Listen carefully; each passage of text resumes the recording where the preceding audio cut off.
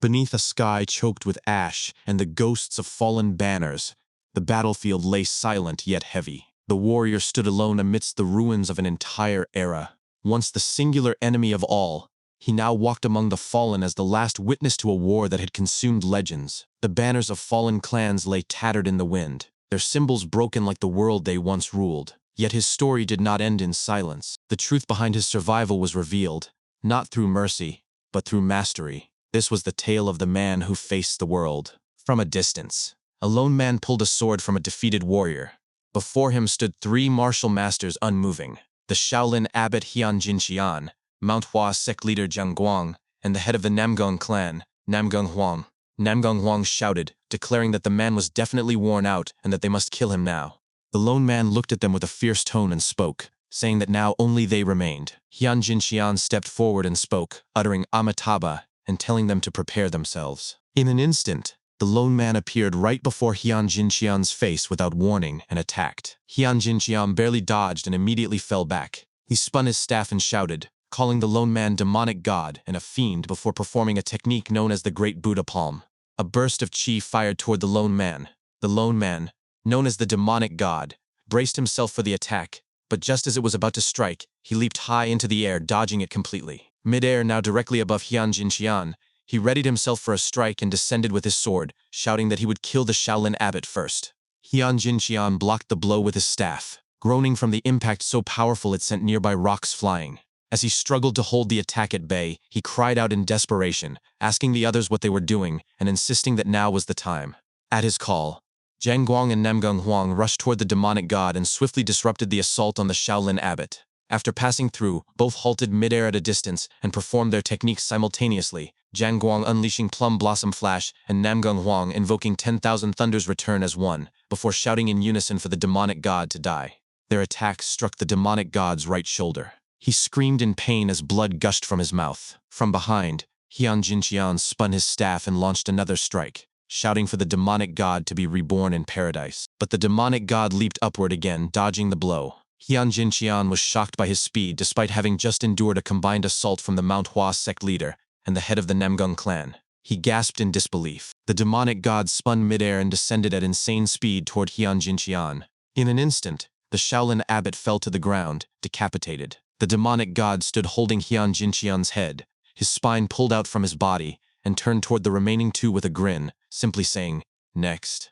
Jiang Guang and Namgang Huang stood frozen in horror and disbelief, muttering that he was a monster. The demonic god then charged toward them. Namgang Huang instantly backed away while Jiang Guang remained rooted in place. Namgang Huang shouted for him to get back, but it was too late. Jiang Guang faced the attack and blocked it with his sword. The demonic god pushed through with a grin on his face.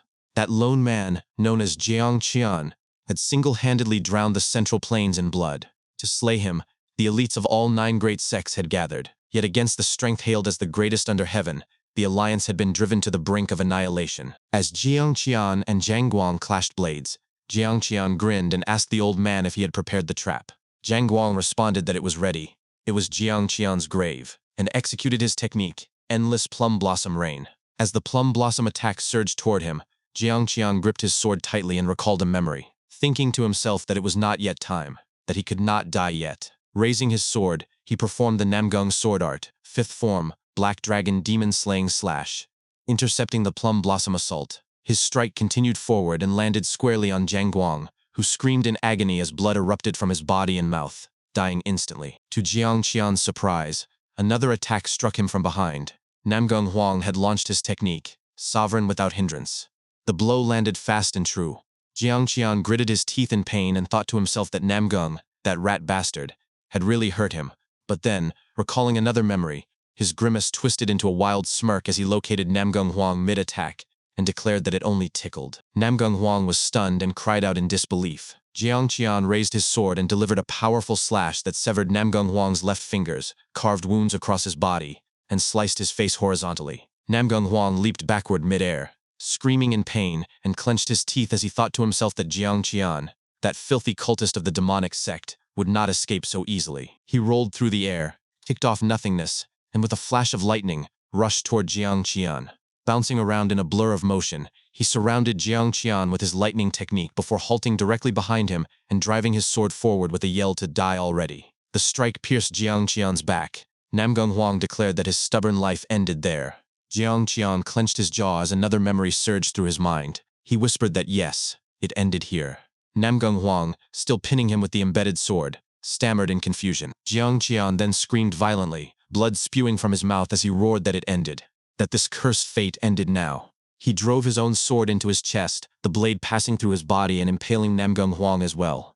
Namgung Huang shrieked in pain.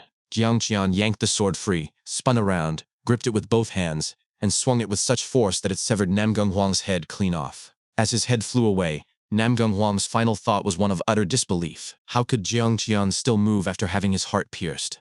Had he truly surpassed human limits? Was this the demonic god? With that, Namgung Huang died. As the sun rose, the 9 great sects lay annihilated. In the center of the battlefield, only Jiang Qian remained standing. He lowered his sword and began murmuring names softly, Yunhua, Seok Ah, Young Ah, and asked if this had been enough. A flash of memory rushed through his mind, a group of children ganging up on a single boy, shouting at him for his arrogance. Suddenly, a grown man grabbed the feisty child from behind, lifting him as the boy flailed with kicks and punches. The man asked why the boy was striking him. Watching this memory, Jiang Qian wondered if this was his life flashing before his eyes. It had been so long since he had seen his master's young face. He reflected that his path in the martial world had begun there, with daily brawls just to survive, a wandering life with only a sword in hand and no place to settle. To live through each day, someone had to die. It was an endless cycle of meaningless killings. Could such a life hold any meaning? Was life truly this fleeting? His memories continued, pausing as the image of a woman appeared. She had once told him she understood that feeling, that she too clashed with people daily at the marketplace. In this world, if you did not see everyone as an enemy, you would not last long. Comforting her younger siblings whenever they craved special treats was no easy task either, yet those times were the most precious.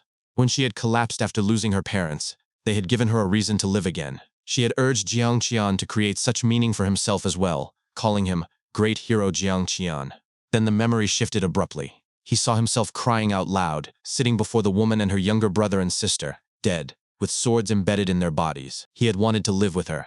She had become the reason for life to one who had known only killing. His sword had risen again for vengeance. His drifting life had no home. He had wondered where the purpose of his life truly lay. Snapping back to reality, he lowered his head after a few moments and began to cry, whispering that the purpose had already been there. The path of carnage he had walked alone for 15 years. Though his blade had grown dull and countless wounds had carved into his body, in the end, he had given everything to complete his vengeance. At last, gazing upon the rising sun, he laid down the sword in his hand. Here lay the demonic god, Jiang Qian. Everything went dark. Then suddenly, a loud voice echoed within. "What are you barging in here for? Do you think I'd sell my martial arts for a handful of coins?" Jiang Qian thought to himself that it was so noisy. He opened his eyes and added that he must have come to hell after all. Before him stood a woman and a young man, with martial warriors behind them. The woman spoke, saying that because the young man's brother had suffered an unfortunate accident and could not inherit the martial legacy, they now wanted her son to succeed the Namha family's secret martial arts. Jiang Qian was confused by the situation and wondered if this was not hell after all. His attention was caught when the boy beside him shouted that it was absolutely not acceptable. His elder brother was alive and well, so how could the family martial arts flow into the mother's line? The girl beside him added that the boy was not even blood-related from the mother's side in the first place. Even if the brother could not inherit the arts, their grandfather's legacy belonged to the Manhwa family. At that sight, Jiang Qian's eyes widened. The children resembled the younger siblings of the woman he had loved in the past. He thought to himself in disbelief, asking who they were. The young man in front then grinned and stepped forward, saying that this would not end easily and that he would make them a proposal. Jiang Qian turned toward the man and muttered in confusion, asking what proposal he meant. The young man extended his hand and declared that he had heard the 2 brats were so poor they could barely eat. He would wager money. Hua Mujin would wager his clan's entire martial legacy. They would fight, and the winner would take it all. He asked what they thought of that. The boy beside Jiang Qian stammered in shock, reminding them that his brother could not even begin training due to his madness. The girl added that they would not fall for such an obvious trick. Then suddenly, Jiang Qian spoke aloud, clicking his tongue and calling their chatter noisy. He turned and asked who the hell this Hua Mujin was anyway. Both children beside him fell silent at his statement. Jiang Qian then introduced himself, declaring, "I am the demonic god, Jiang Qian." The man standing in front of him asked in confusion, "What?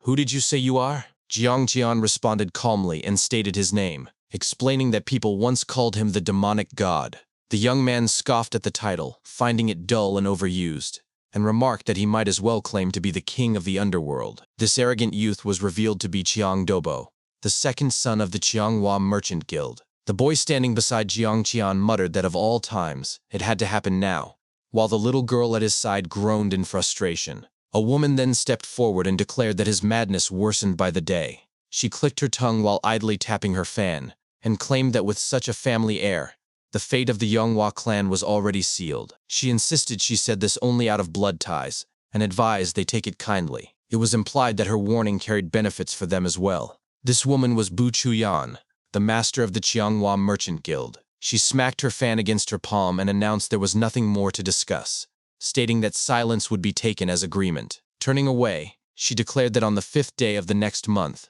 the matter would be settled. Her son, Chiang Dobo, turned his head back toward Jiangqian and added smoothly, "We will meet at the Flying Shadow Pavilion, a promise made between martial artists. If you break it, you know what will happen, do you not, demonic god Jiangqian?" With that, they departed. The little girl beside him watched them go and complained that they had decided everything on their own. She asked in a trembling voice what he planned to do, insisting that he had never properly swung a sword. Jiangqian lowered his gaze to them and muttered in confusion, wondering aloud if he truly had never swung one. He attempted to circulate his qi, finding nothing, and laughed bitterly at the thought that he could still muster strength. A sudden realization cut his words short, and he froze.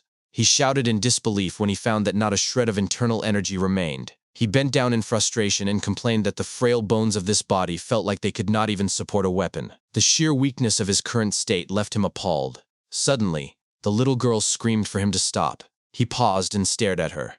Tears welled at her eyes as she begged him to regain his senses, insisting that even in madness, no one could remain calm after hearing such provocations unless they were a fool or an idiot. The boy beside her frowned sharply and reprimanded her, demanding she apologize immediately for insulting her elder brother. She shook her head and cried harder, refusing, and then she shouted that their parents were dead because of him. The words stunned Jiangqian.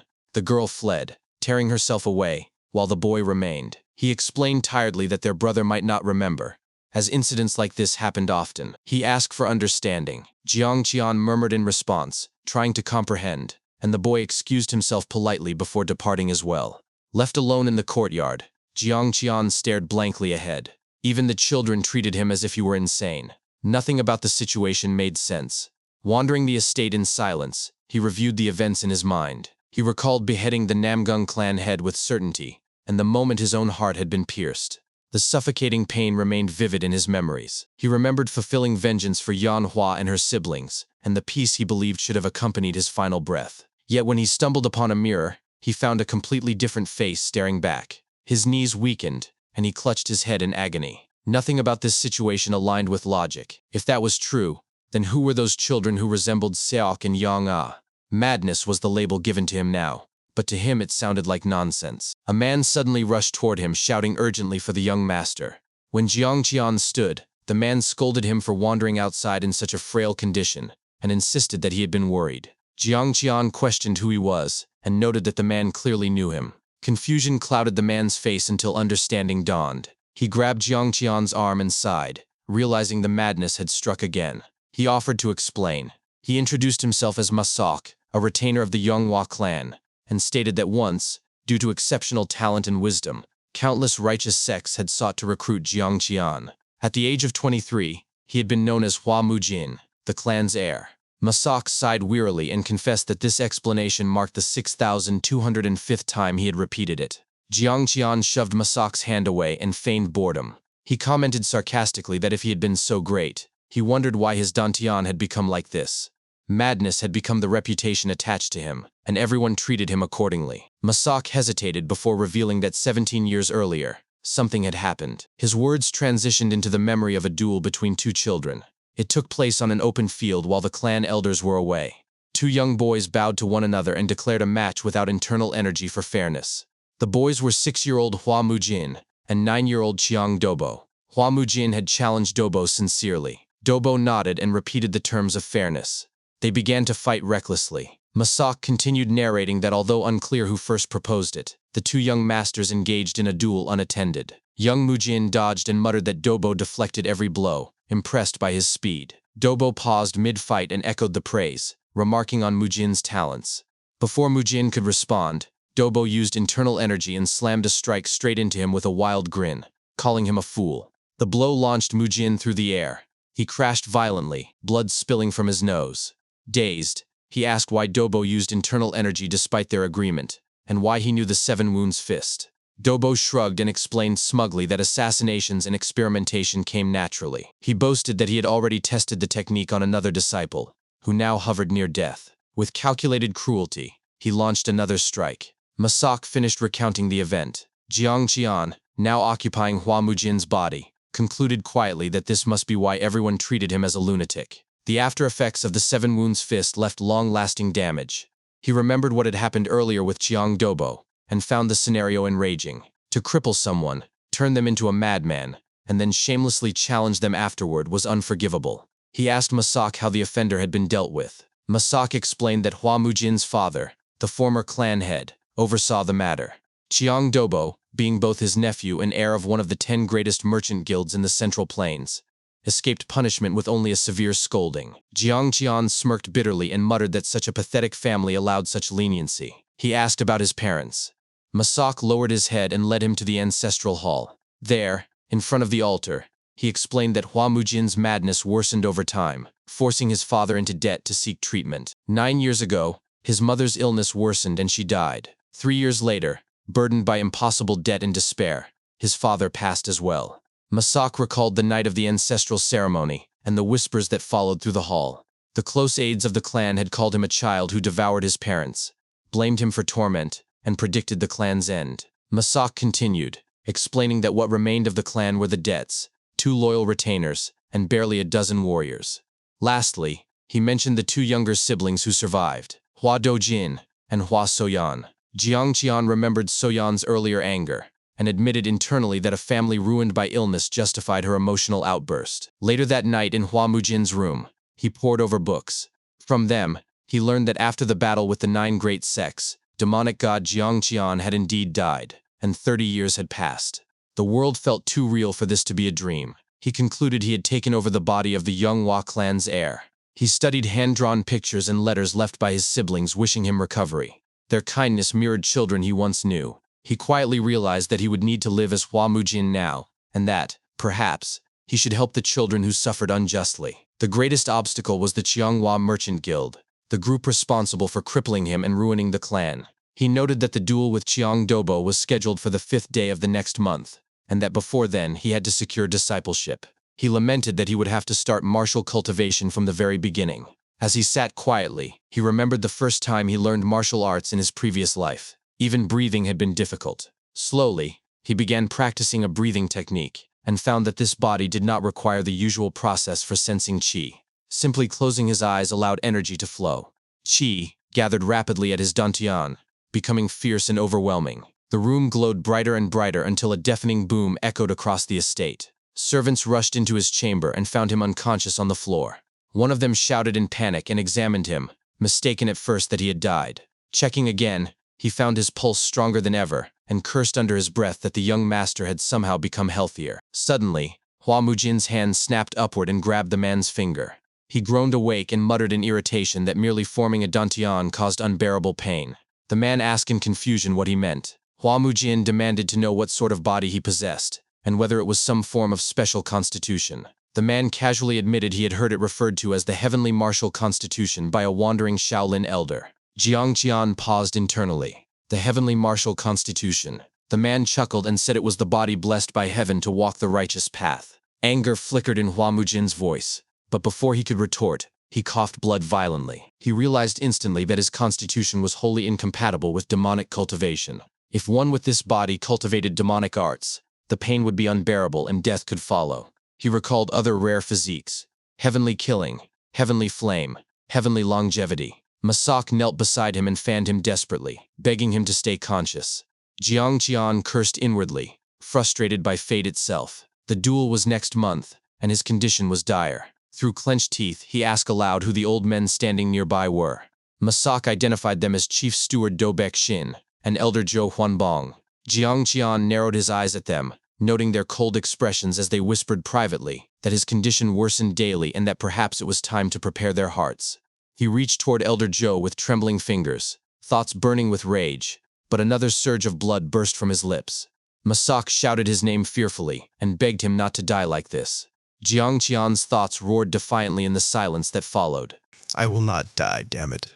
A few days later, at the Yomwa clan estate, heavy rain poured as Masak's voice echoed down the hall. He shouted that the young master had been lying unconscious for 3 whole days. Masak followed Hua Mujin as the latter walked toward the wall, still yelling in concern, asking if he was really all right. Hua Mujin continued walking and thought to himself that lying out cold for 3 full days was absurd. He cursed his damned body, fearing he would die before even reaching the duel. He paused briefly, his body and face wrapped tightly in bandages, and told Masak to quiet down, as his shouting was making him look bad. More importantly, he said, if he was going to duel, he would need a sword. As thunder crashed in the courtyard, Hua Mujin turned to Masak, pointed at him, and ordered him to go fetch a few swords right away. Masak responded hesitantly, reminding him that they were at a point where they should be worried about their next meal. Where would they even get the money to buy a sword? Hua Mujin, still pointing, demanded to know if there was truly no money left in the entire household. Masak explained that they were already borrowing from the loan syndicate, and because of the syndicate's outrageous interest rates, their debts had ballooned to enormous levels. Hua Mujin fell silent as another peal of thunder rolled overhead. He lifted his head and reflected inwardly that this was truly the state of a fallen family. It seemed they needed to solve their money problems first. Leaning closer to Masak, he placed his elbow on his shoulder and smirked, saying that if it was just more debt, what did it matter if they added a little more? Masak exclaimed in panic, asking if he was seriously planning to borrow again. Hua Mujin dismissed his complaints and instructed him to write a letter to the 2 elders, stating that he was going for a walk. Later, Elder Do Baekshun read the letter and reacted angrily, demanding whether young Master Hua had really gone to the loan syndicate again.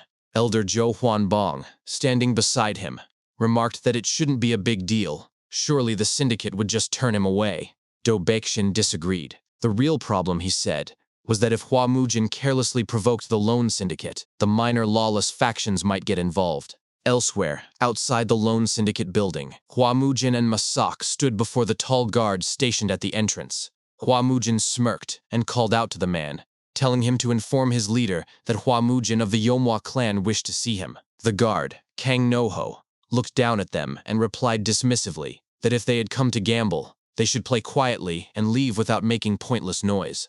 Hua Mujin looked up and retorted that if Kang Noho couldn't relay the message, he should call someone who could. Kang Noho raised his voice and called him a punk. Beside him, Masak nervously interjected multiple times, stammering that their young master was just a bit unwell, and begging the guard not to take offense. Hua Mujin, still glaring at Kang Noho, asked what he was looking at. Suddenly the sound of a tossed coin cut through the tension. In an instant, another man appeared between Hua Mujin and Kang Noho, and asked what was going on. Hua Mujin instinctively stepped back. Kang Noho addressed the newcomer as brother, and explained that this man wanted to meet the leader. Hua Mujin asked if the newcomer was the one in charge. The man flicked another coin with his fingers, and asked why Hua Mujin wanted to see the leader. Hua Mujin replied instantly that he wanted to borrow more money. The man caught the coin mid-air, looked directly at Hua Mujin, and declared, "So you're a customer." This man was Ma Jungbo, the loan syndicate's deputy leader. He added that if that was the case, there was no need to see the leader at all, then opened the door and invited them inside. Later, they arrived in an underground chamber beneath the building, walking along a wooden hanging bridge inside a cavern. Masak, walking beside Hua Mujin, whispered urgently that they should turn back. He had a terrible feeling about this. Hua Mujin dismissed him, saying they had come all this way and questioning his sudden fear. As they entered a small opening in the cave, Masak whispered more desperately that a few days earlier, an old woman at the market tea house had told him she saw 2 loan syndicate assassins fighting a single man, and in the blink of an eye, the man's chest was sliced open. He added that those assassins were said to be incredibly skilled martial artists who had mastered the twin ruinous force, moon-slaying heaven technique. Hua Mujin turned his head and asked what that technique even was.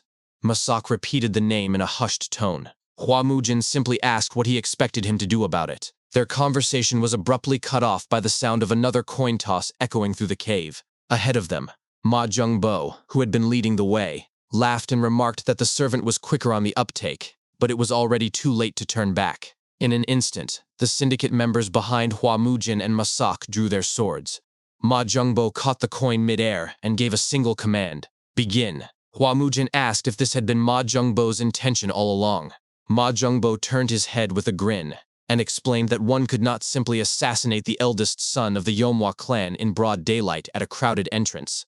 He accused Hua Mujin of shamelessness for not even being able to pay the principal, let alone interest, and declared he would not allow him to bleed the syndicate dry the way his parents had.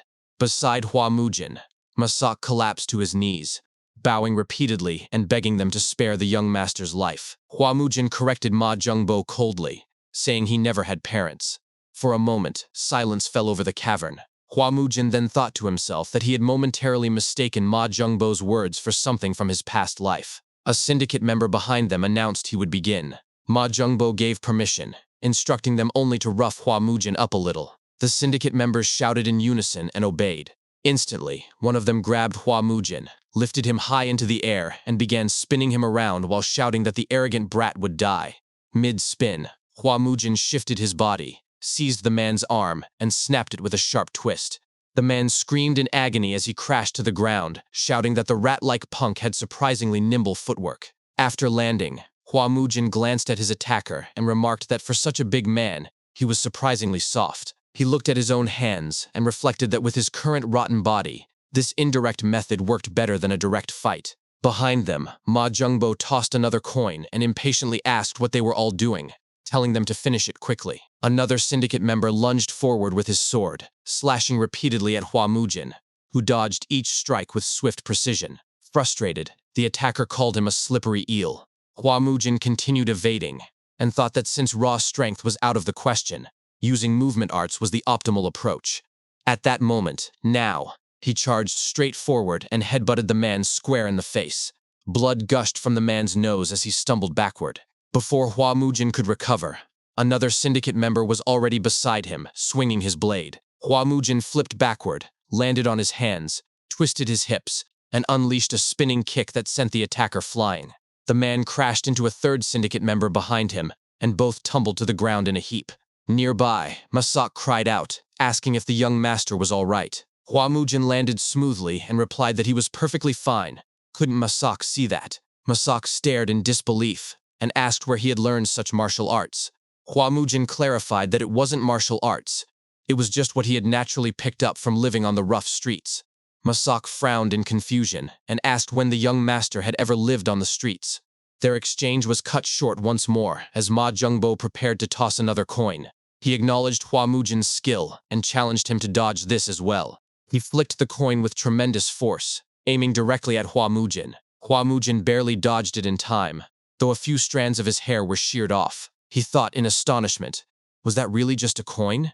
He whirled around to face Ma Jung-bo just as the deputy leader ordered the remaining syndicate members to leave, declaring he would handle things himself. Hua Mujin stated firmly that he only wanted to speak with their leader, and asked if that was truly so difficult. Ma Jung-bo drew his sword and replied that the leader was not someone one could meet so casually, then ordered Hua Mujin to leave. In an instant, Ma Jung-bo lunged forward with his blade. Hua Mujin, however, pulled out a pair of chopsticks and blocked the strike. Ma Jung-bo exclaimed in shock, "Chopsticks?"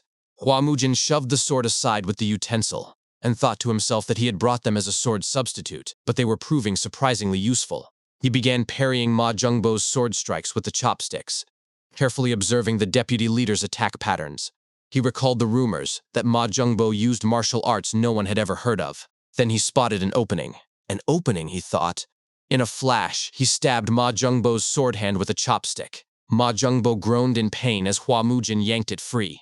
Ma Jung-bo reeled internally. This man had not only blocked a sword with chopsticks, but exploited the moment to strike back. Enraged, Ma Jung-bo swung his blade horizontally and shouted, "You punk!" Hua Mujin leaned his head back just in time to evade the slash. Ma Jung-bo clicked his tongue in frustration, muttering that Hua Mujin moved like a rat.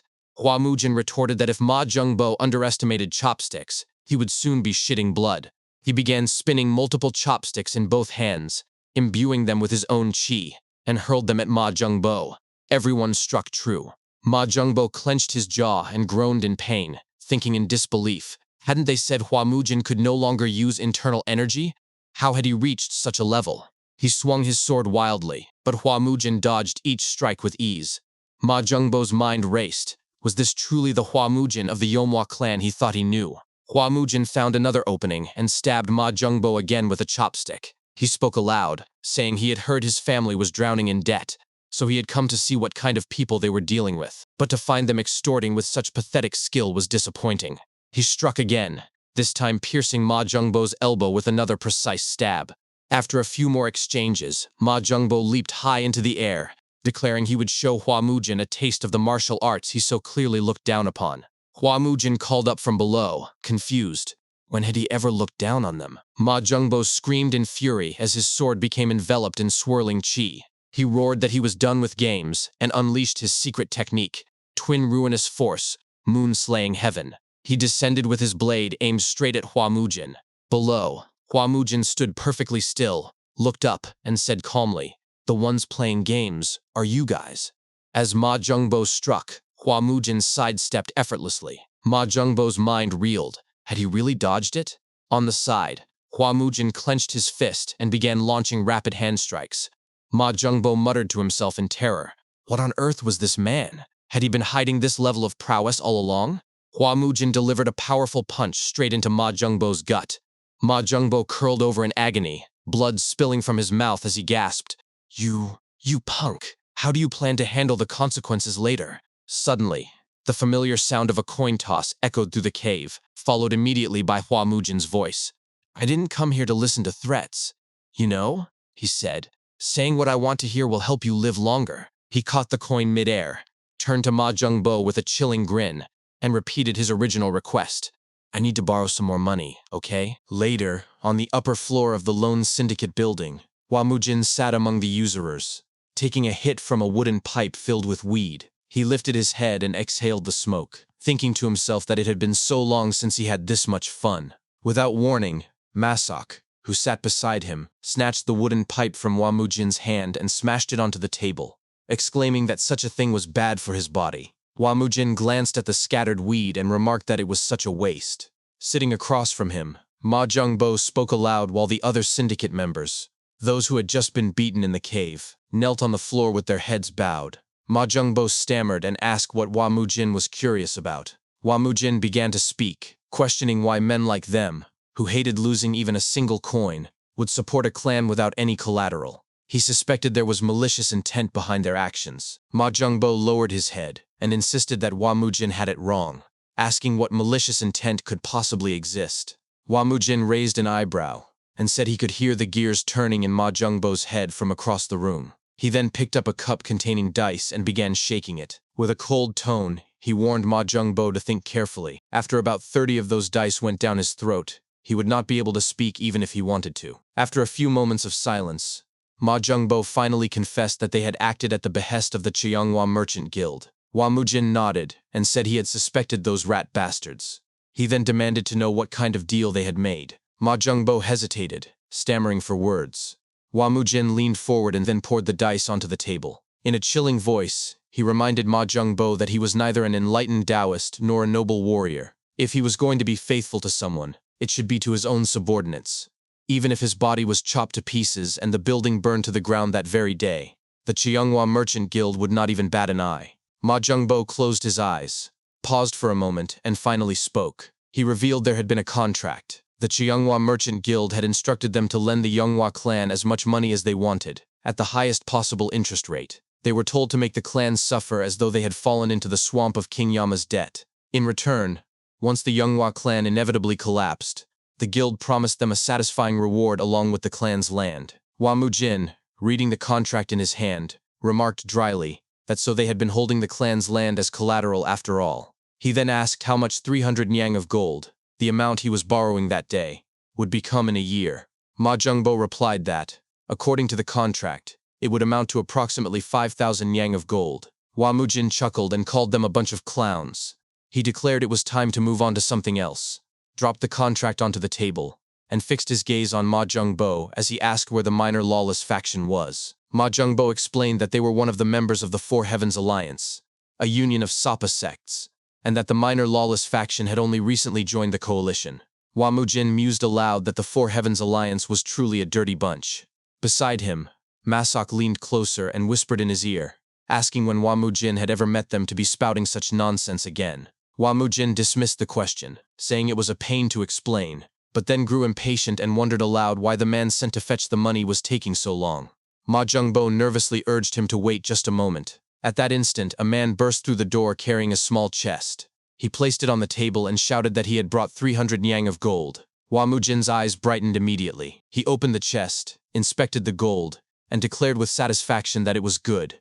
More than enough. He stood up with a smirk and announced it was time to go. Masok, still seated, looked up at him and asked if he was really borrowing it. Hua Mujin told him to just take it without another word. As they exited the building, the rain continued to pour heavily. Outside the Lone Syndicate, Hua Mujin turned to Ma Jungbo and held up a single gold coin. He instructed him to make sure it was properly recorded in the ledger that day. Once his business with the Chianghua Merchant Guild, their big client, was finished, he would return to pay off every single debt in full. He also warned them to stop extorting money from common folk. If they crossed the line, they would be seriously fucked. With that, he crushed the gold coin in his fist. Ma Jungbo responded nervously, saying he would keep that in mind. As they walked away, Ma Jungbo sighed deeply and thought to himself that he would soon see who got screwed over first. That mad young master of the Younghua clan. Sometime later, the rain subsided. Hua Mujin and Masok returned to the Younghua clan estate. Outside the ancestral hall, they were greeted by the elders, including Do Baeksin, who cried out in alarm upon seeing the blood on Hua Mujin's clothes. Hua Mujin instantly assured him it was not his blood. Do Baeksin demanded to know what had happened at the Lone Syndicate. Hua Mujin replied casually that he had simply gone to borrow some money. He reminded them they had said their living situation was difficult, and that the warriors of the Younghua clan needed to be fed well, otherwise the rest of their people might run away. Elder Baeksin stammered, asking if he had stolen the money, since there was no way the Lone Syndicate would lend to them. Hua Mujin said he had explicitly told them to record it properly in their ledger before leaving. He then placed a hand on Elder Do Baeksin's shoulder as he stepped forward, and told him to focus only on feeding and clothing his younger siblings. As he walked away, he added cheerfully, "Well then, keep up the hard work." Inside the ancestral hall, Masok, who had been carrying the heavy chest of gold, suddenly collapsed under its weight. Do Baeksin turned to Zhou Wanbong beside him and murmured in disbelief, asking if such madness could truly exist in this world. Zhou Wanbong watched Hua Mujin walk away in the distance and only clicked his tongue in response. Sometime later, Hua Mujin lit the candles on the altars dedicated to his deceased parents. He paused and spoke aloud, admitting he had never known his parents and was unsure what to say. He assured them that the financial issues were now more or less resolved, so they need not worry. From now on, he would take good care of his siblings and the household members. He asked them to rest in peace. Unseen in the corner of the ancestral hall, his younger siblings, Hua Dojin and Hua Soyeon, listened quietly as he spoke to the altar. He continued, saying that in a few days, he would duel a man named Cheung Dobo with a clan's secret manual on the line. With a smirk, he added that they should not worry. He would snap those bastards' necks. Silence filled the ancestral hall. The night ended, and morning came. Later that morning, 3 clan warriors carried large wooden cases out from outside Hua Mujin's quarters. As they dropped the 3 heavy cases to the ground, one of them exclaimed in exhaustion, asking what Hua Mujin had made them do. Masok, standing nearby, thanked them for their work. One warrior stretched his aching back and complained that it was so heavy he thought his spine would break. Another added that at least they had finally moved everything, and suggested they go have a drink and rest. A few seconds later, Hua Mujin opened the door, his face lit with excitement, and yelled out, "You're here?" He immediately began inspecting the cases. Each was labeled by weight. The first weighed 30 kilograms, the second 48 kilograms, and the last 66 kilograms. After checking the packages, he declared with satisfaction that they were all there, just right. He knelt down and opened one of the cases. Inside lay a massive sword. Masok knelt beside him and asked what he intended to do with such weapons, noting how much the warriors had struggled to carry them. Hua Mujin reached for the sword and replied, "What else would you do with a sword?" He gripped the hilt firmly and added, "You swing it." He thought to himself that he would start with the lightest one, the 30-kilogram sword. But the moment he tried to lift it, the blade crashed back to the ground. Masok looked at him skeptically and asked if he really intended to swing something so heavy. Hua Mujin fell silent, still gripping the sword on the ground. He reflected inwardly that he had expected this. but he had not imagined he could not even lift the 30-kilogram blade. He cursed his rotten body. Taking a deep breath, he tried again, telling himself he could not give up like this. After a tremendous effort, he managed to raise the sword, though his entire body trembled violently from the strain. He muttered that he could somehow lift it with both hands. He turned his eyes toward Masak, and ordered him to stop staring and do as he had been told. A few moments later, he dropped the sword and began dragging it inside his quarters. He instructed Masak that from now on, his meals should include meat-side dishes. Masak remained silent, watching Wamujin struggle with the enormous weapon, and quietly muttered that he was worried. Inside the room, Wamujin tied the sword to his left hand with a strip of cloth. Lifting it high with both hands, he thought to himself that only half a month remained until the duel. His current body possessed a heavenly martial constitution, which was completely incompatible with the demonic arts his master had taught him. Therefore, his only remaining option was the sword style passed down from his master's close friend, the 9 swords of Dugu. In an instant, he swung the massive blade inside the room, then paused in a sword stance. Closing his eyes, he reaffirmed to himself that this was now the only way for him to survive. Elsewhere, at the Cheonghua Merchant Guild, Cheongdo-bo played a hagum. Upon hearing a report, he remarked that it was impressive. Wamujin had wiped out the lone syndicate. The man before him bowed and confirmed that, according to the carrier pigeon, the syndicate would be unable to move for about half a month. Cheongdo-bo mused aloud that Wamujin did not even have a dantian, so how did he possess such power? He grinned widely and added with a chuckle that class was permanent. Then, for their great young master Wa, he should prepare a little gift. He snapped the string of his hagum with his bow, and thought to himself that he was truly looking forward to the day of the duel. He wanted to see Wamujin reveal all of his hidden facets. A few days passed as Wamujin continued training his martial arts in the courtyard. He leaped high into the air and landed firmly on both feet, then reflected inwardly that this was the heavenly martial body. If it was truly a body granted by the heavens, it should at least withstand this much. Later, inside a spare room, he had set up multiple wooden traps across the room for his practice. Before beginning again, he thought to himself that Masak had already prepared everything he had asked for. He declared mentally that it began now. He performed a martial art technique. Solitary 9 swords, first form, declaration form. As he moved, he recited to himself, "I carry my sword and step forward at any time. Not even Mount Tai dares block my path." He followed immediately with the next technique, Form 2, breaking form. Again, he affirmed inwardly, "No matter what weapon comes at me, I will shatter them all." After executing the movement, a sharp pain suddenly flared in his dantian. He groaned aloud and thought that he was already reaching his limits from just this much, but he had to endure. He kicked a ball that ricocheted violently through the room. With his eyes closed, he dodged its trajectory as it hurtled straight toward him, then executed another technique, Form 3, sky-cleaving form. He cleanly sliced the ball in half before it could strike him and declared, "Even if the enemy's energy shakes the heavens, it will split before this sword." He paused for a moment. Then a burst of pain made him cry out, "Ugh, my back!" After a few seconds, he pulled a rope that released a trap from the ceiling. Multiple bamboo poles fell directly before him. He assumed a stance, observed their descent, and performed the next technique, Form 4, void-cleaving form. He spoke inwardly, "No martial art can stand before this edge. All complicated techniques fall to natural counterplay. Thus, the simplest sword can divide them." He swung his sword with such force that the bamboo poles flew across the hall and slammed into the wall at insane speed. But when he glanced at the wall, he realized he had missed the rope he had been aiming for and muttered in frustration, "Ugh, I didn't land a single hit?" As the remaining bamboo struck the wall, it accidentally hit the rope, severing it and triggering another trap. Heavy wooden logs began plummeting from the ceiling toward him. At the sight, he instantly assumed a stance and unleashed the next technique, Form 5, army slaughtering form. He thought to himself, "Even if a horde of enemies swarms me, they will kneel before this sword. An ant swarm can never surpass an elephant. Before true strength, numbers mean nothing." He sliced the falling logs into numerous pieces before they could land. As he caught his breath, a single fragment he had missed struck him squarely on the head. He clenched his teeth and shouted, "This is such bullshit! Next!" He then approached a cluster of bamboo poles with candles burning inside them, positioned in the corner, and began his next technique, Form 6, 1/part still water. He swung his sword violently and declared, "Even a floating leaf on water will be split in two by this blade." After finishing the technique, he looked around and muttered in disbelief, "This is all that's deactivated? Next is outside." He went outside and approached a stone statue, then performed his next technique, Form 7, 1 twin earths. He said to himself, "The sword opens the earth beneath. If it can cut the ground, then size no longer matters." After completing the movement, he noticed the statue remained completely unscathed and asked aloud, "Why is he still fine?"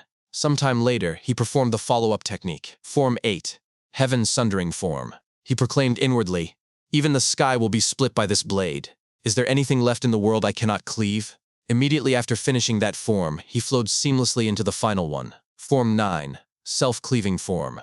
He declared, "At last, I have cut both myself and my sword. I have no more reason to wield a sword." Once the technique concluded, he dropped his weapon and collapsed onto the ground. Closing his eyes, he murmured, "So in the end, it's just mimicry, huh?" Suddenly, a flash of memory surged through his mind, a conversation with his old master from his past life. In the memory, his master performed the final form of the technique and asked, "This is the final form, self-cleaving form. Did you memorize it?" Jiang Qian, still a child, sat on the ground looking up at his master and replied that he had memorized it, but questioned whether such an unworthy sword style deserved to be called a true sword art.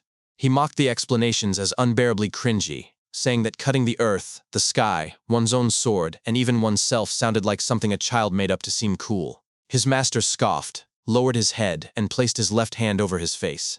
He admitted he wouldn't deny that, but asked whether his close friend's sword legacy should really end like this. He explained that he himself could not carry it on, so he wanted Jiang Qian to take it up instead. He added that his friend had been the only swordsman who could stand toe-to-toe with him. Jiang Qian, surprised, asked if that was possible without inner power. His master replied that his friend had likely used moving internal skill. He had strictly insisted the art be passed only to someone outside any established sect, because those within sects could never fully learn it.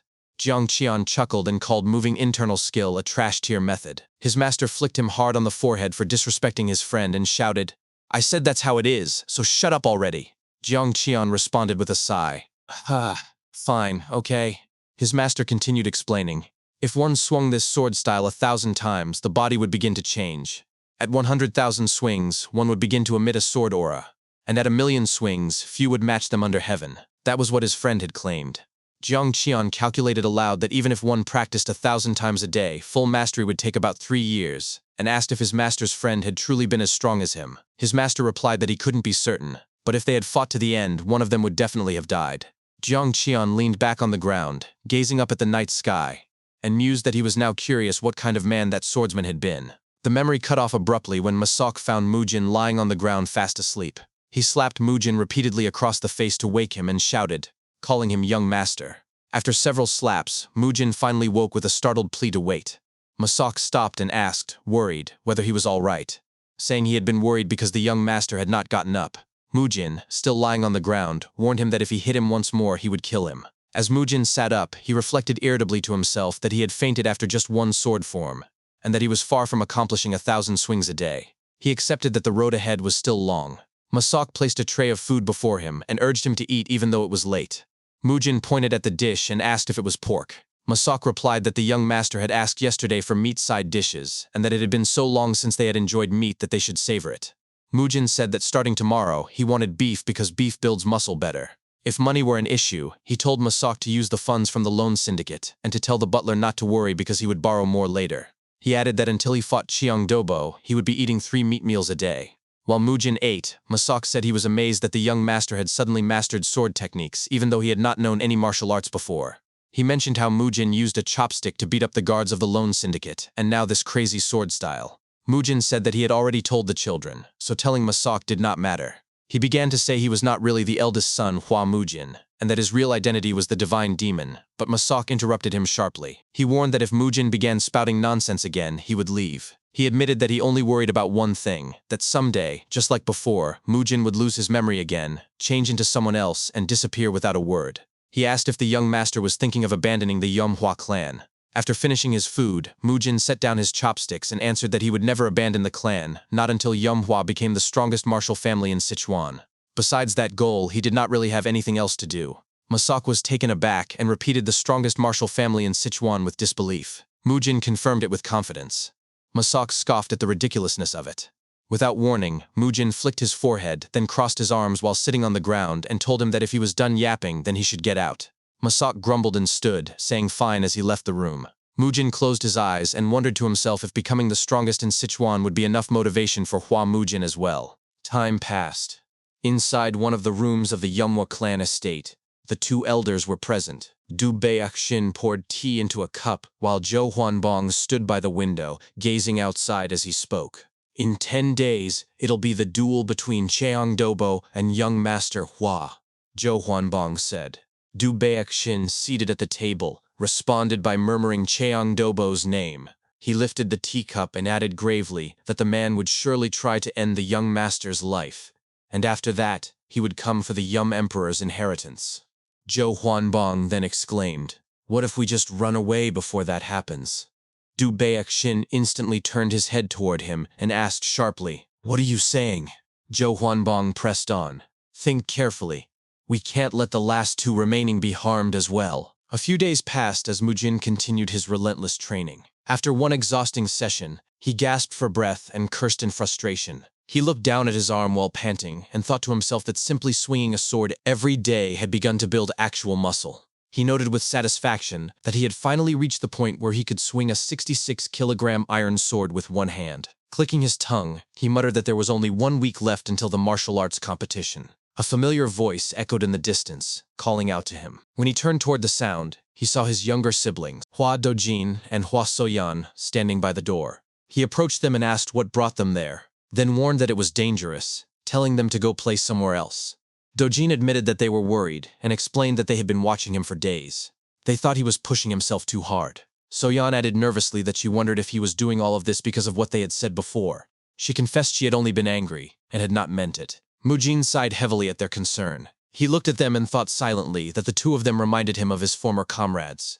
Then he lightly patted both of their heads and told them not to worry about him. Suddenly, Dojin began to imitate one of Mujin's sword postures with his arm and claimed excitedly that the posture had been amazing. He asked if that was how it was done and declared that Mujin looked just like a martial artist of the Jianghu. Soyan disagreed, arguing that the arms had been straighter than that. While watching them, Mujin smiled and thought it was cute that they were copying him. It reminded him of the days when he trained alongside his master. That nostalgic memory surfaced vividly. He remembered young Jiang Qian being lectured by his master, who instructed him to exhale when swinging the sword for as long as possible. The voice warned him not to rush. When returning to the original position, he was to inhale slowly and shortly. The master demanded that he understand clearly. When the memory faded, Mujin realized what he had almost forgotten. He thought to himself that the most important aspect of the Peerless Nine Swords was the breathing technique. He had neglected the lesson his master taught him. With a confident smile directed at his siblings, he told them out loud not to worry. He declared that he would win no matter what. Then he pushed both of them gently out of the training area and told them to go back to their rooms. As the door closed, the siblings laughed together. Soyan asked if everything would be fine, and Dojin answered with uncertainty that it probably would. Time passed as heavy rain poured down over the Yomhwa clan estate. Mujin continued his training indoors. He performed another technique while thinking through the instructions in detail. He reminded himself to exhale while swinging, to hold it, to avoid rushing, and to inhale slowly and shortly when returning to position. He noted that the fifth form, Army Slayer, required using all collected internal energy at once. He finished the technique cleanly, grinned, and declared triumphantly that he had done it. Instantly, he shifted stance and performed the next sequence, breathing deeply. He reflected on movement arts, calling them a chi art that built internal energy through physical motion rather than meditation. Because movement arts required movement instead of stillness, they were looked down upon as low-grade martial arts with low expectations. The most important principle of movement arts, he reminded himself, was stable breathing. One must breathe with the flow of the sword to stabilize the body. He thought back to how difficult it once was to swing. But through training like this, the breathing stabilized everything. He reflected that after repeating this training continuously, even the dantian that had been in disarray for years was slowly beginning to come together. Eventually, the sun began to set. In the kitchen, Masak prepared food for Mujin. A voice called from behind him, revealing Zhou Huanbong. He asked if young Master Hua was still training. Masak hurried to finish preparing the meal, covered it, and said that the young master had become a completely different person. He explained that before, Mujin used to fall over constantly, but now he did not. Masak suspected that the treatment given by the Wudang physician might have been effective. Zhou Huanbong paused and placed his hand on his forehead while thinking quietly to himself. He doubted that even a Wudang physician could improve someone so dramatically with a single session. He then spoke aloud, instructing Masak to report to him if any problem arose, but before he could finish his sentence, Masak ran off excitedly with the covered meal and shouted his acknowledgement. Zhou Huanbong simply clicked his tongue at the situation. Moments later, Masak rushed toward the training yard and called out that dinner was ready. However, when he arrived and saw the scene before him, he froze in shock. The outer wall had been crushed into rubble. He stuttered in disbelief as he asked what he was looking at. Mujin replied calmly that the area was too small. When Masak asked what he meant, Mujin exhaled heavily, sweat pouring down his face, and clarified that the place was too small for training. He declared that from that point on he would use the official training hall instead. The next day, Mujin, accompanied by Masak, arrived at the Yeomhwa clan's training hall. Other warriors were already present and glared at him with disgust. Mujin noticed the stares and said out loud, "There are already people here." Masak tried to address the warriors, saying, Misters, the young master wishes to use the great training hall." He stopped speaking as the warriors' gazes turned toward him. Mujin stabbed his large sword into the ground and gestured for them to leave, saying, "You heard him, yeah? I'm gonna need to borrow the training hall. I want to train on my own. I need space. There is another one over there, so use that one." The warriors gritted their teeth, thinking, what the hell is this walking dead man saying? Just because you have a sword doesn't mean that you're a martial artist. He's never even shed blood with that sword of his. Mujin scoffed at them and said, "Goodness, your eyes are very challenging." One of the warriors began to respond, "Even if you're the young master." But his words were cut off as a man stepped in and extended his left hand sideways. The speaking warrior instantly noticed the man and said, "Sir." The man raised his hand and commanded, "Let's leave. The young master wishes to train martial arts." The man was Chil Boyin, the Yeomhwa clan Rain Sword Squad leader. As the warriors left, one of them clicked his tongue loudly and whispered as he passed Mujin, "Shh, it seems like he's lost his mind again." Mujin exhaled deeply and spoke before they could fully depart. "Hey, slowpoke, stop right there." Chil Boyin gritted his teeth at Mujin's taunt and turned his head, saying, "Ha?" Mujin lifted his head, turned toward them, and with a grin, said, "If you have complaints, say them to my face. Talking shit behind someone's back is a very pussy thing to do." Chil Boyin replied, "So what?" Mujin then challenged him, "What do you think? We're swordsmen." Mujin pointed his large sword straight at Chil Boyin's face and declared, "Let's fight." Chil Boyin scoffed and responded with a smirk, "Young Master Hua, even if the world is ending, there is no one who would unsheath their sword to fight someone who will eventually be the patriarch." Mujin then countered, "You know what people say. A dog that bites does not bark, whereas a dog that barks is afraid." He placed his large sword on his shoulder, grinned widely, and added, "If you're not gonna man up, then don't bark from the start. Just live like the cowardly dog you are." At Mujin's insult, Chil Boyin's body began to tremble with anger. He clenched his sword, unsheathed it, and began swinging it around before pointing it at Mujin, saying, "Don't regret it." Mujin took a sword stance with his large sword and smirked. "Well, I'm not one to regret things in life." Masak and the nearby warriors tensed as they watched the impending duel. Both combatants assumed their stances as silence filled the training yard. When Chil Boyin dropped his sheath, he instantly attacked. Mujin planted his large sword into the ground and jumped high to dodge the strike. As he leaped into the air, he appeared above Chil Boyin and grabbed his head from above. The warriors nearby were shocked by Mujin's actions, thinking to themselves that he was fighting a duel without his sword and wondering what kind of move this was. Chil Boyin immediately shifted his sword upward toward Mujin. Mujin twisted his body sideways to evade the attack. On the sidelines, Masak closed his eyes in terror and shouted, "Young Master Hua!" The battle continued with Chil Boyin relentlessly attacking Mujin from below, while Mujin kept dodging. Chil Boyin screamed in frustration, demanding that Mujin stop evading his attacks and fight him properly with a sword like a man. Still suspended midair, Mujin responded flatly, "You're right." He descended beside his giant sword and grasped its hilt. At the front, Chil Boyin began spinning his sword with his right hand and declared that it had been 25 years since he joined the Yeomhwa clan. He blamed Mujin for the clan's current state and mocked his sudden desire to learn martial arts. Gritting his teeth, Chil Boyin lunged forward with all his might, shouting that Mujin should know his place. Mujin prepared for the incoming assault, swinging his large sword. As Chil Boyin's attack neared, Mujin sharpened his gaze and executed his technique. "Solitary 9 swords, second form, breaking form," he announced. When their weapons clashed, Chil Boyin flew backward from the force of Mujin's strike. His eyes widened in shock as he thought to himself that even his internal energy was shaken by this technique. Mujin instantly followed up his attack, clenching his fist as he declared that everything Chil Boyin had said was true. But, he added, things would be different from now on. He punched Chil Boyin directly in the face, causing blood to gush from his nose and mouth. As Chil Boyin flew backward from the impact, he thought in disbelief about how Mujin's once clouded gaze had completely transformed. Those were now the eyes of a true warrior, burning with resolve. Chil Boyin crashed to the ground with a loud thud that echoed throughout the training yard. Everyone present, the warriors and Masak alike, stood completely shocked, thinking to themselves that young Master Hua had actually won.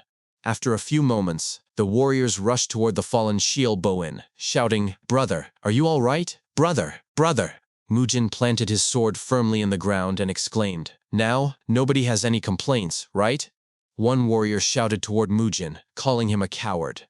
When Mujin turned his head to ask how so, the warrior began to explain that Mujin had known Shielboin could not face him with his true strength. His words were cut off as Shielboin sat up and shouted for silence. Blood poured down from his nose and mouth as he admitted defeat. He stood and bowed respectfully, saying he had learned from this experience. Mujin simply responded, "Good, now step down." Shielboin shouted, "Loyalty!" and waved his hand toward the warriors, ordering everyone to stop interfering and move to the training ground next door.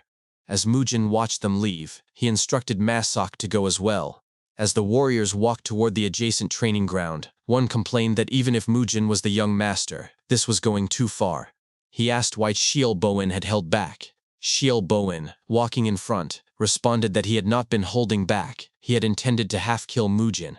The warrior behind him expressed disbelief, to which Shielboin retorted that he did not look like someone who spoke empty words. When the warrior stammered a hesitant reply, Shielboin concluded that regardless of what had happened, it seemed their mad young master had gained a heavenly opportunity. Masak, listening from the rear of the group, thought to himself about this heavenly opportunity. He wondered when Mujin would have had such a chance. He stopped walking, looked up at the sky, and added to himself that since the young master had changed, he supposed it was fine. As time passed, it was now the night before the duel with the Cheonghua clan. Inside the ancestral hall, Elder Zhou Huanbong stood by the door staring at the night sky, while Du Baixin paid his respects at the altar. Du Baixin mentioned tomorrow's duel with the Cheonghua Merchant Guild, and asked how many years it had been since they joined the clan. Zhou Huanbong, still gazing at the sky, responded that it had been about 37 years. Du Baixin remarked that it was quite a long time. He recalled the early days of the Yonghua clan, when Lord Yumjae in his youth had been truly unmatched. Even the haughty Tang clan had been forced to acknowledge his martial prowess. Du Baixin reminded Zhou Huanbong that they had both sworn to devote their lives, drawn by Lord Yumjae's radiance. Zhou Huanbong countered that Du Baixin was now breaking that vow. Du Baixin insisted this was not betrayal, they must carry on Lord Yumjae's bloodline and martial legacy somehow. Zhou Huanbong turned around and approached Du Baixin at the altar, saying he knew and that Du Baixin did not need to convince him. He noted they had spent 17 years tending to young Master Hua's madness, and 17 years protecting the withering Yonghua clan alongside him. Even if they met Lord Yumjae in the afterlife, he would not blame them. More importantly, Zhou Huanbong asked if the preparations were complete. Du Baixin sighed deeply and replied there was not much to prepare, just a little silver to secure a new place to settle. Beyond that, only a handful of warriors and 4 clan tokens remained. After a pause, he instructed Zhou Huanbong to go first. When Zhou Huanbong questioned this, Du Baixin explained that despite everything, Mujin was still of Lord Yumjae's bloodline. Someone must be there to tend to his body. He added that a martial master of the Kongdong sect, hired by the Cheonghua Merchant Guild, would serve as witness to tomorrow's duel. Zhou Huanbong scoffed that they bragged about the witness as if theft was something to show off. Du Baixin explained that this demonstrated how serious they were. They meant to make it official. He cursed the Cheonghua Merchant Guild as evil bastards who would burn the place until not even roots remained. He instructed Zhou Huanbong to go to the promised location first and wait for him, adding that the 2 young ones would be very shocked by all this. The next morning, as Mujin ate breakfast, he commented that lately the meat felt tougher and asked if it was just him. Masak, drinking tea across from him, replied that it was not just Mujin. The cheaper cuts from cattle were always the toughest. Mujin flicked Masak's forehead and asked if he was already out of money. Masak responded while drinking tea that he would not know since the chief steward barely gave them any. When Mujin asked if Masak was sulking, he denied sulking over something so petty. Mujin questioned why Masak had said something that would earn him a beating. After finishing his meal, Mujin dropped his chopsticks on the table, stood up, adjusted his clothes, and asked Masak how he looked today. Masak stared at him blankly and honestly replied that he had looked better with the bandages on.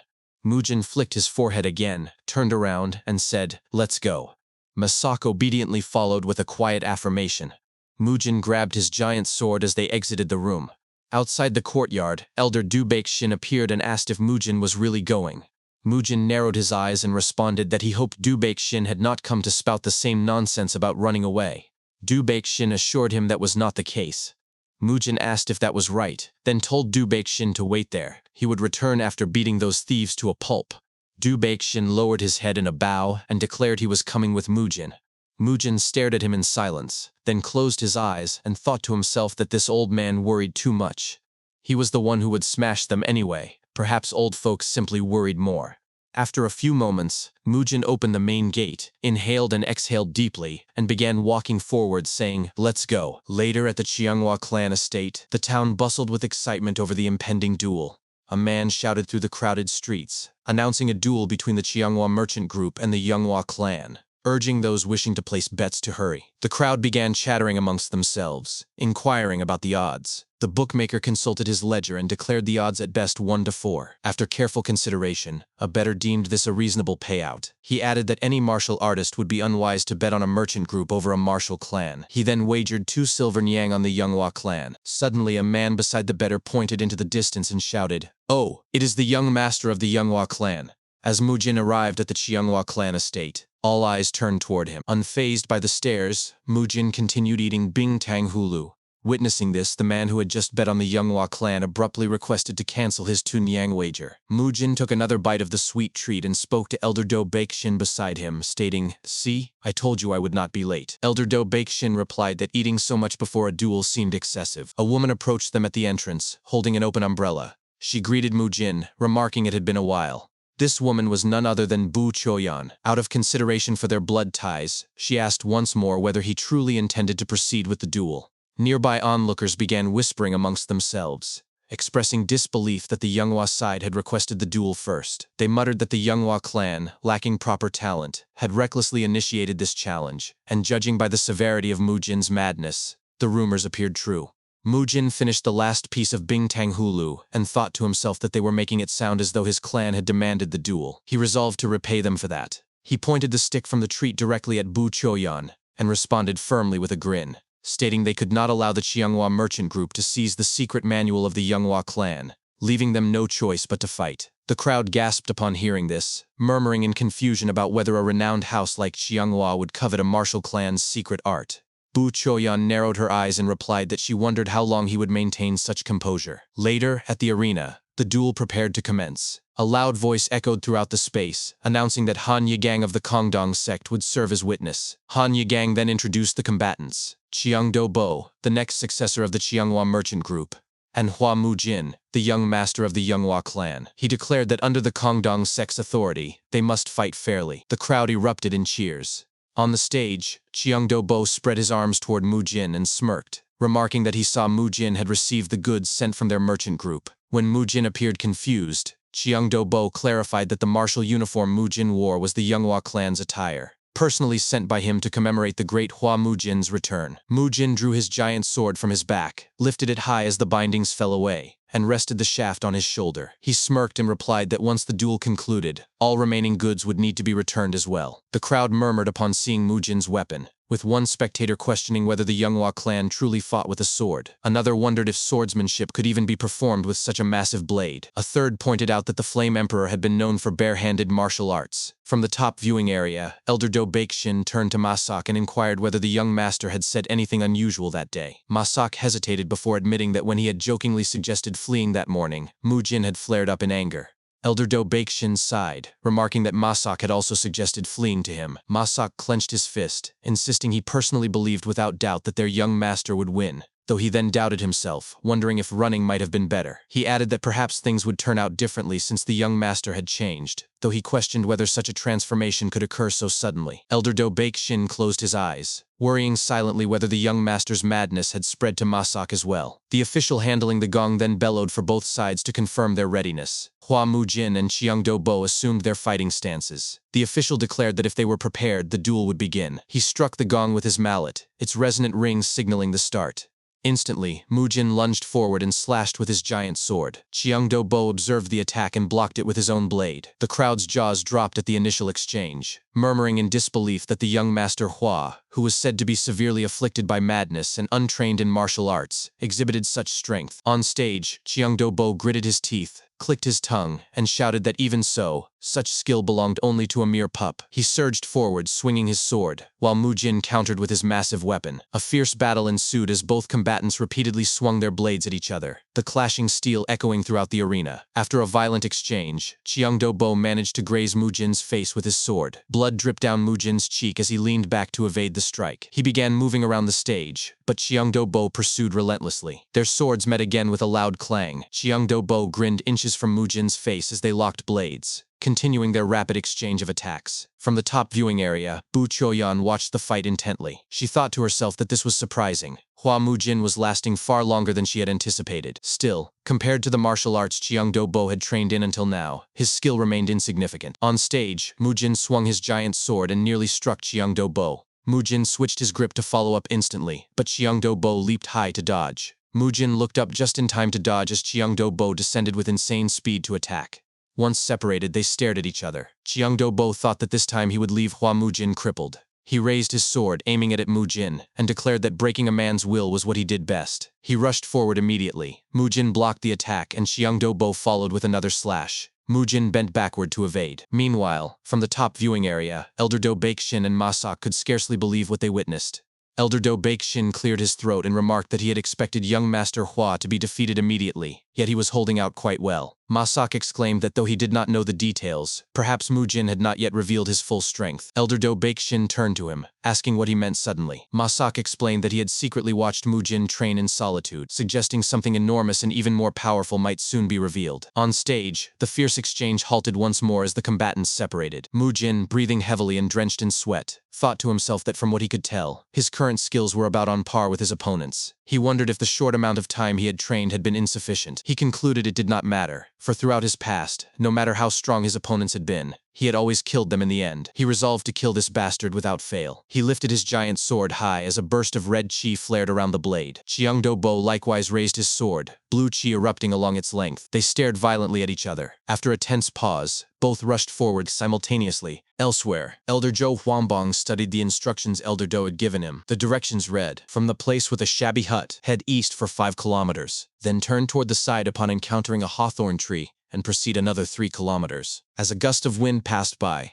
Elder Zhou sighed deeply upon arriving at his final destination. He remarked that he had somehow finally arrived, and fortunately, the two children had fallen asleep, making it easy to bring them along. He recalled an earlier conversation at dawn. Before leaving the Yomhwa clan estate, he had asked Elder Do if he truly would not accompany him. Elder Do had responded that since Hua Mujin was still that person's blood relative, someone must at least gather his remains. He stated that he would personally oversee the young Master Hua's last journey. Elder Zhou had then turned away and replied that they would go ahead first and meet at the promised location. Returning to the present moment, Elder Zhou sighed again deeply as he looked up at the sky. He admitted to himself that he was not sure if what they were doing was the right thing. Back at the Chonghua clan estate, the fierce battle between Mujin and Cheongdo-bo continued. As their blades clashed, Mujin thought to himself that Cheongdo-bo was not bad for his age, but in the end, he was still just at the level of a greenhorn. The crowd watched the battle in awe, murmuring amongst themselves about why the two combatants appeared evenly matched, or why young Master Hua even seemed to have the upper hand. They recalled hearing that the second son of the Chonghua Merchant Guild was an outer sect disciple of the Kongdong sect, but he did not seem particularly impressive after all. Hearing the chatter from the crowd,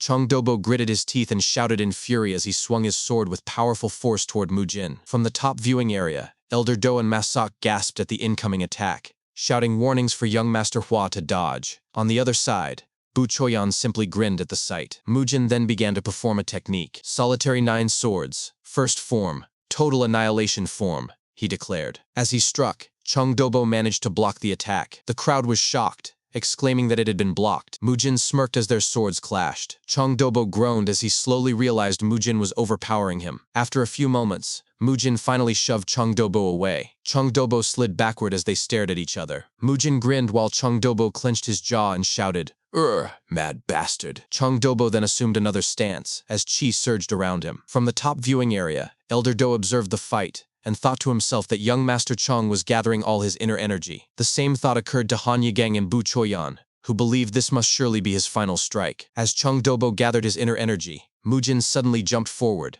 shouting with a smirk, "Too slow! Even your gathering of inner energy is slow." Chung Dobo's eyes widened at the unexpected attack. Mujin then performed another technique, Solitary 9 Swords, second form, breaking form. As Mujin struck, Chung Dobo tried to block with his sword, but his blade was instantly flung back with a loud clang. Mujin immediately swung his sword again. Chung Dobo barely blocked the attack, clenching his teeth with a furious expression as he thought to himself that he was so helpless against these attacks. He questioned whether he was truly losing to this energy core-less bastard. As they clashed swords once more, Chung Dobo's blade began to crack. Moments later, his sword broke in half. In an instant, Mujin swung his sword and cut down Chung Dobo's arm. Chung Dobo's eyes widened in shock as he muttered, "What the?" Before he could finish his thought, Mujin lifted his leg and delivered a powerful kick to Chung Dobo's gut. The force violently threw Chung Dobo backward as he screamed in pain. He dropped to the ground and continued sliding until he stopped just at the edge of the stage. After his body came to rest, his severed hand also dropped to the ground. From the top viewing area, his mother Bu Choyan screamed loudly, calling out his name. On the other side,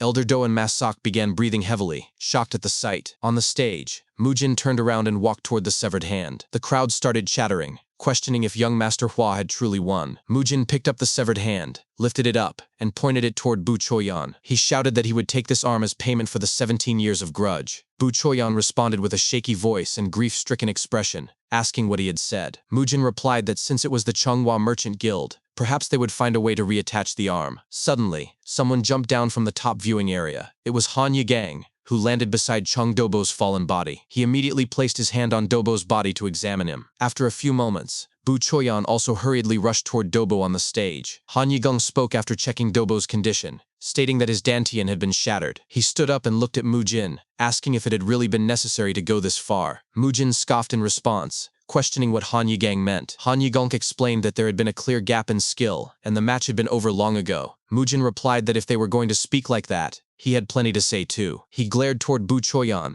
and spoke about whether it had been necessary to use the 7 wounds fist strike on the head of a 5-year-old child who knew no martial arts. He declared this was nothing more than settling a grudge from 17 years ago, for daring to provoke the Yonhua clan. They would now have to pay the price and should be prepared. After his statement, Mujin began to walk away. Bu Choyan instantly fell to her knees, clenching her fist as she cried out loudly. As she wept, she thought to herself that she would never forget this matter involving Hua Mujin. The crowd remained stunned in awe at the result of the fight. As Mujin walked away, they began to roar loudly in cheers, chattering excitedly amongst themselves about how he had crushed an outer sect disciple of the Kongdong sect in just a few moves. They remarked on the sword art they had never seen before, declaring that a new martial master had been born. As Mujin stepped off the stage, Elder Do and Masak hurriedly rushed toward him, calling his name. Mujin continued walking and simply instructed them to head back. Elder Do, still unable to believe the result, responded with a hesitant affirmation. As he watched Mujin walk away, he thought to himself that young Master Hua's back had never seemed so broad before. His thoughts were interrupted when Mujin turned his head back toward him and called out, "Chief Steward Do." When Elder Do responded, Mujin continued, "About that."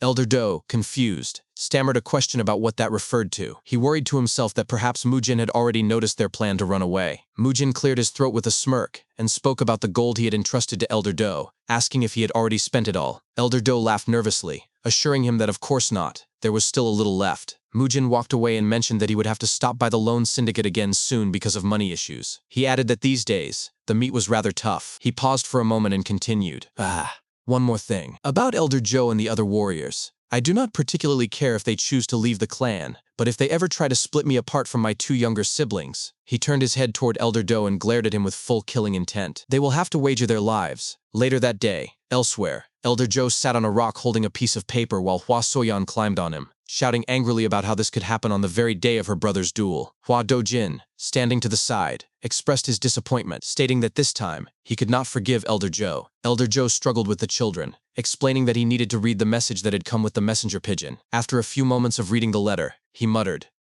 "Oh dear. We are screwed." The letter stated that young Master Hua had won the duel, their escape plan had been discovered, and they should return immediately. As they prepared to depart, Mujin paused and turned to Elder Do. He mentioned that since they were discussing finances, it was time for what he called a debt party. Elder Do appeared confused by the term, prompting Mujin to clarify that he meant dealing with the loan syndicate, also known as the Bangho sect. Mujin stated firmly that it was time he addressed them and assured Elder Do he would handle everything personally, suggesting the elder could rest instead. Elder Do responded nervously, his thoughts betraying his concern. Though the martial arts duel had proven the young master was completely different from before, he still worried deeply. Mujin dismissed his anxiety, calling him an overprotective old man. Elder Do insisted that whatever Mujin did, he must avoid entanglement with the social sect. Mujin waved off the warning impatiently, repeating that he understood. After Elder Do departed, Masak questioned whether Mujin truly intended to confront the Bangho sect directly. Mujin crossed his arms, replying that troublesome matters were best addressed immediately. He then turned to Masak and instructed him to stay close behind his big boss from now on. Masak immediately affirmed his understanding, though he seemed puzzled by the new title. Later at the Bangho sect usury business, Ma Jungbo greeted Mujin with visible apprehension upon their arrival. To himself, he reflected that he never expected to see Mujin again in this lifetime, especially after witnessing how he had crippled the vicious second son of the Changhua merchant group.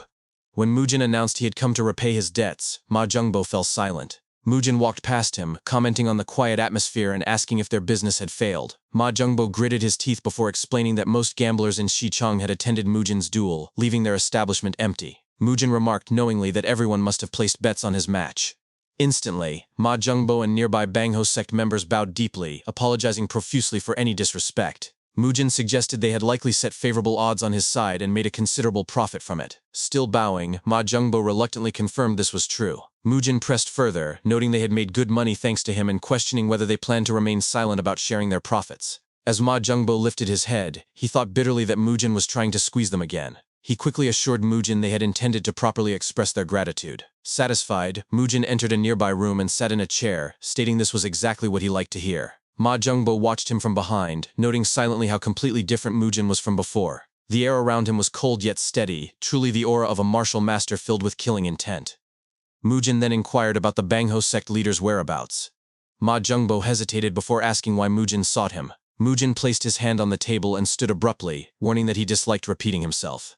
Before he could finish his threat, the Bangho sect leader, Che Wengjiol, entered the room accompanied by another man. Mujin smirked at their appearance, particularly mocking Che Wengjiol's hairstyle and asking if he was indeed the boss.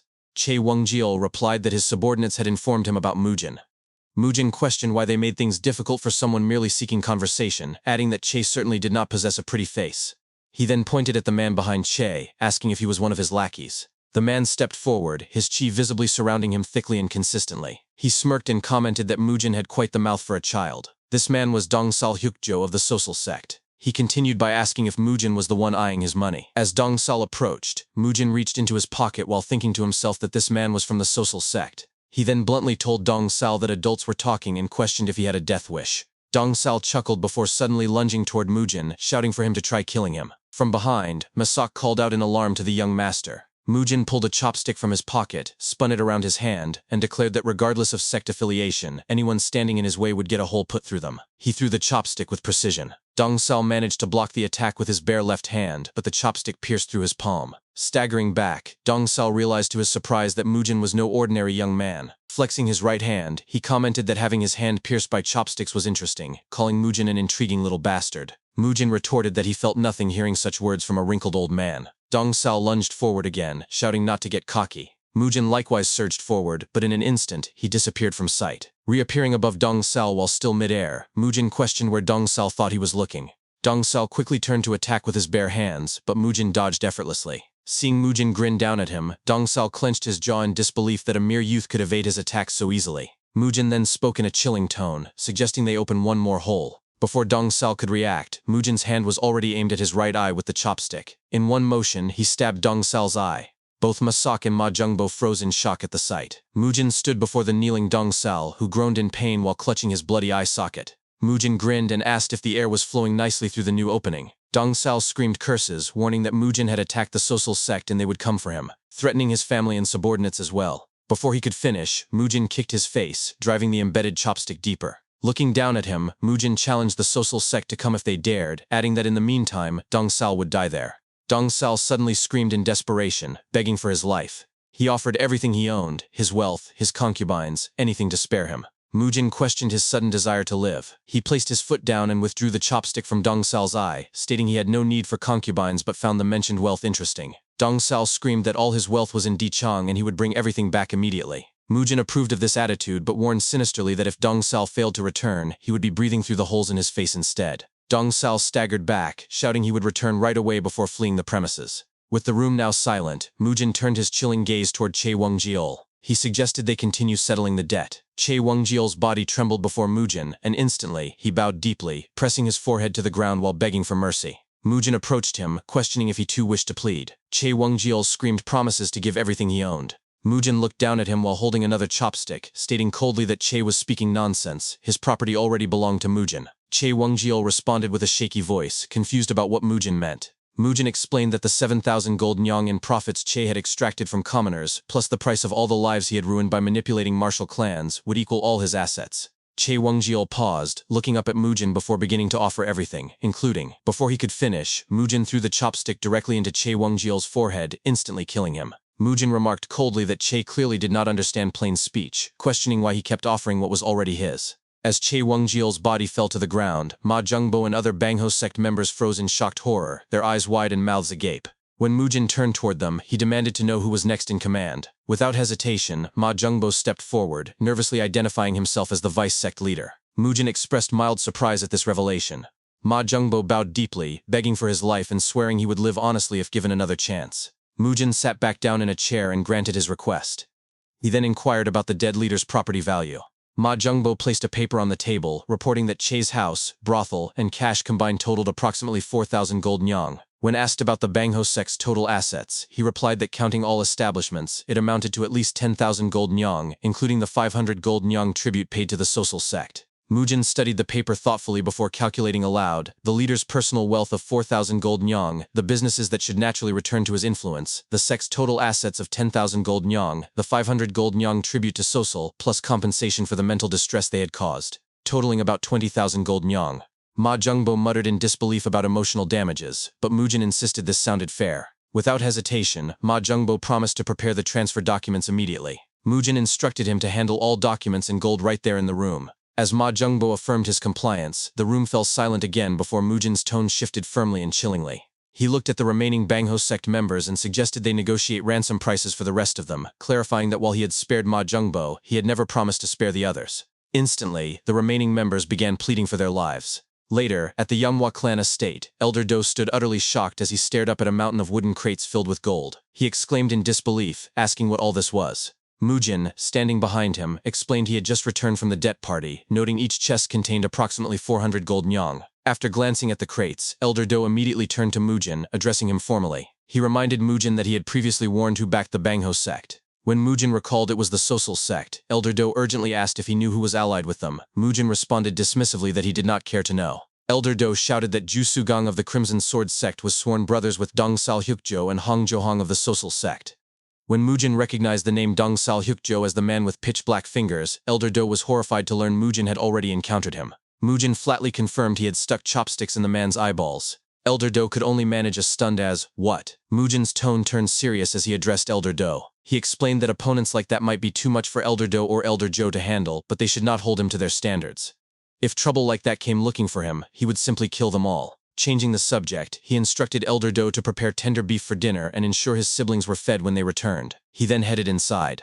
Elder Do remained stunned by Mujin's actions, watching him walk away while thinking to himself that Dong Sal Hyukjo was feared even across Sichuan, yet Mujin did not seem to think much of such a man. Recalling the incident during the duel as well, Elder Do wondered if this was truly the same young Master Hua he had once known. As night fell, in a room at the Qianghua Merchant Guild, a mysterious figure spoke to Bu Choyan, noting that planning an ambush on the Manhwa clan must mean she had been rattled by the duel's outcome. Bu Choyan, facing away from the figures, coldly reminded them they were merely hired help and questioned why they were so talkative. She reiterated her instructions, bring back only one child alive, kill the rest if desired, but that specific child must not die. One of the mysterious figures chuckled darkly, assuring her they would return before sunrise. After they departed, Bu Choyan thought to herself about Hua Mujin. She vowed silently that she would tear apart everything he held dear right before his eyes. As Elder Do continued to watch young Master Hua walk away, he reflected deeply on the clan's history. There had once been a time of glory for the Manhwa clan when a remarkable man known as the Flame Emperor drew admiration from countless martial artists who filled the training grounds merely to observe him. Even the prestigious Tang clan of Sichuan had praised both his character and strength. Within a single generation, the Manhwa clan had risen to become a martial clan that no one could ignore. Renowned martial masters dared not provoke the warriors of the Manhwa clan. There was a time when the people of Xicheng would cheer passionately whenever the clan's members walked the streets. But after the Flame Emperor's death, During the succession ceremony for the next patriarch, the incompetence of the new patriarch had been exposed to the world. The Manhwa clan gradually declined, and even their loyal followers began to turn away one after another. The image of the Flame Emperor, who once ruled the martial world, remained vivid in Elder Do's mind. To the orthodox sects, he had been a bold and magnanimous hero. To his enemies, he had been a tyrannical martial master of unparalleled skill. That man had truly been extraordinary. Elder Do wondered why the sight of the departing young Master Hua overlapped with the image of the Flame Emperor. A loud voice then echoed from outside. "Chief Steward! Chief Steward!" Elder Do instantly turned toward the gate where warriors had just entered, gasping for breath. He asked them why they were the only ones present and inquired about the whereabouts of the young master and young lady. One warrior screamed after catching his breath that assassins sent by the Chianghua merchant group had ambushed them. Elder Joe and the warriors were fighting them as best they could, but there were too many attackers. Elder Do froze in shock after hearing this news. He thought to himself in horror that the young master and young lady were in danger. He shouted to the warriors to notify young Master Hua immediately while he would head to the location first. The warrior responded with a trembling, "Yes, sir." Elder Do then ran instantly outside to help. Elsewhere, assassins faced Elder Joe, who was protecting the children, Hua Dojin and Hua Soyun. One of the assassins in front spoke with a chilling tone as he pointed his bloodied sword at them, saying they were the only ones left, and that he would not kill all of them. He warned them to think carefully, adding that if they struggled too much, even the children might die. Elder Joe shouted in rage at the assassins. Suddenly an attack came from a distance toward one of the assassins. A fan hit the assassin's weapon, disarming him immediately. The fan then ricocheted from trees to trees.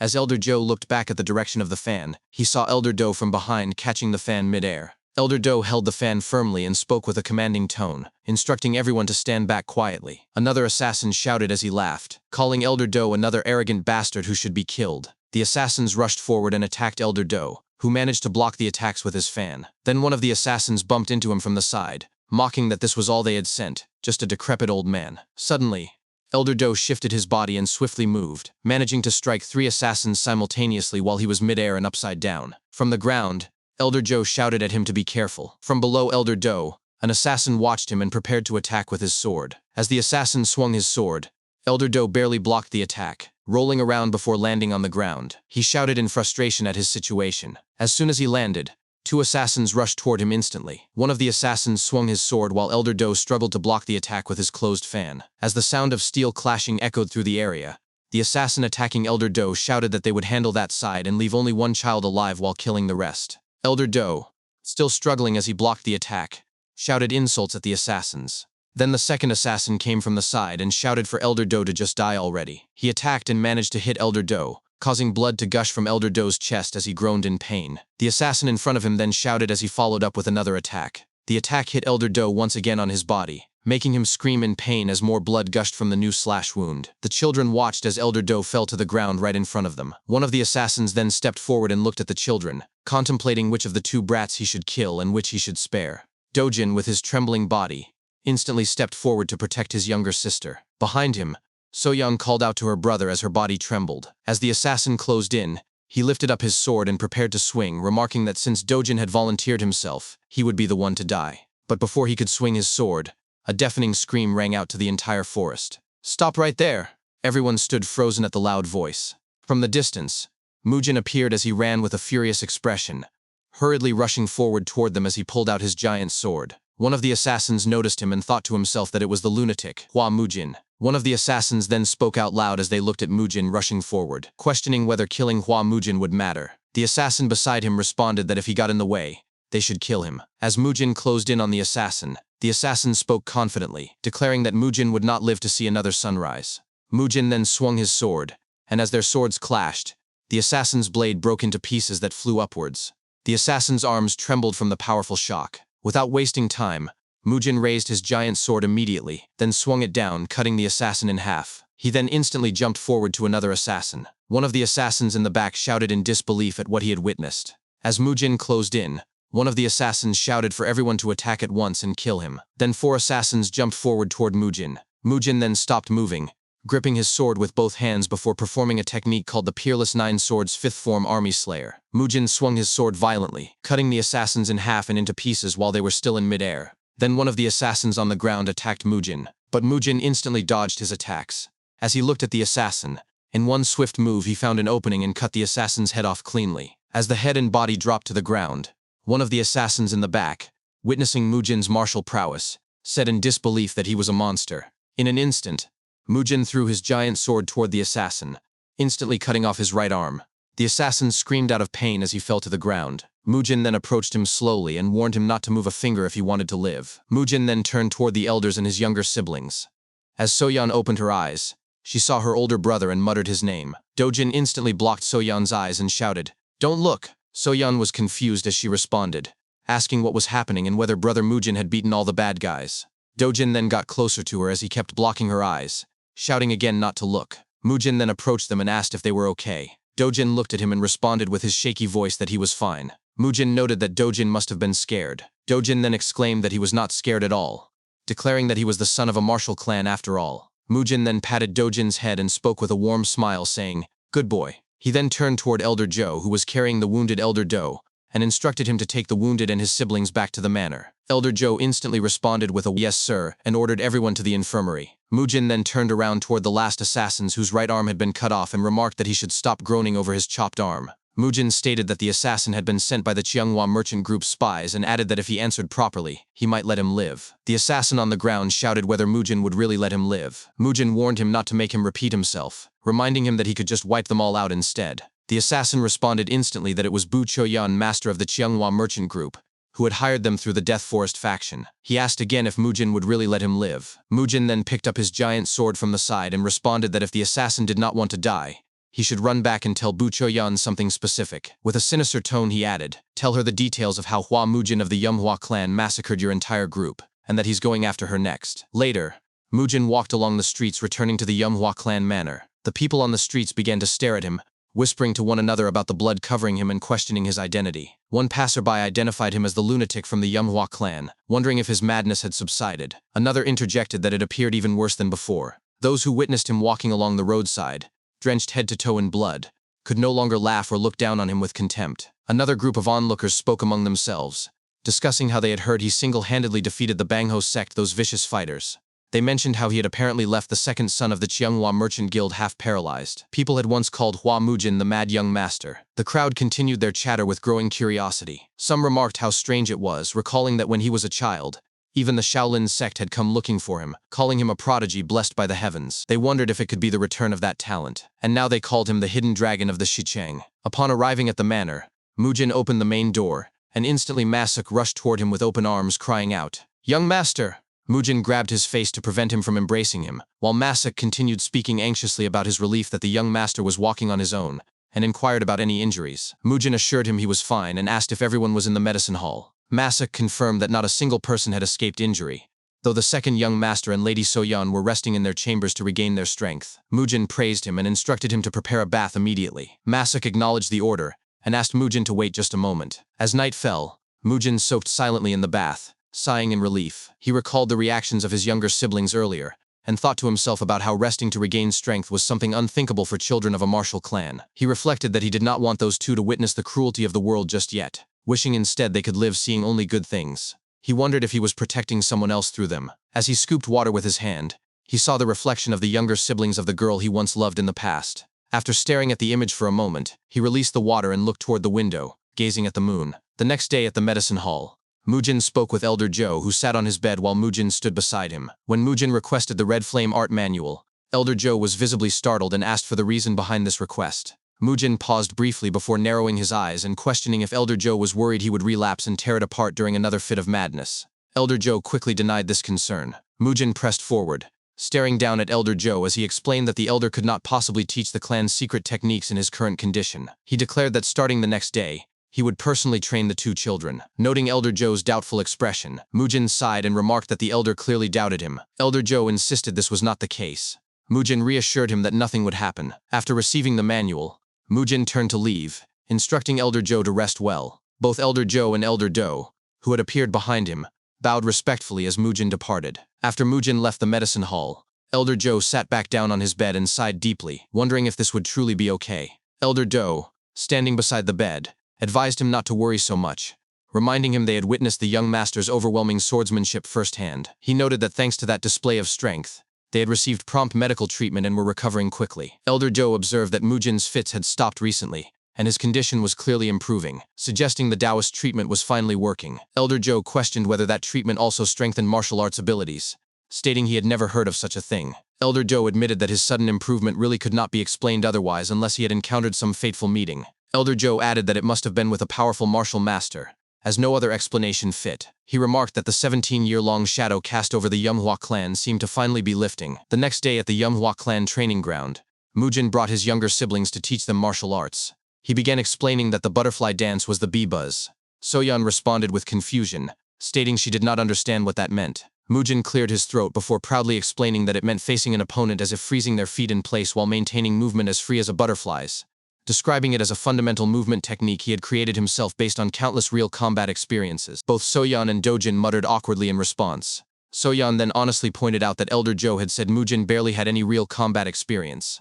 Beside her, Dojin turned to shush her, whispering that she could not say such things aloud. Mujin coughed before shifting to practical training, instructing both children to attack him with the basic fist technique they had learned. Dojin expressed shock at the sudden transition while Soyeon responded excitedly. As both siblings rushed forward to attack, Mujin's eyes widened in disbelief at their movements. He thought to himself about their pathetic flailing, questioning whether they were truly from a martial clan. He considered that perhaps they were simply too young, but still found their lack of balance, body rotation, and basic control utterly absurd. Without warning, he shouted aloud, "Enough!" Both Dojin and Soyeon immediately stopped and looked at him. Mujin placed his hand on his head, sighing as he claimed his head suddenly hurt and suggested they stop for the day. Soyeon inquired if he was all right, noting they had not hit his head. Mujin hesitantly complimented their skills as being much more than he had expected, instructing them to strengthen their bodies before learning advanced techniques. He told them to rest and that he would see them at dinner. As his younger siblings walked away, Mujin sighed again and muttered to himself about how this would not be easy. He apologized to his master, acknowledging he must have had a hard time himself. Because of him, the clan's martial lineage had been severed, but he vowed to restore their ruined clan to its former glory and revive its martial legacy. Most importantly, he would find that bastard who bore the cursed swordless mark whom he could not defeat in his previous life. He picked up his sword, noting he could now even lift it with one hand, and began swinging his giant sword through the air, jumping high as he practiced. He muttered that he could feel the energy in the air, sensing his speed increasing with every repetition of the sword forms. A few days later, both Elder Joe and Elder Do arrived outside the main hall. Elder Joe announced his return, to which Mujin simply responded, "Good work." Masuk exclaimed indignantly at this minimal acknowledgement, reminding Mujin how much everyone had gone through protecting the second young master and Lady Soyeon.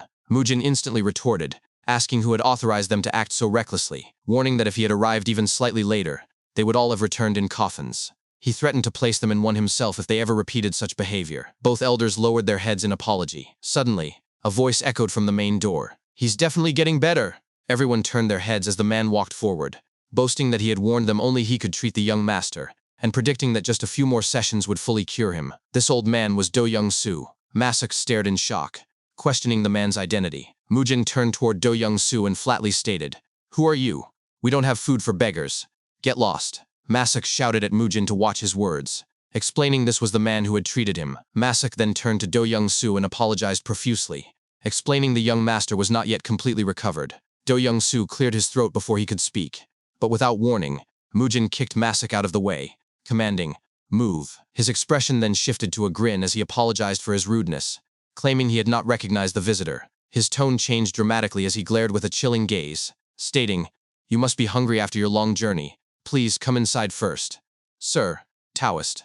Mujin recalled Masuk's words from a few days ago about the Taoist who had inherited the Taoist lineage of the Wudang sect. Masuk had explained that this Taoist was famous for a divine martial art said to cure ailments with spiritual energy, and had treated the young master. Masuk had not known much detail, but had mentioned the head steward paid quite a hefty price to bring him to the manor. Mujin grinned as he looked at Do Young-soo and thought to himself that this must be the man. He invited him to come in politely. As Mujin stepped forward toward the main door, Do Young-soo cleared his throat while Mujin passed by, responding with a formal, "Very wells." After Mujin closed the door, Elder Do walked beside Do Young-soo, but before they could proceed further, Mujin spoke about having heard that Do Young-soo had inherited the Wudang sect's Taoist lineage. Both Elder Do and Do Young-soo turned their heads toward Mujin. Do Young-soo responded nervously that this was correct, adding that while it was strange for him to say so himself, he was the only Taoist to inherit the essence of the Wudang sect's true lineage. He declared himself the Wudang White Immortal. In an instant, Mujin appeared right in front of Do Young-soo, startling him. Mujin leaned toward his face with a wide grin and wide eyes, questioning whether he truly claimed to be the Wudang White Immortal. He remarked that it was strange, as he had never heard of any successor of Wudang's Taoist lineage surviving. Do Young-soo stammered in response, insisting it was not nonsense and that he truly was.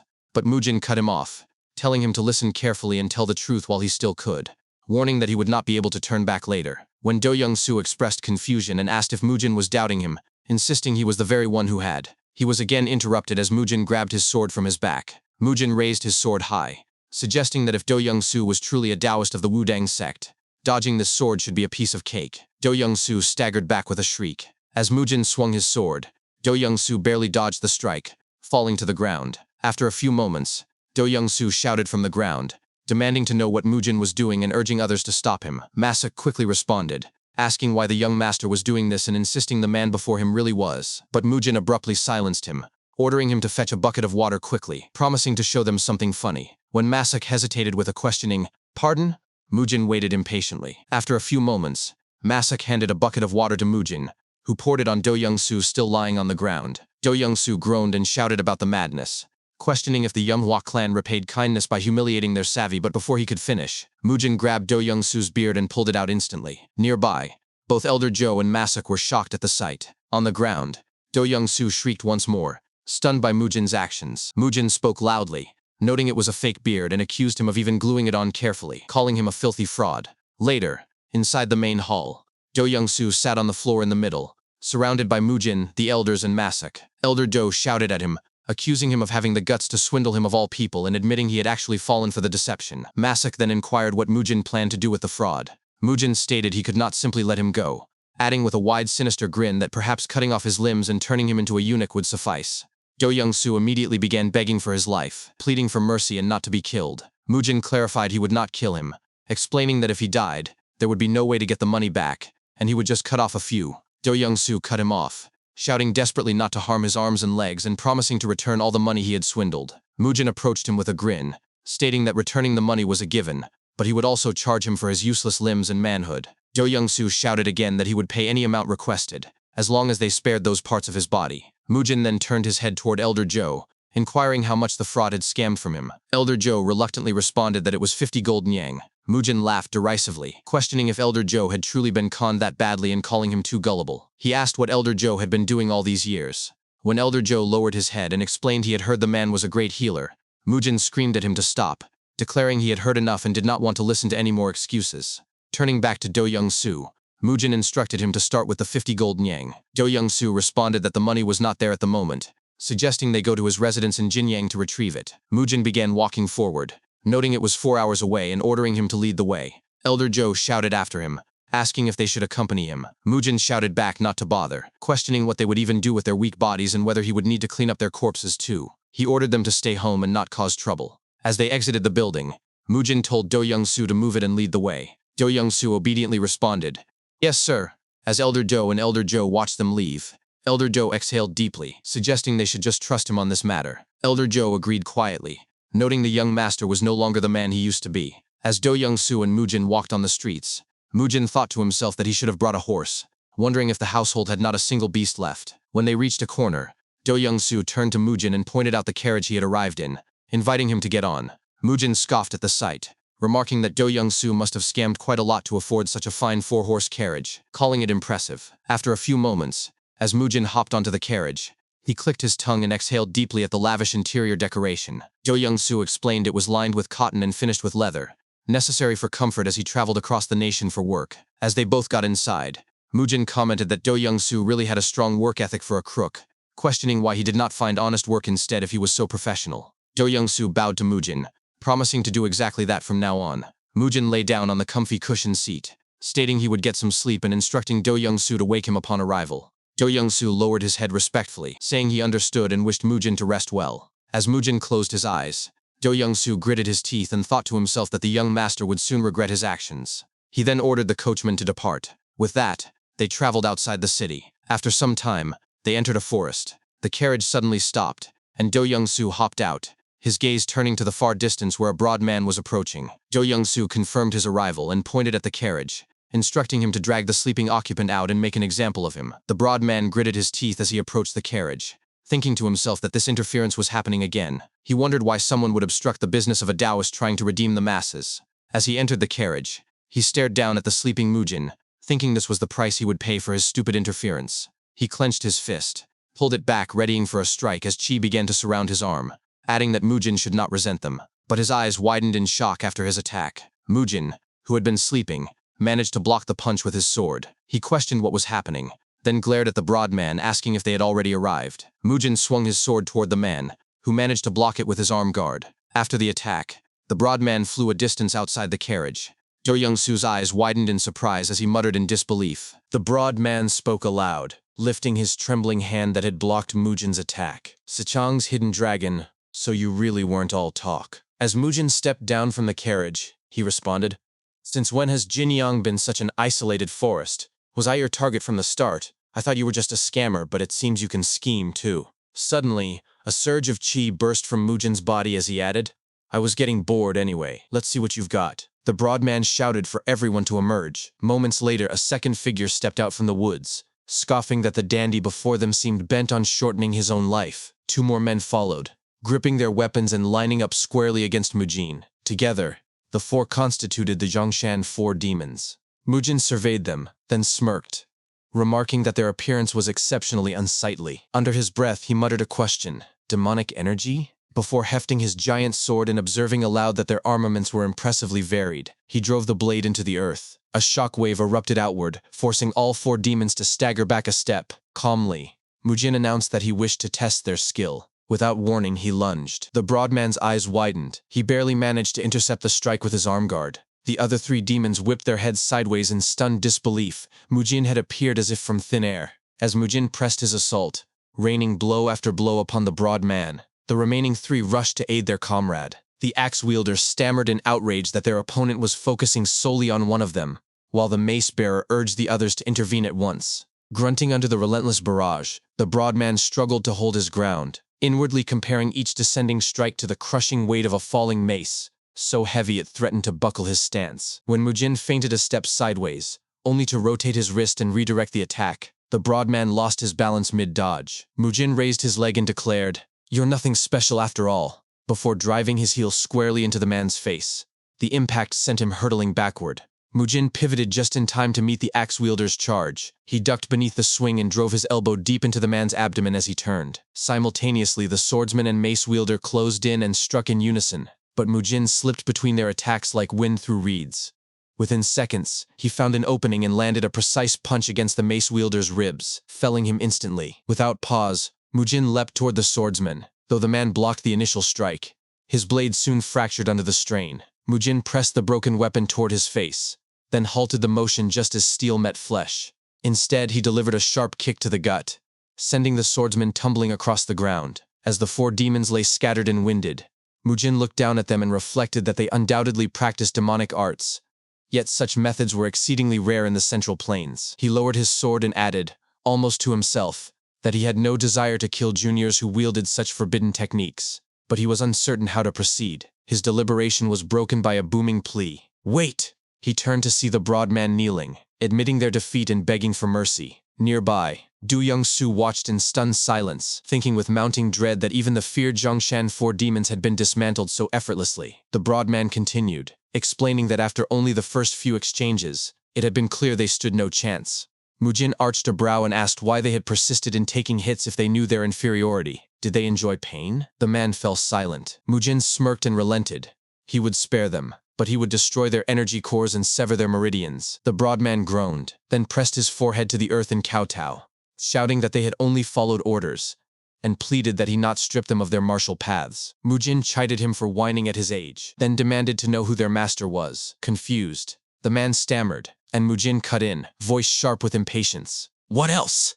I'm asking who's your master." He insisted that true demonic energy was vanishingly scarce in the region, and their cultivation bore its unmistakable signature. Pressed further, the broad man revealed haltingly that their master had been alive until the year before last, and that they never learned his name. Mujin flared in disbelief. What kind of disciples failed to know their master's name? Terrified, the man explained that they had been instructed to avoid seeking out fellow disciples and to forget all ties. Mujin's irritation boiled over. If they were so inept at discernment, he snapped, they should have stayed hidden, practicing mediocre arts in obscurity, instead of turning to thievery. The broad man protested that they were no thieves. They had merely assisted their brother in his business. Mujin retorted that they must have known the man's true nature, yet still chose to aid him. The broad man countered, earnest and bewildered, that they believed they were performing a righteous act, saving lives. Was that not commendable? Mujin turned away. Enough. Go. Quit being his lackeys today. If I see you again, you'll die. All 4 demons dropped to their knees and thanked him in unison. As Mujin approached the carriage, he addressed Du Young-soo directly, stating that he must cover the ransom for the 4 men, compensate for the cost of his own life endangerment, and reimburse Mujin for the stamina and mental damage incurred during the encounter. Du Young-soo muttered under his breath, "What mental damage? Is there such a thing?"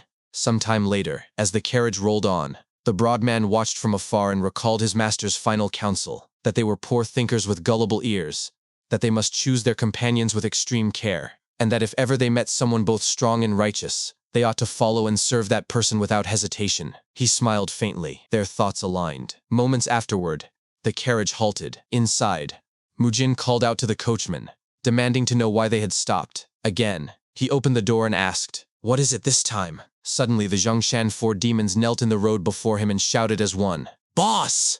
The broad man cried out that they pledged their lifelong loyalty, vowing to serve the Manhwa clan until death, and implored him to take them in. Mujin stared down at them, incredulous. Had they lost their minds from the beating? Who did they think they were calling boss? The broad man shouted back, "We're not even 30 yet! Please take care of us, boss!" Mujin's expression shifted from skepticism to sheer astonishment. He reeled, voice cracking with disbelief as he bellowed, "What? You say you're not 30? Unbelievable!" Later, as the carriage continued to roll through the silent forest night, Mujin stared down at the 4 demons inside. He gave a side-eye to one of them and expressed his disbelief that they were younger than him, a 23-year-old, asking if everyone there had suffered energy deviation or something. The man with the iron club responded that they had never had that happen and asked what exactly Mujin found unbelievable. Mujin sighed and simply replied to forget it, then stated he could not wrap his head around how demonic arts users could become warriors of ruined households of the Orthodox sect, asking if that even made sense logically. One of the broad men, Cheol Muk, the eldest among the 4 demons at 21 years old, responded that his master always told him that being a demonic arts user was a way of living, an identity, not a faction or affiliation. Beside him, the man with the iron club, the 4th brother, No Sak, who was 18 years old, nodded and yelled out in agreement. Mujin sighed and responded that while that was not wrong, realistically speaking, what kind of Orthodox family would accept demonic arts users, as they would get dragged into scandals? Then the man with the sword, the 2nd brother, Dong Jiok, who was 20 years old, shouted as he responded, asking who dared to say such a thing and declaring they would smash their heads in for Mujin. Beside him, the 3rd brother, Zhang Tae, who was 19 years old, also shouted that they would tear their mouths. Mujin scoffed as he thought to himself that they were charging in so naively, reminding him of someone he was quite fond of. He then spoke out loud, saying that if they wanted to serve under another household, they must be willing to stake their lives on any order he gave, whether they liked it or not, that their personal freedom meant nothing, and they must obey like a dog for the honor of the household. He demanded to know if they understood, and in unison, the 4 demons shouted their affirmation, declaring they would devote themselves wholeheartedly. Mujin waved them off, as he placed his hand on his head and said, "Good grief. Fine, they could do as they wanted, that they were now warriors of the Yomhwa clan." The 4 demons shouted once more in thanks. Mujin added that they should stop calling him boss and just call him young master. And again, the 4 demons shouted in unison that they understood.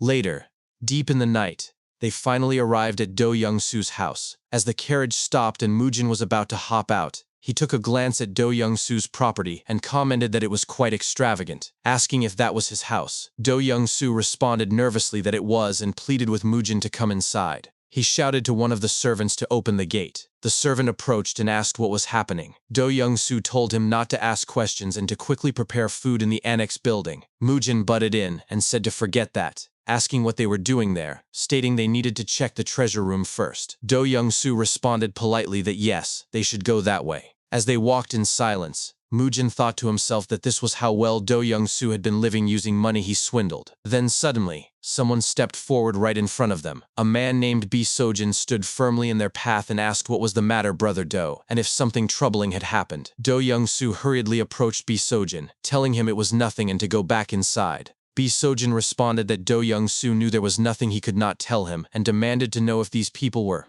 But before he could finish his words, Mujin cut him off with a loud sigh, saying that Do Young-soo told him to leave, so why was he still sticking his nose where it did not belong? Mujin judged from Bi Sojin's clothes that he must be one of that swindler's guests, and stated that guests should not meddle in household affairs. Bi Sojin's eyes narrowed as he went silent for a moment. Then suddenly, he extended his hand to his right, blocking Mujin's pathway, and said coldly that Mujin had quite the foul mouth for a young man. Cheol-muk from the back stepped forward and asked if he should deal with Bi Sojin. Do Young-soo immediately stopped Cheol-muk and shouted at him that no, this was a misunderstanding, that they were his guests. He turned to Bi Sojin and said he would introduce them, explaining that these were Zhongshan's 4 demons and the Yomhwa clan's first young master. After a few moments of silence, Bi Sojin smirked and responded that no wonder Mujin's tongue was so sharp, calling him the insane eldest son of the Yomhwa clan, an orthodox sect brat who runs around with lowlifes and intimidates civilians, calling it amusing. Mujin responded that if Bi Sojin was done being amused, he should move aside because they were busy. Bi Sojin turned his head toward Mujin and said as he grinned that calling oneself orthodox while running around with demonic arts users terrorizing commoners meant Mujin's grandfather must be weeping in his grave, calling him pathetic trash.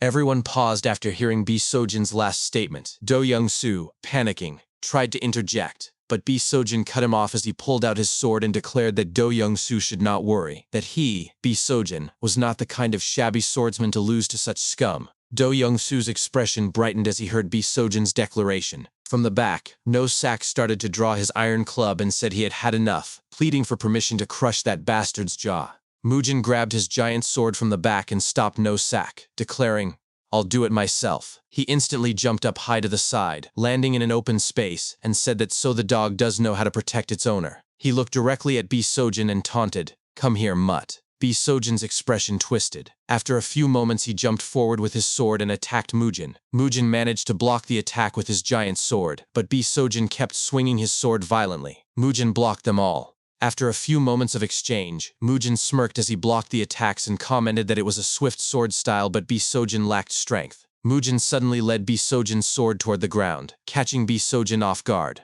In an instant, Mujin lifted his sword, readying for an attack. As Mujin swung his giant sword horizontally, Bi Sojin barely dodged it by bending backwards. Mujin then swung the sword back for a follow-up attack. Bi Sojin blocked the follow-up attack with his sword. Then after a few moments his eyes widened as he noticed a crack on his sword and he shouted, "Gah!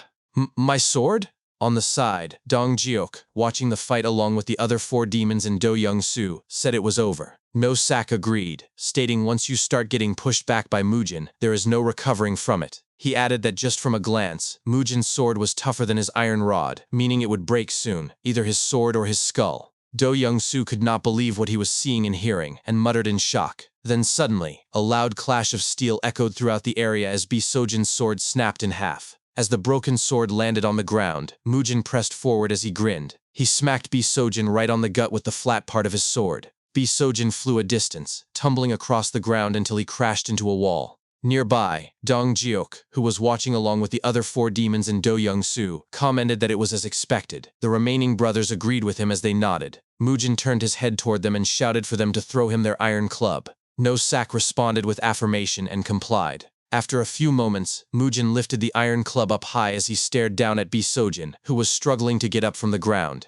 He said, "What did you say? My grandfather is crying in his grave." And with a wide, sinister grin, he added, "Fine. Then I'll make sure he can hear your screams from the grave right beside him." Bi Sojin lifted his head and tried to speak, but before he could continue, Mujin began to smack him repeatedly with the iron club. "Put your hand down. Put it down, you bastard. Your bones will snap." Mujin shouted as he continued to beat Bi Sojin, adding that it did not matter if the guy who was going to share a coffin with his grandfather broke a few bones. He then began laughing maniacally, his laughter echoing through the night. From the side, Dong Jiok remarked that the man over there, Mujin, who was currently beating Bi Sojin, appeared ready to die at any moment. At that moment, Do Young-soo suddenly intervened, rushing toward Mujin and shouting desperately, imploring him to spare Bi Sojin's life, and even offering to pay for it. Mujin paused briefly before responding with a simple question, "Really?" Do Young-soo, still shouting, explained that Bi Sojin had connections with the unorthodox martial heavens, and therefore, Allowing him to die within Do Young-soo's household was unacceptable. He pleaded repeatedly, promising to pay any amount Mujin demanded, even begging on his knees. Mujin, feigning surprise, responded that he had assumed Do Young-soo foolishly placed his hope in such a useless man, but then added with a wide, unsettling smile that Do Young-soo should have spoken up earlier. Observing this reaction, Do Young-soo muttered inwardly, shaken, that Mujin was clearly a madman. Later, as they entered Do Young-soo's residence, Mujin glanced around and commented that Do Young-soo appeared to have accumulated considerable wealth. He declared it was time to begin calculating compensation. He started by assigning a value of 500 gold ingots per life for the 4 men standing behind Do Young-soo. Internally, Do Young-soo protested, recalling that Mujin had earlier suggested recruiting them into the Yeomhwa clan as warriors, so why was he now demanding payment for their lives? Mujin then continued, listing 200 gold ingots as compensation for Do Young-soo's limbs, 300 gold ingots for his own life, and a staggering 1,000 gold ingots for his loud-mouthed brother, whom Mujin disparaged as arrogant. Finally, for the psychological damage and wasted physical effort Mujin claimed to have suffered that day, he demanded 3,000 gold ingots, adding, with an air of generosity, that this amount was actually cheap. To simplify matters, Mujin instructed Do Young-soo to hand over everything he possessed and asked if he had any objections. Do Young-soo, now crying, stammered that he had none. Inwardly, he cursed Mujin as worse than any bandit gang he had ever encountered. As the 4 demons began collecting the gold ingots, Mujin directed them to leave nothing behind. Then, noticing a folding screen nearby, he approached it, observing it closely while wondering aloud, though only to himself, whether the strange aura emanating from it was real or imagined. Do Young-soo, stepping up behind him, asked if Mujin liked the folding screen. Mujin replied indifferently that he did not, to which Do Young-soo responded that Mujin's discernment was expected of him, explaining that the screen was the work of the renowned master Jang Sosin. He added humbly that, concerned the young master's room might seem too bare, he had prepared it as a gift, and if Mujin wished, he could take it with him. Mujin turned back, considered the offer, and accepted without hesitation. Within, Do Young-soo seethed, branding Mujin a greedy brat. Once everything including the gold had been loaded into the carriage, Mujin turned to Do Young-soo and asked whether he would still need his carriage, reasoning that since Do Young-soo would no longer be traveling much, he might as well take it. Do Young-soo bowed deferentially, assuring him it would be an honor for such a valuable item to serve Mujin well. With that, Mujin shouted excitedly for the group to move out. As the carriage began to roll away, Do Young-soo bowed deeply once more and bid them farewell. Mujin, leaning out, yelled back that Do Young-soo should live a righteous life, and that they would meet again. Upon hearing this, Do Young-soo trembled violently. "See you next time?" he thought in despair. "You've already robbed me blind. Are you even human?" He cried out to the heavens, questioning what sin he could possibly have committed to deserve such merciless torment at the hands of this lunatic. Later that day, as the sun rose, the group finally arrived at the Yeomhwa clan. Masok, standing at the entrance, was utterly stunned as he watched the 4 demons unload a massive pile of gold ingots. He stammered in disbelief, demanding to know what had happened, and then, turning to Mujin with sudden alarm, asked whether he had resorted to murder to obtain such wealth. Mujin scoffed, denying it outright, and reminded Masok that he had previously complained about the clan's financial shortage. He instructed Masok to store the gold properly. Then, changing the subject, he asked Masok to estimate the ages of the men accompanying him. Masok, scrutinizing them, replied that despite their robust builds and formidable appearances, they all looked to be well over 40. Mujin smirked, saying he would relay that assessment to them. They would appreciate it. He then inquired where Chief Do and Elder Jo were,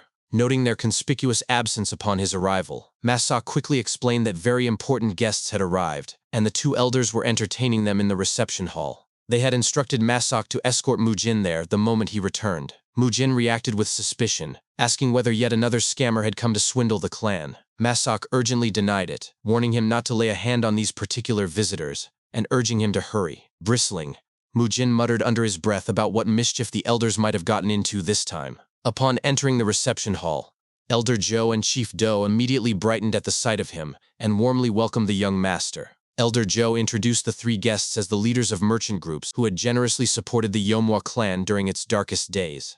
The first guest, Peng Kwano of the Pengyang merchant group, bowed respectfully and said he had heard rumors of the hidden dragon's awakening and now saw for himself that the reports were true. The second, Dong Guanyeo of the Muryong merchant union, also bowed and expressed relief at seeing Mu Jin alive and well after enduring hardship. The third, Huang Yo-chung, master of the Golden Finance Manor, added that it had been far too long since he last paid his respects. Mu Jin bowed in return, introducing himself formally as Hua Mu Jin of the Yeomwa clan, and thanking them for their visit. After some pleasantries, Mu Jin cut straight to the point, asking whether they had come to collect the debts the Yeomwa clan owed them. The atmosphere in the hall shifted abruptly. Peng Quan-o raised a placating hand and insisted they had not come to pressure him for repayment, only to offer congratulations upon learning he had awakened. He apologized if their presence had caused any discomfort. Mu Jin, however, maintained a serious tone. He began by expressing sincere gratitude for their past support. Yet, he insisted, proper debt management required clarity, since he had only recently regained his senses and remained unfamiliar with the clan's current financial standing. He requested full disclosure of the exact amounts owed before any discussion of repayment schedules could proceed. Even as Chief Do attempted to intervene, clearly uneasy, Huang Yo-chung acknowledged Mu Jin's correctness and reluctantly agreed to disclose approximate figures. Peng Quan-o stated that the Pengyang Merchant Group was owed 5,300 nyang. Huang Yo-chung reported that the Golden Finance Manor was owed 3,200 nyang. Dong Guanyeo confirmed that the Muryong Merchant Union was owed 1,900 nyang. Mu Jin tallied the total aloud, 10,400 nyang. A heavy silence fell over the room. Then, Peng Quan-o spoke again, confessing that another matter required disclosure. They had long resisted pressure from the Chunghwa Merchant Group, specifically concerning the rights to the debts owed by the Yeomwa clan. Though aware that surrendering those rights would gravely harm the Yeomwa clan, they had fought the Chunghwa Group's advances, until recently. After the duel, he revealed, the Chunghwa Merchant Group escalated its tactics, using overwhelming financial power to strangle the three allied groups, monopolizing their trade goods, severing ties with their partner merchants, and even poaching their branch managers with utter shamelessness. Elder Joe, hearing this, shot to his feet in shock, exclaiming that he had never imagined such underhanded maneuvers were taking place. Huang Yo-chung added, voice heavy with shame, that their resistance had reached its limit. Though they were on the verge of capitulating and surrendering the debt rights, they felt morally obligated to warn the Yeomwa clan one final time before doing so. Mu Jin listened in silence, then bowed deeply and sincerely. He expressed profound gratitude for their unwavering loyalty, acknowledging how heavily their sacrifices weighed upon his conscience. While many had fled the clan when fortunes turned, only Elder Joe, Chief Do, and these three merchant leaders had remained steadfast. Though he admitted he was no scholar, he declared with solemn conviction that debts of gratitude must be repaid in full, and he pledged, then and there, to settle every obligation the Yeomwa clan owed them immediately. Dong Guanyeo, overwhelmed, stood up and cried out in disbelief, questioning whether such a promise could truly be fulfilled. Mu Jin gave a simple, quiet, and then, his voice dropping to a chilling tone, deliberate timbre, added that, in return for the interest and all the help we've received, I will free your groups from the clutches of the Chunghwa Merchant Group. After hearing Mu Jin's words, the three merchant leaders reacted in visible shock. Their eyes widened instantly, and Peng Quan-o released a breath he had not realized he was holding. With clear relief in his voice, he asked whether this meant that young Master Mu Jin was truly willing to use force on their behalf. Mu Jin answered without hesitation that he was. At Mu Jin's side, Chief Do cried out in alarm, his voice trembling as he asked what Mu Jin was talking about, and whether he even understood who was backing their enemies. In panic, he revealed that it was the Kongdong sect, one of the strongest sects in the entire Marim. Mu Jin merely turned his head toward Chief Do and replied flatly that it was simply those old geezers backing them. Huang Yochiong then raised his hand calmly and told Chief Do not to worry. He explained that if they simply erased the debt, the enemy would not be able to interfere any further. To them, that alone was already an enormous blessing, and there was no reason for the Yeomwa clan to clash directly with the Kongdong sect. He added with clear admiration that a sleeping dragon had truly awakened, and thanked Mu Jin sincerely, saying that his heart was finally at ease as he laughed in relief. As time passed, the three merchant leaders prepared to depart outside the Yeomwa clan estate. They bowed in farewell,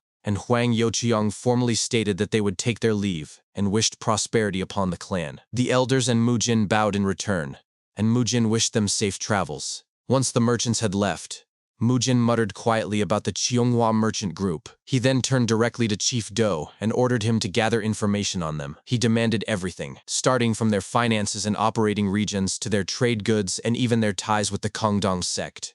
Chief Do cried out in disbelief and asked whether Mu Jin had truly been serious about what he had said earlier. Mu Jin responded with irritation, remarking that Chief Do had not stopped nagging since earlier and questioning whether he truly thought it had been a joke. He reminded him that grudges and kindness had to be settled clearly, and that everyone had already heard what those people had done. If they let them continue, they would try to seize their throats next time. At this point, Mujin declared that it was already all or nothing. He added that if over a dozen years of support had only led to this outcome, then those people would no longer help them anyway. With a faint smirk, Mujin said that they should properly repay them at least once, and remarked that they would probably dismiss it as the mad bravado of a lunatic. In his thoughts, he simply noted that they would see how it turned out. At that moment, Cheolmuk approached from the side and reported that the tasks Mujin had ordered were all complete. Mujin turned to him with approval and told everyone to gather around. He instructed them to offer their greetings, explaining that the two before them were the clan's elder and chief steward. Both elders were visibly stunned at the newcomer's appearance.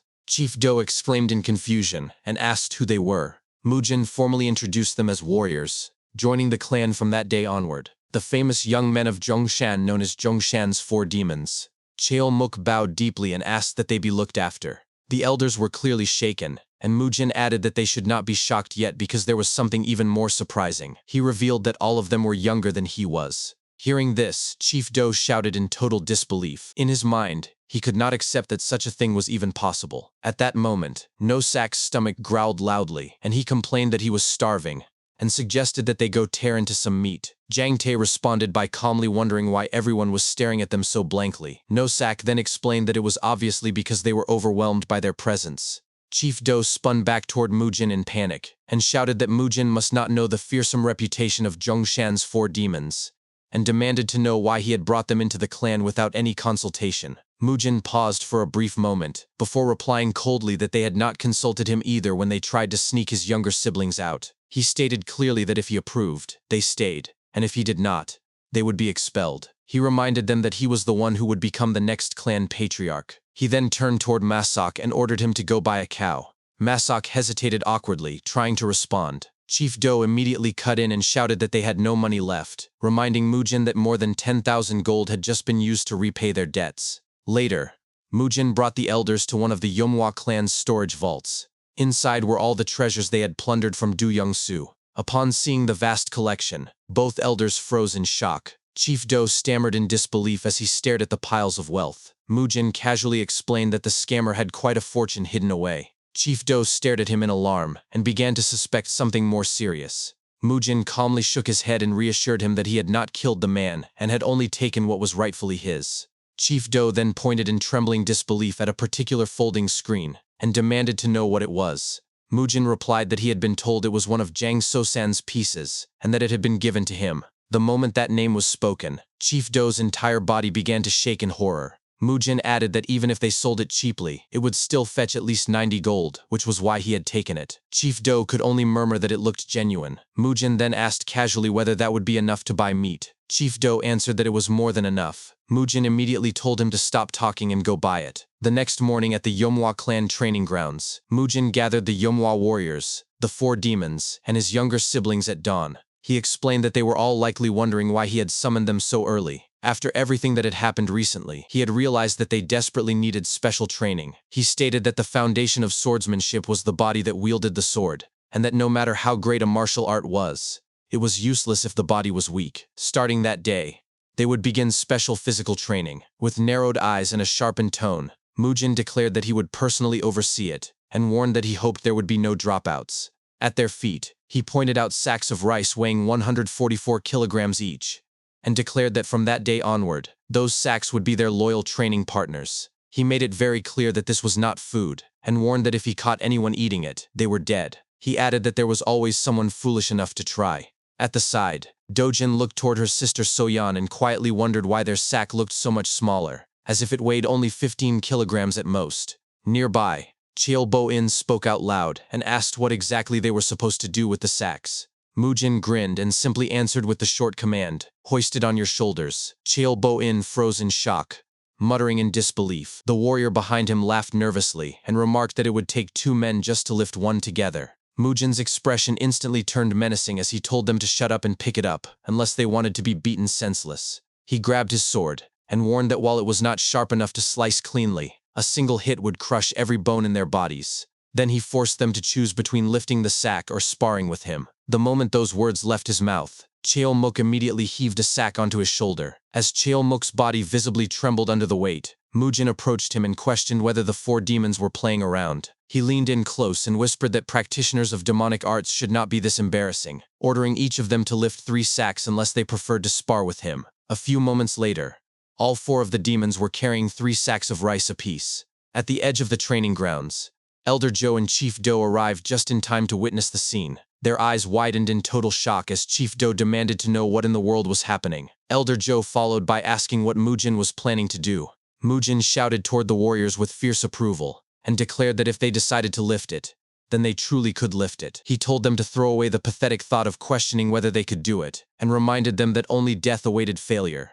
So there was nothing in this world that was truly impossible. As he watched the warriors struggle under the crushing weight, Mujin burst into manic laughter and shouted for them to begin sitting and standing. He ordered 200 repetitions, and commanded everyone to follow him as he began counting loudly. As the warriors continued their rigorous training, Mujin, who was training with them at the front, shouted for them to do push-ups. He commanded them to tighten their stomachs and push up, calling them bastards and asking if they wanted to die. Cheolmok gritted his teeth and thought to himself that his entire body felt as if it were collapsing from the legs upward. He resolved that if he could not endure it, young Master Mujin might beat him to death. He then screamed as he pushed himself to his limits. On the side, Elder Joe watched Dojin and Soyeon, who were also participating in the training, and thought to himself that he did not know what kind of training method this was, and that even watching it was exhausting. He wondered if, with such small bodies, they could even withstand it. Then Mujin shouted once more with a commanding tone, telling the warriors they acted like martial artists but had only wasted the clan's food until then, and were now whining over that level of training. He declared that people like that did not deserve to live, that anyone who complained was going to die, and ordered them to keep pushing. Later that afternoon, the rigorous training continued. One of the warriors, as he tried to rise up while the sack was still on his back, pushed one last time with his trembling body, and murmured that he had reached 200. He then suddenly passed out and fell to the ground. In front of him, Mujin stared down and scoffed, remarking that the whole day was gone just from the warm-up. He asked if they wanted to practice martial arts with such pathetic stamina, and declared that the day's training ended there. However, he added that from then on, they would become one with the rice sacks. He told them to eat with them, train with them, and even sleep with them, carrying them always until he told them to put them down. He then called out to one of the warriors. Cheolmok responded. Mujin instructed him to tie all of them along with their rice sacks using rope, and warned that anyone who untied it would have their life untied as well, and to remember that. Cheolmok thought to himself that it was strange, but that day of all days he wished he could see his mother's face.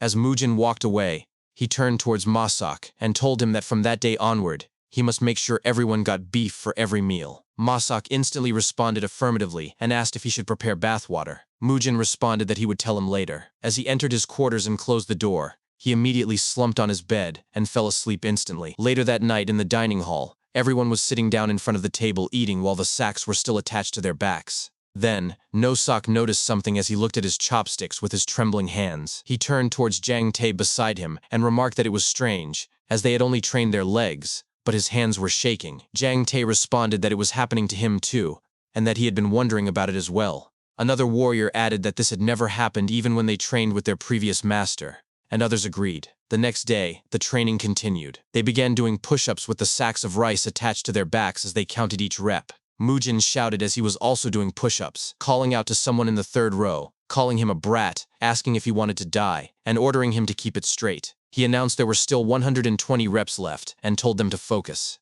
On the side, Cheol Boin, who was also doing the training, watched the other warriors in disbelief and thought to himself that they were all doing this, and wondered what kind of monsters they were. The next day, they began walking in the streets in a squat position as Mujin commanded them, saying they were all becoming ducks and telling them to follow him and quack. The nearby citizens watched them in disbelief. Dong Jiok shouted quack quack and then thought to himself what the hell this was. The following day, they began lifting the sack of rice up high for a long time. Mujin shouted at them to push faster and asked if they wanted to train all day again. He warned that anyone slower than him would get another sack. As Dojin and Soyeon simultaneously counted their reps, Mujin, on the side struggling as well, looked at his young siblings and thought to himself that the kids were keeping up far better than expected. With a faint grin, he considered raising the difficulty. The next day, they arrived at a nearby waterfall. Cheolmok exclaimed in surprise, recognizing the place. Mujin turned towards them and spoke with a smirk on his face, confirming it and asking if they were all hot. They looked at the wild torrent of water down below as they stood on the cliff. Mujin then told them they would cross it. Cheolmuk looked far ahead to the waterfall. Nearby, Soyeon grinned and said excitedly that it was a waterfall and that it must be refreshing. Beside her, Dojin called her out with a nervous tone. Soyeon added that she remembered he could not swim.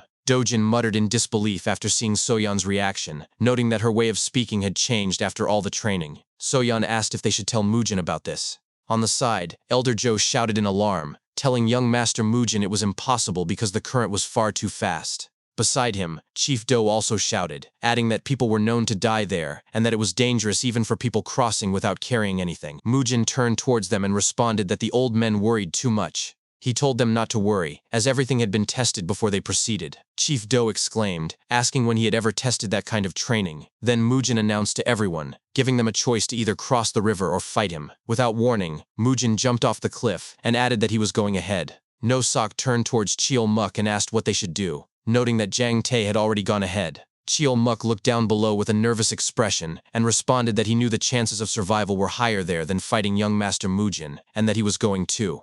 They both jumped, with No-Sok responding that he would go as well. Then the other warriors also followed as they jumped while shouting in resignation, saying it was do or die. One warrior above hesitated to jump as he looked down from the cliff, cursing in fear. Behind him, Dong Jiok told him to move aside if he was not going to jump. On the side, Soyeon began to run near the cliff and looked back at her brother, shouting a challenge and saying she was going first. Dojin shouted for her to wait. As Soyeon jumped off the cliff, Dojin began to think to himself as he gritted his teeth that he could never say something like that to Mujin, but that he was also a warrior of the Yeomhwa clan. Then suddenly Dojin began to run towards the cliff and jumped off, declaring that this would not make him back down. As he landed in the water, the elders above shouted in disbelief for young Master Dojin. As Mujin led them crossing the river with a crazy current, he shouted for them to move their arms and legs non-stop, warning that if they fell, they really would die. After a few moments, Dojin managed to climb out of the water. As he gasped for air, he thought to himself that he could do it, and that even he could do something like that. As he tried to swim, his mind began to falter, but he repeated to himself that even he could do it. Then, he began sinking into the water, still insisting to himself that even he could do it. As Elder Joe noticed Dojin struggling, he shouted that he was getting swept away. He then shouted directly towards Mujin that young Master Dojin was being swept away. As Dojin struggled in the water, Jang Tae shouted excitedly that he would go. He rushed towards Dojin as fast as he could and, in a few moments, managed to grab him. He told Dojin to breathe and to take a deep breath and hold on tight when he said so. He observed that it seemed too late to get out then, so they would charge straight through. As they got close to the waterfall, he told Dojin to get ready. Dojin was confused and exclaimed in alarm. They then fell over the waterfall. Jang Tae shouted for him to take a breath now. On the cliff, the elders immediately looked down below for them. Chief Do yelled for young Master Dojin. Elder Joe pointed and said they were over there. Down below, Jang Tae managed to bring Dojin to the rock shore nearby. He told Dojin he had done very well. As Dojin gasped for air, he thanked Jang Tae for saving him. Jang Tae responded that it was nothing. Then Mujin appeared behind them and called out to his brother, asking if he was okay. He approached his little brother and asked if he had slammed into anything. Dojin responded that he was fine, and that luckily, Jang Tae had come to help him. On the side, Jang Tae thought to himself in disbelief, wondering when young Master Mujin had shown up and started following them. Mujin then told his little brother not to push himself too hard. He said it was good that he was doing this with them, but it all became meaningless if something happened to him. Dojin paused as he looked at his big brother. After a few moments, he responded that he could not stay a child forever, and that he would stay with Mujin until the end. He raised his voice and added that only then could he become a proper martial artist of the Yeomhwa clan. Mujin sighed in relief and smiled at his little brother's statement. On the side, Jang Tae exclaimed in admiration for young Master Dojin. Dojin thanked him. At the top of the cliff, both elders also sighed in relief. As time passed, their rigorous training continued. They climbed a mountain with their hands, while a sack of rice was still attached to their backs. Mujin, leading them ahead, looked down and shouted that if they fell from there would not even be any bones left of them, and ordered them to hurry up and crawl their way up. One warrior who was struggling to climb up looked at him and thought to himself that Mujin was definitely a crazy lunatic, and that he never should have followed him. Then suddenly, he lost his footing and started to fall, shouting in alarm. But he somehow managed to grab onto the rope that was attached to Dong Jiok's sack of rice. Dong Jiok grunted and demanded to know what was happening. The warrior began to tear up as he trembled and pleaded for help. Dong Jiok, who was struggling to carry the extra weight, cursed and shouted for him to stop panicking and grab the rock in front of him, calling him an idiot. Time passed. As they ran on the streets while still carrying the sack of rice on their backs, Mujin shouted at them to run, warning that anyone who fell behind would have to carry him on their back and run. Then a child who was watching them asked his mother if those people were death row convicts. His mother responded that she heard they were warriors of the Manhwa clan. As they continued to run, both Dojin and Soyeon were catching their breath heavily. Then Soyeon's vision began to blur. As she caught her breath, she passed out and fell to the ground. On her side, Dojin called out to her. Elder Joe hurriedly rushed towards her and shouted for Lady Soyeon, asking if she was all right. Soyeon spoke faintly, asking Elder Cho to carry her for a bit and to hurry. Elder Joe was taken aback. He instantly carried her. Soyeon looked back at No Sak and Dong Jiok, smirked, and gave them a thumbs up. Both of them were confused and paused. Then, Mujin glared at them and asked what they were doing. He said he would not stop them if they planned on collapsing like a little girl, but they would stake their lives doing that. He then shouted for them to start running. As they arrived at the estate, all the warriors were lying down or sitting on the hay as they caught their breath. One warrior who was sitting against the wall caught his breath. Dong Jiok approached him, looked down at him, and told him he always lagged behind during training and could not even finish the required laps. He asked how long he was planning to stay like that, and how long he had to keep suffering because of him. He told him that if he did not think he could last, he should just crawl out on his own and stop dragging other people down. The warrior did not respond and lowered his head. Dong Jiok raised his voice and demanded to know if he was even listening. Finally, the warrior spoke, saying that Mujin had said he would kill them. Dong Jiok asked what he meant. The warrior added that Dong Jiok thought he was doing this because he wanted to, but trying to say that to young Master Mujin. Dong Jiok cut him off, concluding that the warrior was scared Mujin would beat him to death if he brought it up, so he could not say it. He asked if that was why he was always lying around like a rotten corpse. He said that looking at him, it was obvious he was not cut out to live as a warrior, and that he would just end his life nice and smooth right then. The warrior shrieked, staggered back, and shouted, asking why Dong Jiok was doing this. Then, Chelbo-in grabbed Dong Jiok, trying to stop him, and told him to stop, as not everyone could be like him. Suddenly, Dong Jiok pulled back his arm and punched Chelbo-in right in the gut, exclaiming that then the warrior should not be messing around about being a warrior. Chelbo-in fell to the ground, coughing heavily. Dong Jiok added, looking down at him, that he should stand up, and that he would start by killing him. As he was about to throw another punch, Chelmuk yelled for him to stop. He said that, as Chelbo-in had said, that guy was doing his best in his own way. Since he had come to the Manhwa clan, he was their brother as well, and Dong Jiok should leave it at that. Dong Jiok turned his head towards Chelmuk and shouted, questioning if trash like that was his brother's. He asked if Chelmuk called them brothers after seeing everything with his own eyes all that time, and how long he was going to keep doing such idiotic stuff. He demanded to know if Chelmuk really believed they could become strong like that, and said this was not what they wanted. Chelmuk responded calmly that young Master Mujin had been swinging the sword a few years longer than them. He said everyone took things differently, but it was definitely not as meaningless as Dong Jiok thought, so he should say things like that only after he had surpassed Mujin. Dong Jiok scoffed as he walked away and said directly to the warrior sitting against the wall that if he caused him to suffer again, he would die by his hand before young Master Mujin's. Later that night, as Dong Jiok groaned while trying to stand up from sitting outside, he walked and muttered to himself about the toilet being so far away. As he walked, he heard something nearby and wondered who was out there at that hour. As he tried to hide behind a bush, he found Mujin training with his giant sword alone late at night. As he watched him training, he muttered to himself in recognition that it was young Master Mujin. He observed that it was not merely speed. Mujin was overflowing with strength, yet his movements were fluid. Dong Jiok thought to himself in disbelief that they were not even far apart in age, so he could not comprehend how Mujin could possibly wield swordsmanship like that. He wondered if that was what they called the realm of martial talent. Then Mujin suddenly stopped and looked directly at where Dong Jiok was hiding. He demanded to know who was there and ordered the person to come out before he cracked their skull open. Dong Jiok then emerged from the bushes and stammered that it was him, young Master Mujin. Mujin asked what he was doing there. Dong Jiok explained that he had been on his way back from the restroom and ended up there, insisting he had not been trying to watch on purpose. Mujin responded that it did not matter, as he was bored anyway and this worked out great. He then ordered Dong Jiok to put the rice sack down and pick up a sword next to him.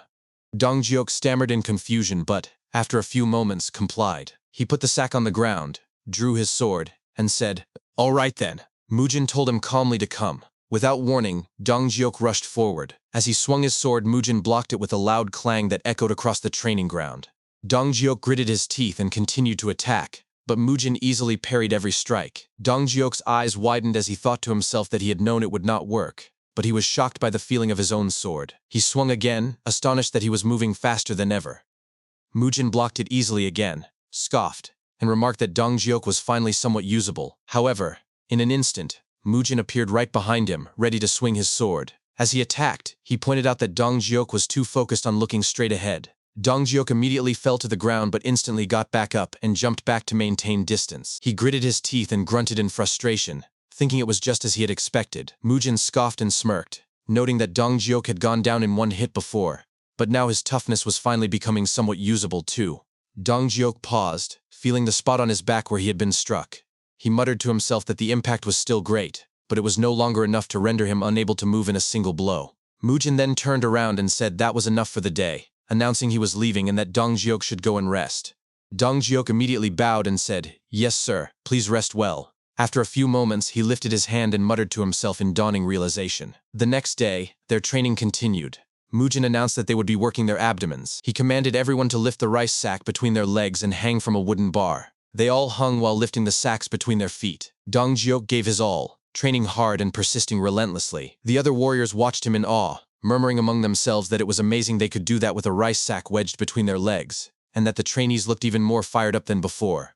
Later that afternoon, they began to run in the streets as part of their training. The warrior who always lagged behind was heavily breathing and about to pass out. He thought to himself that he could not collapse there again. Then, another warrior pulled his rice sack back. It was Dong Jiok who told him to endure it, as there was not much left. Mujin noticed this, looked back, and a smile began to form on his face. And so, about a month passed. Mujin announced to the warriors that they had all held out well and that, as of that day, the special training was over. He told everyone to undo the ropes and set the sacks down.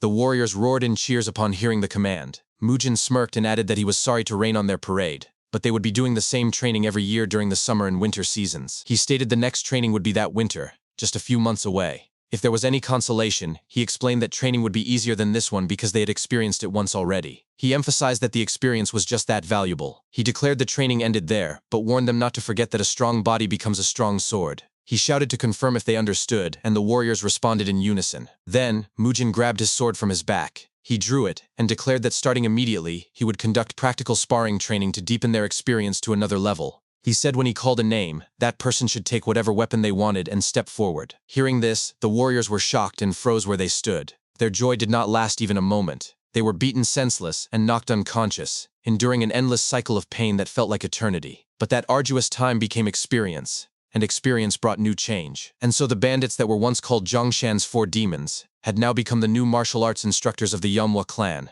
Just like that, the Manhwa clan quietly, but swiftly, began to gradually regain their former glory which had brightly lit up Xichang long ago. As time passed, in the training yard, young Master Dojin sparred with Nosak. He launched a kick. Nosak blocked it and called out, "Good young master, try rotating your supporting foot at the moment of impact. You'll deliver a stronger hit." From afar, the elders observed. Chief Du murmured, "Look at that. It seems young Master Dojin has regained his old self." Elder Joe nodded. "You're right. What a relief. It's been a while since we've seen that face."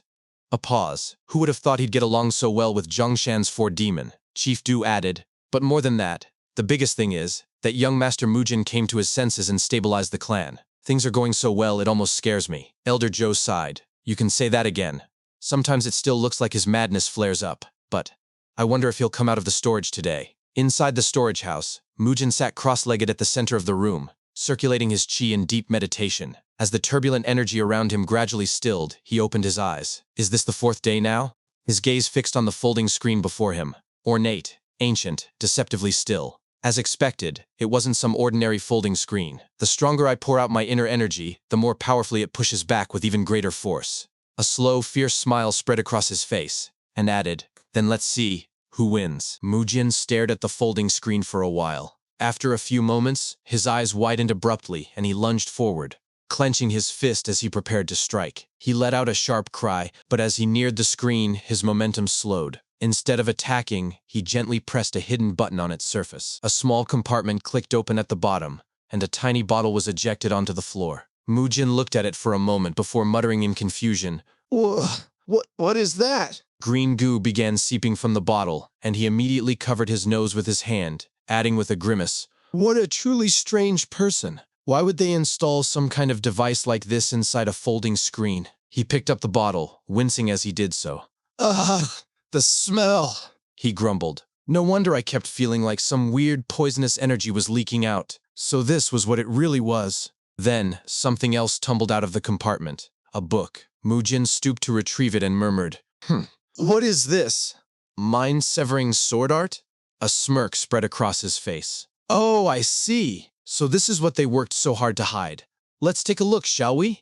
Time passed. It was already afternoon, and Mujin remained inside the storage house, seated cross-legged on the floor, absorbed in the book. After some silent reading, he finally spoke aloud, his tone dismissive. Got my hopes up. But at this level, It's only on par with one of Hubei's 10 great martial masters, isn't it? He sighed. Well, it's not like this was a complete waste of time, but looking at the way it's used and the cultivation method, as compared to me, who relies on movement arts, it'll suit the Yomwa clan more. He fell into quiet reflection. The reason he had never been able to properly teach swordsmanship to the clan's disciples before was due to a fundamental incompatibility. The foundation of Peerless Nine Swords was movement arts, whereas the Yomwa clan's cultivation was rooted in Yang energy martial arts. These two energy systems possessed inherently conflicting properties, and reckless blending could easily lead to energy deviation, hence why Peerless Nine Swords was traditionally passed only to pure beginners with no prior sect affiliation. In that sense, he considered himself fortunate. This body's energy core had been destroyed, leaving it in a perfect state of void, allowing him to build movement arts from scratch without obstruction. good. He concluded inwardly. From today onward, you'll become the sword art of the Yomwa clan. Later, Mujin presented the book to Elder Joe. So I found it, he said calmly, and I think it's actually a pretty decent martial art. Read it. Elder Joe's eyes shot wide open, and he gasped. My goodness, this is... If this really is the original text of the mind-severing sword art that was lost more than 10 years ago, then this is a truly high-level martial art. This was really inside that folding screen? Mujin scoffed. Yeah. That con man probably never imagined this could be in there. As Mujin turned to leave, Elder Joe called after him, voice trembling with urgency. Are you really going to teach this to the warriors? Mujin glanced back and answered simply, yes. We don't have a single proper swordsmanship martial art anyway, so this works out well. Starting tomorrow, I'll be teaching the warriors personally, but I'm not sure whether those instructors will even try to learn it. Anyway, I'm going to sleep. If you two want to learn it too, copy it down first or something. Chief Do and Elder Joe erupted into celebration, jumping with unrestrained joy. Mujin muttered to himself as he walked away. Those old geezers sure are loud, despite it being so early in the morning. Ugh, I'm so sleepy. It was not only Elder Joe and Chief Do who danced with elation. The warriors themselves were overjoyed, like fish finally finding water. Though they lived within the walls of the Yomwa clan, the clan had long lacked a martial art truly its own. A high-level technique such as mind-severing sword art thus bound them tighter, igniting a new sense of unity and purpose. And more likely. The same held true for Dojin and Soyeon, who had previously trained in the Yomwa clan's secret techniques. As expected, Zhongshan's four demons continued honing only their own martial paths. Already training rigorously on their own terms, they possessed more than enough ability to rise among the ranks of martial masters even without mind-severing sword art. Yet Mujin could only muse, I don't know how long it'll take though. And so another month passed. Mujin pushed open the door to the training courtyard and walked forward, a faint smile on his lips. Once they shifted to martial arts training, they haven't looked any happier, especially those two kids. It makes sense, they can feel their growth day by day, and as martial artists, their talent is outstanding beyond words. They're so cute. But then his expression faltered. But why is it so empty here? Nearby, Masak was sweeping the courtyard. Seeing Mujin, he greeted him respectfully. Young master, you're here. Masak, Mujin asked. Where did everyone go? Masak blinked. Huh? You didn't know? Today's the day the sparring tournament is being held. The Little Dragon Ascension Tournament. Mujin repeated the name slowly, brow furrowing. The Little Dragon Ascension Tournament? Masak added. Ah, you forgot again. That's Shichang's biggest event, held once every 5 years. If you win, you earn the qualification to participate in the Orthodox Murium tournament, you know. You seriously didn't hear about it? Without warning, Mujin sprang into motion. He leapt from roof to roof, bounded off walls, sprinting through the streets at full speed, shouting as he went. If something like that was happening, you should have told me first. Honestly, those old men are trying to enjoy all the good shows by themselves. He raced toward the registration area, where Elder Joe stood beside Dojin and Soyeon, guiding them through enrollment. It's your turn, Elder Joe said. Please write your names on the participant roster. Soyeon beamed. Yay! Finally! Just then a voice cut through the air nearby. Oh, Well, who do we have here? Aren't you the children of the Yomwa clan? Since you didn't show your faces at the Xichang martial tournament, I didn't expect to see you here. The speaker was Jang Siyun, chief steward of the Baek clan, accompanied by Baek Seyun. Elder Joe bowed respectfully. Baek clan's chief steward. It's been a long time. Things haven't been good for our clan, so we failed to pay our respects. Jang Siyun scoffed. Well, the Yomwa clan's situation hasn't exactly been recent news. Still, it looks like you've been living a bit better lately. To think you'd even pay the entry fee for the Little Dragon Ascension tournament. Do you have something for your clan to eat after paying the fees? You did pay the membership fees you were behind on for 10 years, right? Isn't it a bit much to drag along your young masters who are practically starving to death here? He laughed coldly. Elsewhere, atop a tall rooftop, Mujin cursed under his breath. Damn it, I should have asked Ma Sok where it was before coming here. Where the hell is it? He scanned the streets below and muttered. Is it over there? Down in the thoroughfare, a crowd had gathered, captivated by a man and woman walking side by side through the center of the avenue. The woman tilted her hat slightly and spoke gently. So this is Xichang. It's insanely crowded. Suddenly, Mujin barreled into her. Don't just stand there spacing out. Move aside, he snapped, already striding past. She blinked. Huh? He kept walking, muttering irritably. Seriously, where are they even holding it? I can't find it at all. The woman turned to look at him, murmuring to herself. What's with that guy? Mujin stopped, glanced back and called out. Hey, do you know where the Little Dragon Ascension tournament is? She said nothing, only continued staring. Mujin frowned. Why are you staring at me like that? The elderly man beside her stepped forward, chuckling. Sorry, but we also just arrived here. We've been wandering around looking for it too. His eyes narrowed, and his tone turned serious. Young man, if you find it first, could you tell us where it is? Mujin paused, studying the old man for a beat. Then, without a word, he turned away and retorted. What the hell? Do you not have legs?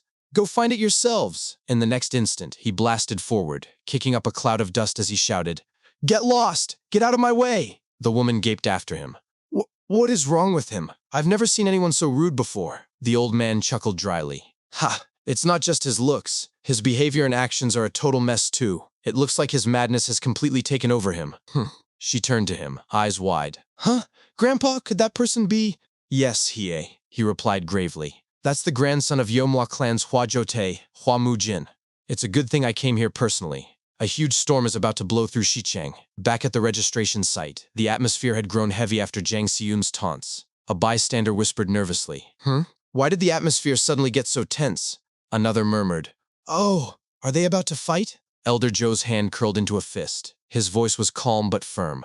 Recently, young Master Mujin has recovered from his condition, and our clan's situation is improving. The delayed membership fees will be repaid soon. That's not something you'll need to worry about. Jang Siyun's smirk deepened. Oh, you intend to pay them? When though? 10 years later? Ha ha ha.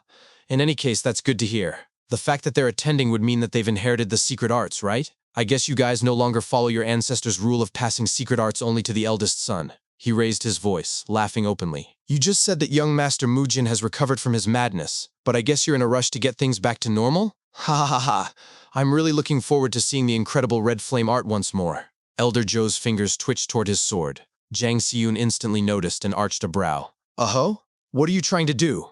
Are you about to pull out your sword?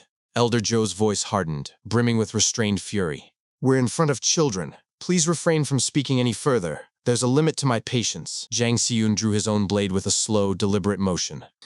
Guess you still have pride despite your situation. I dare you to pull out your sword. Elder Joe and Chief Do assumed their stances. Nearby, the crowd noticed the commotion, and one of them asked what it was, wondering aloud if a fight had broken out. Another pointed toward the two men and added that they had drawn their swords. Before the situation could escalate further, Mujin arrived and told them firmly that it was enough. He explained that tonight was the day the children were meant to spar, that it was not a day for adults to intervene. He went on to say that the main characters of the day were the children, the hope of Xichang. Jang Siyun scoffed in response and asked who had just shown up, adding that he must be the infamous crazy young master he had heard so much about. He questioned what had brought him all the way there. Mujin did not reply. Instead, he turned around and walked toward his younger siblings. He asked them why they hadn't said a word about the event, saying they should have told him something like this was happening. Dojin hesitantly stammered out a reply, but So-yeon spoke up more confidently, declaring that they had planned to win and surprise him. Mujin patted her head and remarked that the brats were honestly unbelievable. He then turned back to Jang Siyun and stated that a martial clan should boast about its martial arts,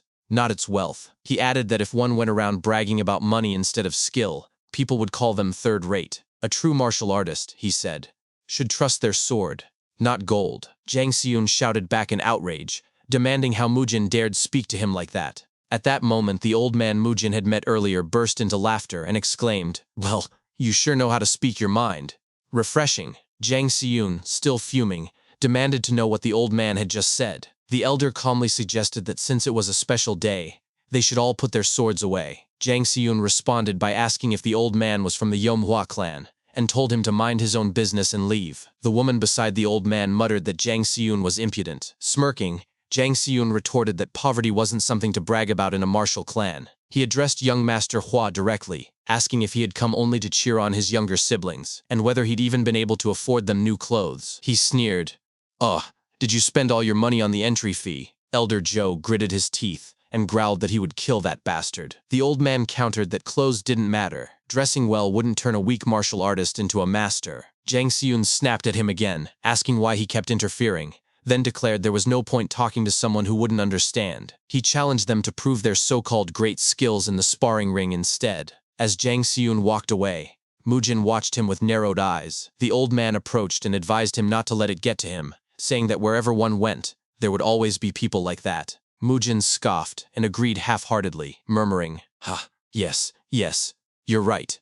The old man smiled warmly at him. Meanwhile, Elder Joe studied the elder's face and thought to himself that the man looked strangely familiar, though he wondered if it was just his imagination. Just then, a man hurried over and asked if they were from the Manhwa clan. Chief Do confirmed that they were, and the man gestured for them to follow him, saying seats had been prepared. When they arrived, Mujin was mildly surprised by the stage setup. Attendants began serving food, and So-yeon exclaimed in delight at the spread before them. Mujin warned her not to overeat, reminding everyone that they didn't know when the sparring would begin. Nearby, an attendant announced that members of the Baek clan should proceed to the VIP seats. As Jang Seun walked toward them, he glanced back at Mujin and scoffed. Seeing this, Mujin clenched his jaw and thought to himself, "When should I beat the shit out of that bastard? First I'll pluck out one of his eyeballs." The old man then approached Mujin's table and remarked that the seat looked empty. He asked if he might join them. Mujin, inwardly puzzled by the old man's persistent presence, simply replied, "Well, do whatever you want." Then, using a mental transmission technique, he instructed his siblings and elders, "Everyone,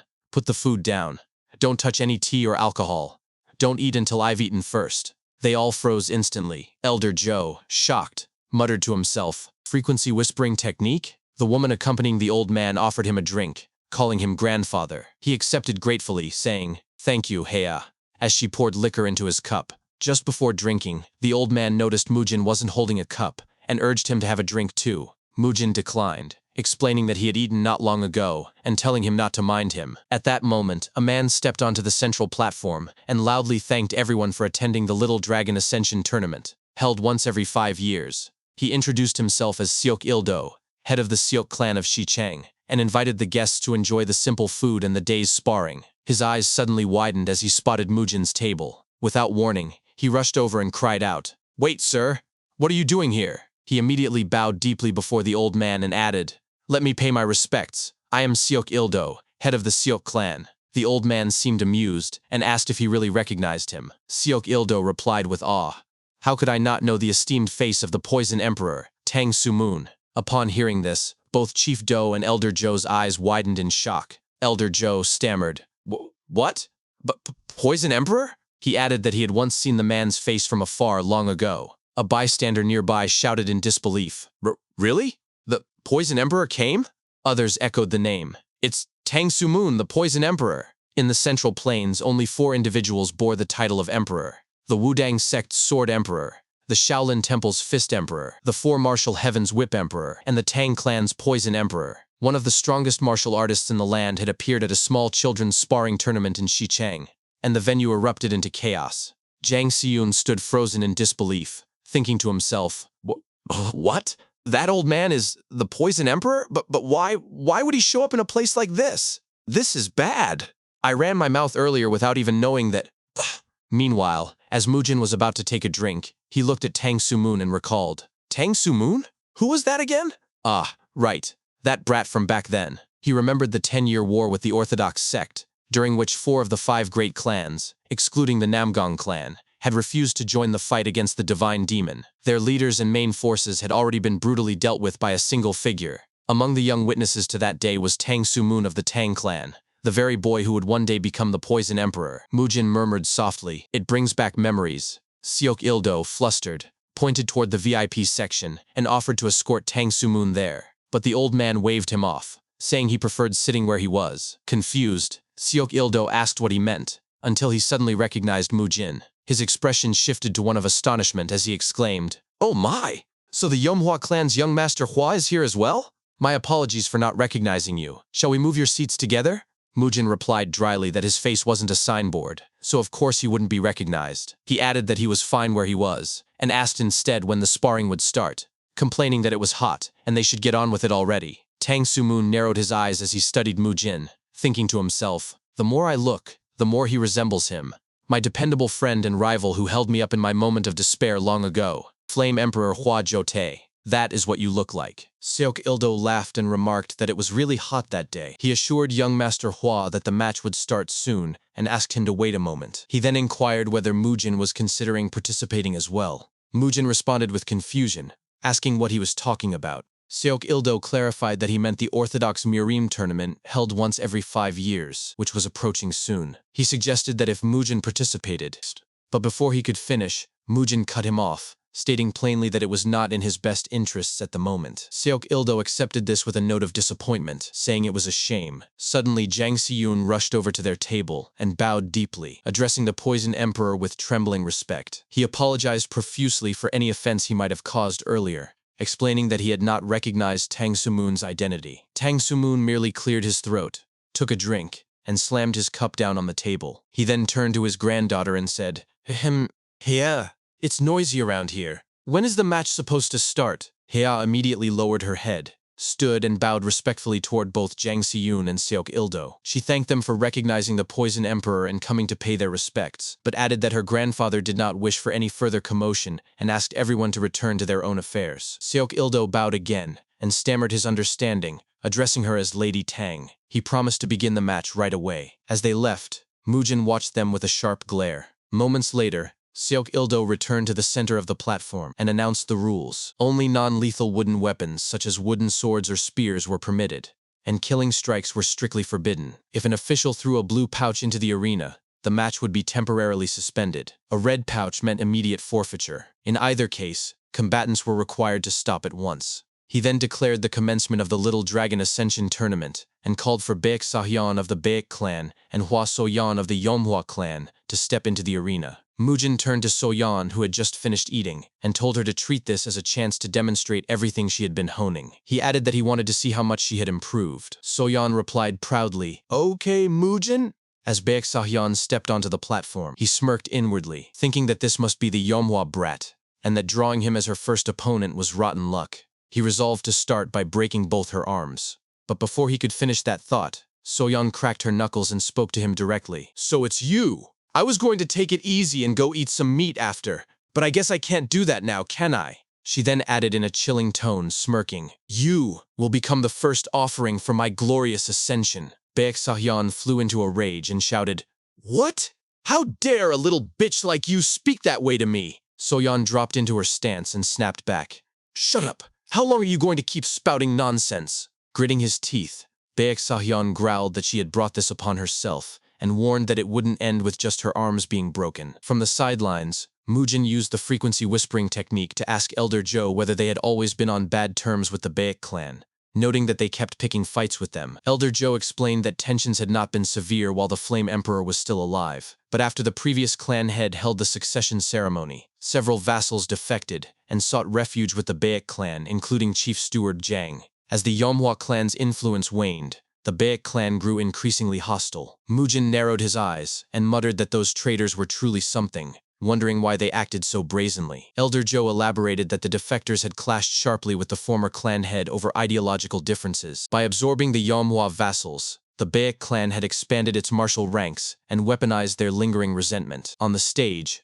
Baek Sahyan gripped his wooden sword and lunged forward with a battle cry. So-yan sidestepped the strike, lifted her leg, and delivered a kick, Though he blocked it with his forearm, she immediately launched into a high jump and executed a drop kick straight onto his nose. Blood gushed out instantly, and he collapsed to the ground, stunned and groaning as he touched his bleeding face. Soyeon looked down at him with a grin and pointed, saying, "Hehehe, your nose is bleeding."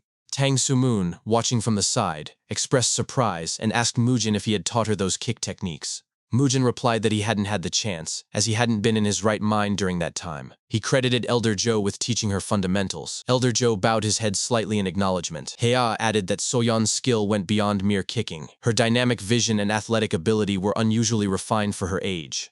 However, she noted with concern that her opponent wielded a wooden sword, and questioned how long Soyeon could last against an armed adversary. Back on the platform, Baek Sahyeon rose shakily, raised his wooden sword, and snarled through gritted teeth that he would kill her. Really kill her. He charged without warning. Soyeon ducked under the first swing, sidestepped a downward slash, and continued evading his relentless attacks with flawless precision. Hea watched in amazement and murmured, "Oh, an impressive movement art. To think she dodged all of that." From the VIP seats, Jang Si-yoon clenched his jaw and muttered in frustration, "Tsk, what is with that brat?" Baek Sahyeon roared in fury, calling her a slippery loach, and pressed his assault. Each strike missed as Soyeon weaved between them, until she was finally backed into a corner with no room to retreat. Chief Do cried out in alarm, warning that she was cornered against the wall with nowhere left to dodge. Elder Joe shouted urgently for her to get out of there. Jang Si-yoon, fists clenched, barked from the VIP section, "Now's your chance! Finish her! Don't show her any mercy!" With a final scream, Baek Sahyeon rushed forward for a decisive blow. But Soyeon flipped backward off the wall, landing cleanly on her feet. The crowd gasped at her sudden maneuver. Baek Sahyeon turned to face her and sneered, "After acting like a loach, now you're acting like a flying squirrel?" Soyeon chuckled softly and said, "You fell for it." He stammered in confusion. "What?" She lifted her leg high and explained coldly, "With your back to the wall, I can beat the shit out of you without getting thrown flying backwards." Her eyes locked onto his as she added, "Try blocking this with that slow wooden sword of yours." Before Baek Sahyeon could react, Soyeon unleashed a rapid barrage of kicks. Chief Do, witnessing the brutal beating, shouted that it was a good job and urged Soyeon to stomp on Baek Sahyeon's face as well. Elder Joe added that she should ensure he could never crawl back up again, exclaiming that it was great and that he loved it. On the opposite side, Jang Si-yoon's rage boiled over as he gritted his teeth at the sight. After enduring a barrage of blows from Soyeon, Baek Sahyeon managed to get back on his feet, his body trembling as he groaned and called Soyeon a cocky bastard. He began to warn her not to let him get up again, but before he could finish, Soyeon delivered a flying kick to his gut and told him it was useless. He groaned again as he slammed into the corner of the arena. Jang Si-yoon, watching from the sidelines, shouted furiously that Baek Sahyeon's wooden sword had broken and demanded that the referee immediately throw in the blue pouch. Almost instantly, a blue pouch flew through the air and landed beside Soyeon. She glanced at it briefly, while Baek Sahyeon forced a pained chuckle and remarked that she had broken his sword. He then stood up, pointed at her, and declared that this was not over. He would bring warriors and wipe out her pathetic clan. Soyeon paused for a moment, then scoffed with a grin and said, "Like always, your mouth is the problem." She asked who had decided that she should stop just because his sword broke during a duel, adding that she had no intention of stopping. Baek Sahyeon stammered in response, insisting that the throwing of the blue pouch meant the sparring match was suspended. But Soyeon cut him off, turning to him and asking what that had to do with her. With a wide grin, she told him to do whatever he wanted later. Bring as many warriors as he pleased, but for now, he was dead meat. Baek Sahyeon muttered in horror, What the hell?" Before he could react further, Soyeon leapt forward and kicked him squarely in the face. Jang Si-yoon, stunned, gasped aloud. Blood gushed from Baek Sahyeon's nose as he collapsed to the ground. From the Yeomhwa clan's side, Mujin stood up and proudly shouted, "That's the way," before bursting into laughter with a triumphant, "Ha ha ha ha ha!" Jang Si-yoon then yelled at the referee, demanding to know why the match hadn't been stopped after the blue pouch was thrown. After a brief silence, the referee announced that Hwa Soyeon of the Yeomhwa clan was disqualified. Elder Joe sighed and remarked that this was how it ended. Mujin, however, laughed heartily and praised her, saying it was well done. As Soyeon walked off the stage, she noticed Jang Si-yoon glaring at her from the side and mocked him by sticking out her tongue. She continued walking away while Jang Si-yoon's fury reached its peak. When she sat down at her clan's table, she announced cheerfully, "I'm back!" Elder Joe immediately questioned her, reminding her that the rules required combatants to stop once the blue pouch was thrown. Soyeon, already eating, replied that she knew, but beating that jerk was more fun than winning. Elder Joe, after a moment's hesitation, gave her a thumbs up and admitted, I agree. Mujin then burst out laughing and declared, "Ha ha ha ha ha!" As expected of my little sister, he climbed onto his chair and began dancing, shouting that he felt great and wondering aloud why he was so happy despite her disqualification. Tang Sumoon pointed at him and laughed, saying he danced surprisingly well. Mujin insisted there was nothing wrong with dancing when he was this happy, and invited Tang Sumoon to drink as much as he wanted, though he added, "I'm not the one paying, though." Tang Sumoon readily agreed, laughing heartily. Hoya watched them quietly from nearby. Then Tang Sumoon turned to Soyeon and asked why she hadn't used the clan's secret art, noting that she would have won even more easily with it. Soyeon dismissed the idea, saying she didn't need their secret technique against someone like him. She explained that since she was already whooping his ass without it, using the secret art unnecessarily might give him a chance to figure out a counter. Tang Sumoon laughed again and praised her cleverness, calling her cute. He then called over an attendant and ordered more liquor. Their drinking party showed no signs of slowing. The sight of Hua Mujin casually clinking cups with the Poison Emperor drew everyone's attention. As several more matches came and went, the crowd remained fixated on Mujin and the Poison Emperor. Seok Ildo, the head of the Seok clan and host of the Little Dragon Ascension tournament, grew increasingly irritated. After some time, Seok Ildo stepped into the center of the arena and announced that the next match would be between the Yeomwa clan's young master, Hua Dojin, and the Seok clan's young master, Seok Chuyung. He called for the contestants to take the sparring arena. Dojin bowed to his elder brother and said he would be off. The drunken Mujin waved him on, telling him to show them what he had. Dojin walked firmly to the stage, gripping a wooden sword. Tang Sumoon, noticing this, exclaimed in surprise, "Oh? A sword?" He wondered to himself whether the Yeomwa clan was choosing swordsmanship over barehanded combat. The referee then declared the match begun. From the sidelines, Seok Ildo thought to himself that Chuyung would become the tournament's champion and must showcase the Seok clan's power to win the Poison Emperor's attention. But the moment Chuyung lunged forward, Dojin swung his sword once, and the match ended in an instant. Seok Ildo's eyes widened in shock as he stammered, "What?" The onlookers echoed his disbelief, asking what had just happened. Soyeon, however, cheered loudly. "Let's go!" Dojin won! Elder Joe declared that even if he died that day, he would have no regrets.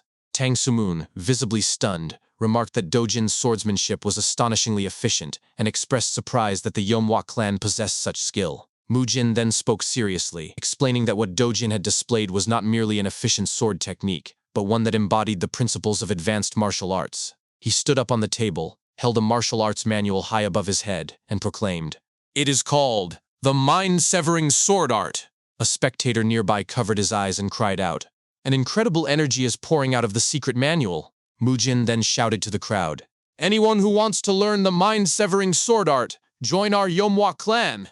As you saw from Dojin's sparring match, learning the first half of the sword technique alone will lead to remarkable growth in martial arts. The crowd erupted in excitement. One person shouted, "Ooh, I want to learn it as well." Another added, "I'll join first." Mujin pointed toward Chief Do and announced, "For membership inquiries, please speak to Chief Do over here." Chief Do immediately called out, "All right, line up, line up."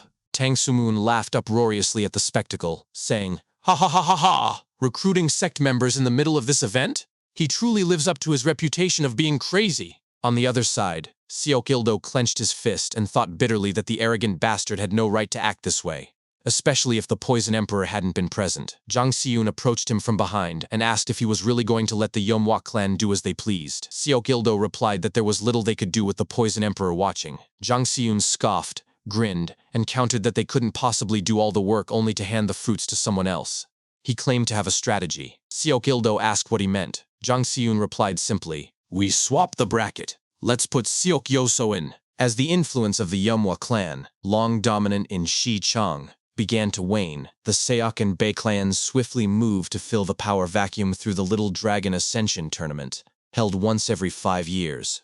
They manipulated the tournament brackets to ensure their apprentice martial artists would win, then sent those victors into the Orthodox Murim tournament to elevate their clan's fame. In that world, a group's fame was synonymous with its power. This strategy allowed them to monopolize the Little Dragon Ascension tournament and steadily expand their reach. The referee then announced that the next match would be the final bout of the top 32. Bon Yeowol, young master of the Half Moon sect, versus Seok Yeoso, young master of the Daeonkang sect. Tang Sumoon remarked that whoever won would face Soyeon's younger brother in the following round. Elder Jo, however, suddenly noticed one of the participants and stammered in disbelief, asking why that man was present. Moojin turned to him and asked if the man was strong. Elder Jo explained that he was the champion of the previous Little Dragon Ascension tournament and had believed he'd since entered the Daeonkang sect for advanced training. At the arena, Seok Yeoso greeted Bon Yeowol with a mocking, "Huh?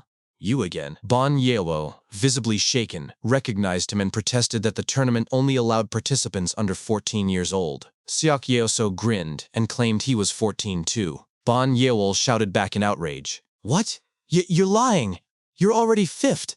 But before he could finish, Seok Yeoso lunged forward and struck him, saying, "Man, you talk too much." Bon Yeowol collapsed instantly. The referee declared Seok Yeoso the victor. Looking down at his fallen opponent, Seok Yeoso sneered, "Squealing too much like a dog. My birthday hasn't passed yet." Elder Jo stood up, furious, and declared they must demand an explanation, but Moojin, sipping his drink, told him to forget it. He added with a scoff that Seok Yeoso was the best possible opponent they could ask for. Later, the referee loudly announced the next match as the true Eye of the Storm, Hwa Do-jin of the Yeomwa clan versus Seok Yeoso of the Daeonkang sect, a top championship contender. Both finalists stepped onto the sparring arena. Tang Sumoon observed that it felt like a finals match arriving early. Jang Si-yoon watched with a grin, while Seok Il-do fell silent as the fight loomed. Chief Do, Elder Jo, and Soyeon shouted in unison to cheer Do-jin on, assuring him he would win. In the center of the arena, Seok Yeoso acknowledged Do-jin's sword technique as decent, but blamed him for causing his younger brother,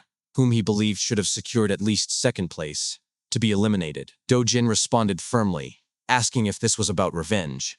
Seok Yeoso laughed it off, claiming he didn't waste time on such stupidity. Instead, he pointed at Do-jin and declared, "I'm going to make it so a worm like you can never hold a sword again." He raised his weapon and unleashed his signature technique, 12 radiant sword strikes. Do-jin groaned as he struggled to block each blow. Seok Yeoso pressed forward, taunting, "Hey worm, if all you do is block, your skull's going to get smashed in no time." Though Do-jin managed to parry every strike, Tang Sumoon noted from the sidelines that this was the Daeonkang sect's famed fast sword style, a formidable challenge. Moojin remained silent, watching intently. Seok Il-do, grinning widely, thought to himself that Yeoso should show these lowly bastards the overwhelming gap in skill. As Seok Yeoso continued his assault, he mocked Do-jin for flailing. When Do-jin ducked under a horizontal slash and attempted an upward counter, Yeoso dodged and said, "I was waiting for you to do this?" He then struck Do-jin's hand with precision, breaking his fingers and sending him staggering backward. Without pause, Yeoso followed up with another barrage of 12 radiant sword strikes. Do-jin barely blocked the attack, but his footing faltered and he fell to the ground. Standing over him, Yeoso lifted his wooden sword and said, "Well, it's a bit early, but shall we finish this?" But before he could swing, a blue pouch flew through the air and landed directly in front of them. Yeoso paused and turned to see Moojin glaring at him with immense killing intent. He scoffed and muttered, "Ha, what an idiotic thing to do." Then, turning back to Do-jin with a smirk, he added, "Then I'll see you later." Do-jin looked at his broken fingers and groaned in pain. Moojin called him over and examined his hand, noting that Yeoso had deliberately targeted the joints. He warned that resetting the bones would hurt and told Do-jin to endure it. Do-jin agreed. Moojin then snapped each finger back into place, causing Do-jin to scream in agony, "Gah!" before biting his lip to suppress further cries. After a moment, Moojin confirmed the bones were set but said Do-jin's hands would be too damaged to wield a sword properly. Do-jin, trembling, asked Moojin to tie his hands to the wooden sword. Moojin consented. Soon after, Do-jin returned to the arena, his hands tightly bound to the hilt of his weapon. Tang Sumoon remarked that such resolve was impressive for someone so young. Moojin replied that Do-jin was no ordinary martial clan child. That level of fortitude was the bare minimum expected. Back in the arena, Do-jin fixed his narrowed eyes on Yeoso. Yeoso laughed and admitted he was seeing Do-jin in a new light. He had expected tears and pleas to quit. "You made it back up here, huh?" he said. Then, with a wide grin, he added, "Well, now that you've come back, you'll have to bear with the result. Just like what happened to your older brother when he was young." Do-jin's fury surged and he shouted, "What did you say, you bastard?" But before he could react further, Yeoso lunged forward with a chilling laugh. A new pair of crippled brothers are about to be born in Xichang? As Yoso lunged forward, Dojin braced himself for the incoming attack. In that moment, he recalled Mujin's words from earlier. Do you want to win?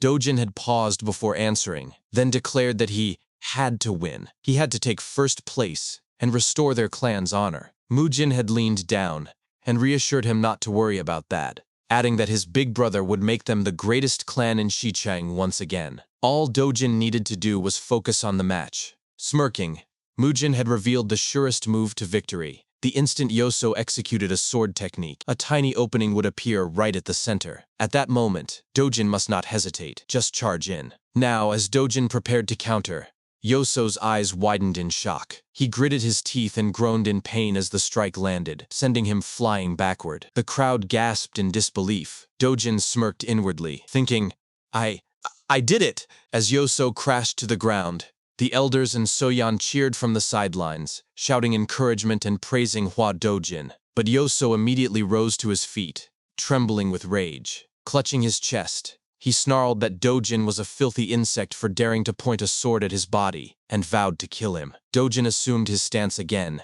and clicked his tongue internally, wondering if his attack had been too weak. Yoso growled that Dojin would not leave alive, but before he could finish, a red pouch smacked him square in the face. Yoso roared in fury, demanding to know who had thrown it. From behind Dojin, Mujin stepped forward and claimed responsibility, calling Yoso an insolent punk. He turned to Dojin and praised him for working hard, then declared that was enough. They should go home. An official approached and asked if young master Hua Mujin was withdrawing. Mujin replied that he had already gained everything worth gaining and saw no need to continue. He added that this was not some grand martial arts tournament worth risking his younger brother's future over just to claim victory. Turning to the elders, he simply said, "Let's go." Chief Do affirmed his command. Elder Zhou urged Dojin to hurry and get his hand treated. Then Tang Sumun approached Mujin and asked if he was leaving, suggesting that since their meeting must be fate, they share another drink at Mujin's place. Hia protested, stammering in alarm that her grandfather was going to that man's house.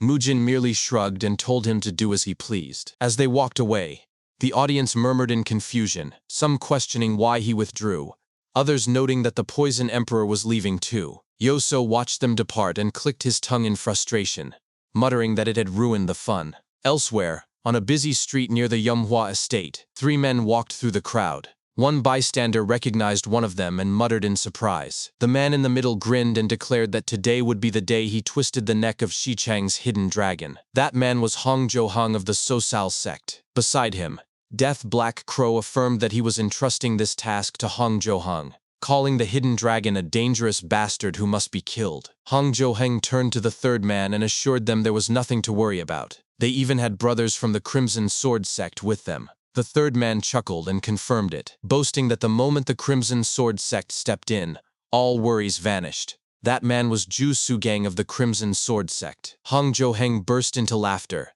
declaring it reassuring. Later, they arrived at the front of the Yomhua clan. Hong Joheng sneered at the gate, mocking its dilapidated state as if it might collapse at any moment. Without warning, he kicked it down and shouted that he would handle the demolition for them. Inside, Masak spun toward the gate in shock. As the 3 intruders entered, he yelled at them for destroying someone else's property. Hong Joheng grinned and claimed he thought the gate was ownerless because it was so rotten, but then mocked Masak for raising his voice as a mere servant. Masak froze in disbelief. Meanwhile, elsewhere in the city, the Zhongshan 4 demons strolled through the streets after a meal. Chiel Muk burped contentedly and remarked that meat really filled you up. Dong Jiok pointed out they did not eat meat every day, but Chiel Muk laughed and said they would never tire of it even if they did. Zhang Te then mentioned that the girl in the house they passed was cute, probably Dong Jiok's type, and teased him for staring. Dong Jiok denied it flatly. When they reached the Yomhua estate, they were stunned to find the gate destroyed. Chiel Muk exclaimed in confusion. Then his eyes widened as he saw the commotion inside. I knew this would happen someday since it was completely rotten. Inside, Hong Joheng stood with his foot on Masak's head after beating him. He complained about how long they had taken, blaming the estate for keeping back alley riffraff as guards. He sneered that if the master was a sick bastard, his subordinates must be the same. Ju Sugang added that he had heard the hidden dragon joined hands with the Green Forest, And it seemed true. Hong Jo-heng agreed, judging by their appearance. Jang Tae called out to Masok, asking what they were doing. Cheo Muk observed that it did not look like they were bowing. Hong Jo-heng burst into laughter at that, mocking them as clowns rather than warriors.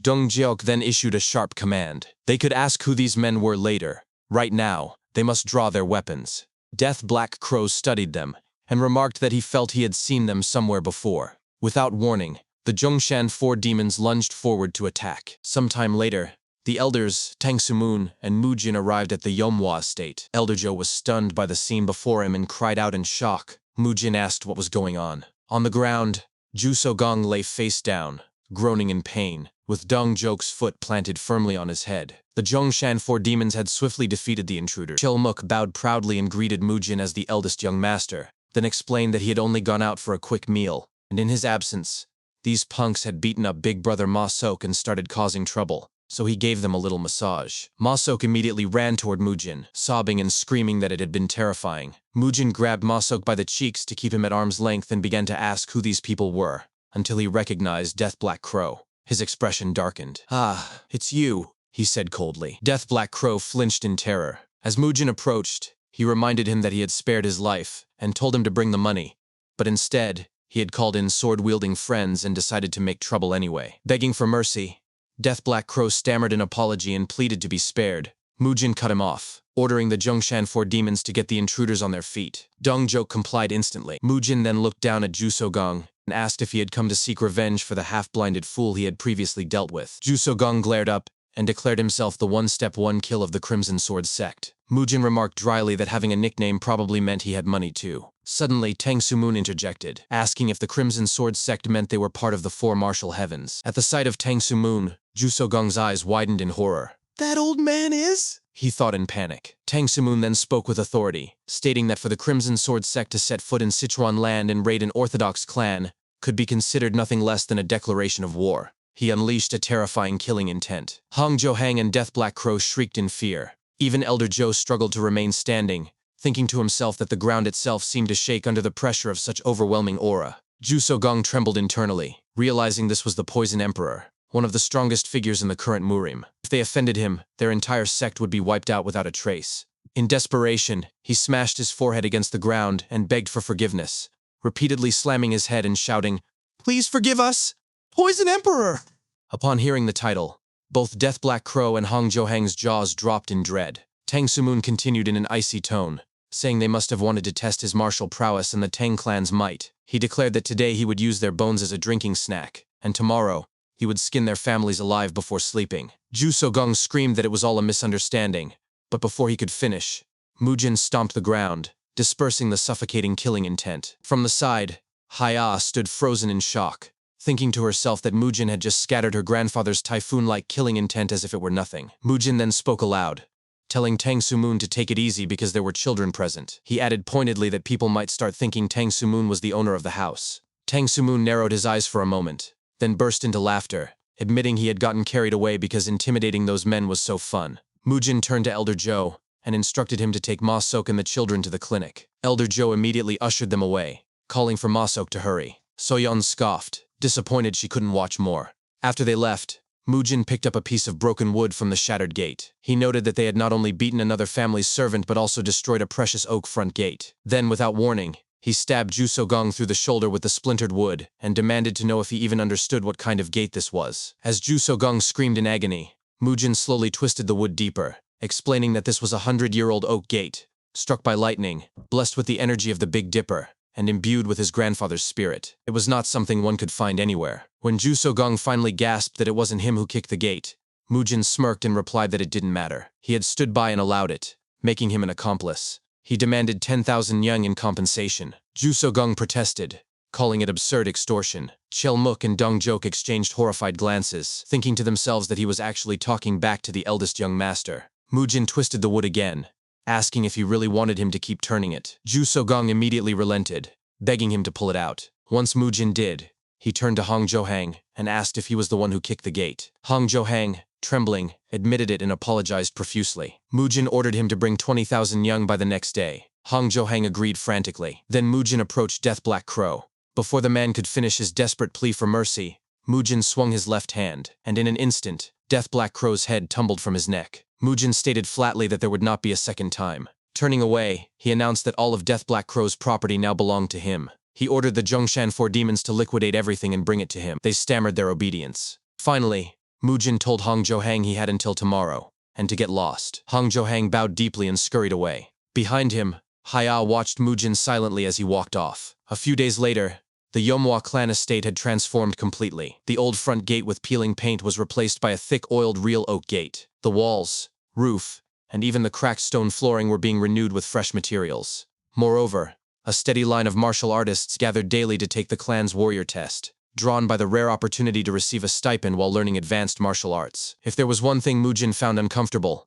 it was the constant presence of Tang Sumoon. He glanced sideways to see Tang Sumoon and Haya sipping tea together. Tang Sumoon exclaimed cheerfully that the tea aroma was especially deep that day. Haya explained that the estate happened to have a stock of high-quality tea leaves. Mujin thought to himself in exasperation, "But why? Why do you come here every single day?" He approached them and asked aloud if Tang Sumoon wasn't coming a bit too often. Tang Sumoon simply smiled and invited him to join, praising the incredible flavor. Mujin muttered under his breath that the Tang clan surely had far better tea, so why keep drinking it here? Tang Sumoon chuckled and teased. "Ho, what's with all this stinginess over a few cups of tea?" Mujin sputtered. "What? Stingy?" Tang Sumoon burst into laughter. "Ha ha ha ha!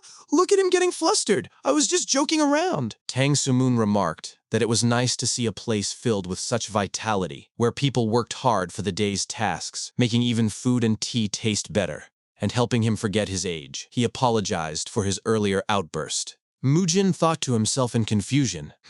Suddenly? Then Tang Sumoon asked if it was movement arts that Mujin wielded, the energy he used. Mujin paused before confirming it was. As Tang Sumoon set down his teacup, he said, "I ask for your understanding." When Mujin questioned what he meant, Tang Sumoon instantly attacked. Mujin blocked the strike with his giant sword and cried out in shock. Before he could speak further, Tang Sumoon lunged again with a dagger. Mujin barely dodged the assault. From the side, Haya gasped and called out to her grandfather in alarm. Nearby, Chief Do noticed the commotion and shouted in disbelief, asking why the two of them were fighting. Tang Sumoon clenched his fist, revealing powder hidden in his palm, and executed a technique as he blew the substance toward Mujin. Poisonous explosive punch. Mujin clicked his tongue and countered with his own technique. Peerless Nine Swords. Third form. Qi destruction. Powerful surge of qi erupted, enveloping the entire area. They paused briefly. Mujin realized inwardly that the powder wasn't poison after all. Tang Sumoon narrowed his eyes and spoke aloud. "As I thought. Peerless Nine Swords?" Hearing this, Mujin's eyes widened in shock. He demanded how the old man knew that sword technique. Tang Sumoon turned slightly and admitted he had only seen it once, but could never forget it. He apologized, explaining he had to know for certain what kind of swordsmanship Mujin possessed, then invited him to sit. Mujin stammered in disbelief, thinking to himself that this was an absurd old man. As Tang Sumoon sat back down, he groaned about his aching back and asked Haya to pour him a cup of tea. After taking a sip, he cleared his throat and murmured that he never imagined this day would come, to witness that sword art again. He wondered aloud how the Yomhwa clan's eldest son could possibly know such a technique. Mujin insisted he had questions first. How did Tang Sumoon recognize it? Tang Sumoon smiled faintly and began a story from his youth. He recalled following his grandfather and brothers on a fishing trip long ago, when poison arts were widespread. His grandfather, known as the Heavenly Poison Emperor, had been a top absolute master in his prime, though retired by then. Then he appeared, Mujin's master. The young Tang Sumoon and his brother hid behind distant rocks as the Heavenly Poison Emperor told them to stand aside. His brother warned him not to peek, but Tang Sumoon watched anyway, whispering his grandfather's name in awe. The two masters faced each other. The Heavenly Poison Emperor struck first, but the stranger blocked effortlessly. Hidden weapons were thrown, daggers flashed, and poison-laced fists exploded through the air. Yet the stranger countered with calm precision, unleashing Peerless Nine Swords, Qi destruction, defeating the legendary Poison Emperor with only 9 techniques, too easily, too completely. Without a word, he walked away, leaving the boy stunned and silent. From that day, the only phrase Tang Sumoon remembered was Peerless Nine Swords. He had always wondered if it was the man's name.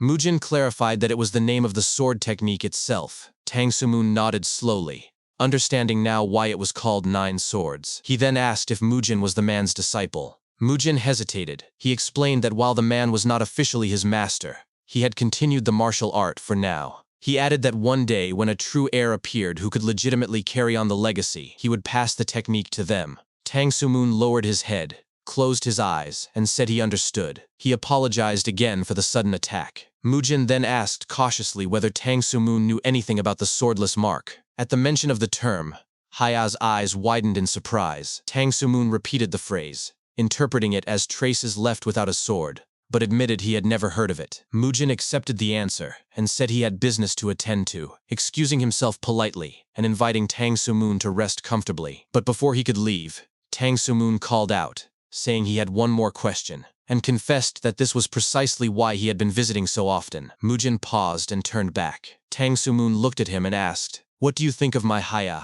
Haya's face instantly flushed crimson as she shrieked at her grandfather in embarrassment. Mujin blinked and asked what he meant. Tang Sumoon chuckled knowingly. "Ho ho, you sly guy. Pretending not to understand. As a wife, I mean." The entire area fell into stunned silence. Tang Sumoon smiled as he watched Mujin's reaction. Nearby, the elders overheard the proposal, and Chief Do grinned widely, stammering, "Be bride-to-be?" The Zhongshan four demons were equally shocked. Nosak exclaimed in disbelief that the young master was getting married. Jiang Te murmured that it was so nice, and Cheolmuk added that he was jealous. Mujin stood frozen, his gaze fixed on Heya. Tang Sumoon urged him to speak, repeating that he had just declared Heya would be his bride-to-be. Mujin opened his mouth but hesitated. Memories of his past relationship surfaced, and he finally spoke aloud, stating that he had no intention of marrying, at least not in this life. Heya shot him a sharp side-eye and muttered to herself, "This life?" Mujin added that, besides, she did not exactly fit his preferences. Hearing this, Heya stood up and shouted that she was not interested in a man like him either. Tang Sumoon looked genuinely puzzled and asked Mujin if he was perhaps into men.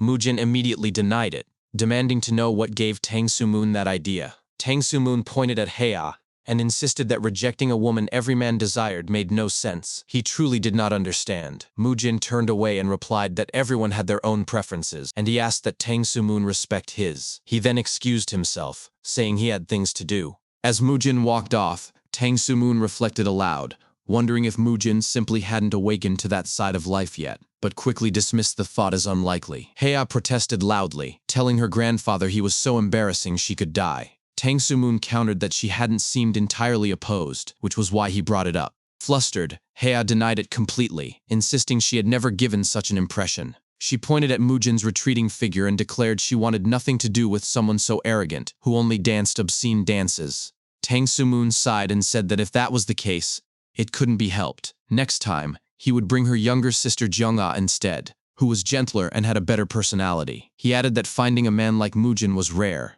and he had no intention of letting him slip away. Heya huffed and snapped that if he liked Mujin so much, he should just live here with him, then announced she was leaving first. Tang Sumoon stood up quickly, calling after her and saying he was done drinking too. As Heya's face flushed red, she glanced briefly at Mujin before turning away sharply. Meanwhile, Mujin walked alongside Elder Joe and asked if everyone had gathered. Elder Joe confirmed that, as of the recruitment deadline, they had 230 candidates. Mujin stood before the new recruits and introduced himself as Hua Mujin. He kept his speech brief. He did not care why they wanted to join the clan. All he required was that they become strong and fulfill their duties. Starting that day, they would undergo the clan's warrior selection test. He warned that it might be the hardest trial of their lives, and anyone who wished to quit could do so at any time, but those who endured would be rewarded. He called for the instructors to step forward. The Zhongshan four demons advanced. Mujin introduced them as the 4 martial arts instructors who would oversee their training, and instructed the recruits to obey every command they gave. He ended with a simple wish. "Then I wish you luck. Let's meet again alive." Without delay, Cheolmuk took charge, identifying himself as the senior instructor, and ordering all recruits to hoist sacks of rice onto their backs. The recruits stared at the heavy sacks in dismay, muttering in disbelief about how they were supposed to lift such weight. Cheolmuk offered an alternative. Anyone who could defeat the 4 instructors in a match would not only pass the test, but be granted an instructor's position immediately. One recruit groaned that he was out. He didn't want to die young. Another agreed. But Dong Jiok, leaning against a pillar, cut in coldly, asking who said they could just leave. When a recruit reminded him that young Master Hua Mujin had permitted quitting, Dong Jiok clarified that while they could leave, he never said they would leave in one piece. He gave them a choice: take the test, or be beaten within an inch of their lives before departing. From the start, they never had a real choice. As the test began and the recruits struggled to lift the rice sacks while squatting, Dong Jiok barked threats. If anyone dropped their sack, he would stuff every grain down their throat. If anyone whined, he would split them from the crotch upward. He ordered them to push properly. Atop the building, Mujin watched with a satisfied smile and murmured, "Good, good."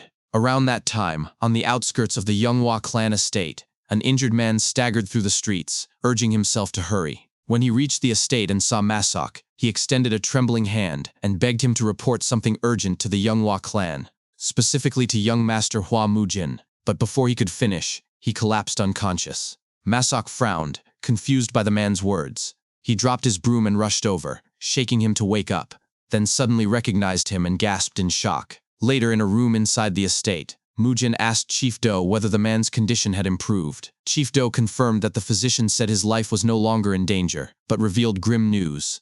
The Cheonghwa merchant group had stationed warriors in the merchant streets and were committing atrocities. Merchants who resisted were being beaten to death. Mujin's expression darkened. He told Masok to make quick preparations.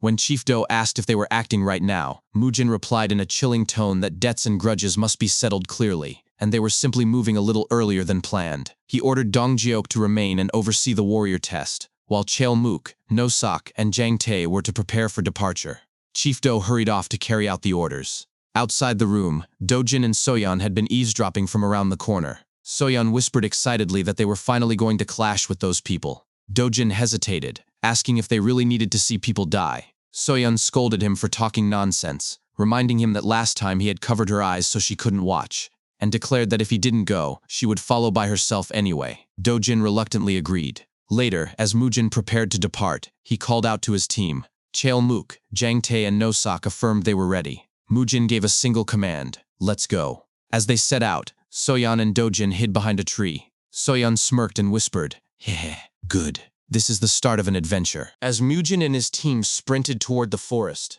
Soyeon and Dojin struggled to keep up. Dojin cursed in frustration, worried they would lose sight of them. Soyeon gasped, astonished at how fast they were moving. Suddenly, Mujin shouted for them to stop. He had sensed enemies hidden in the shadows.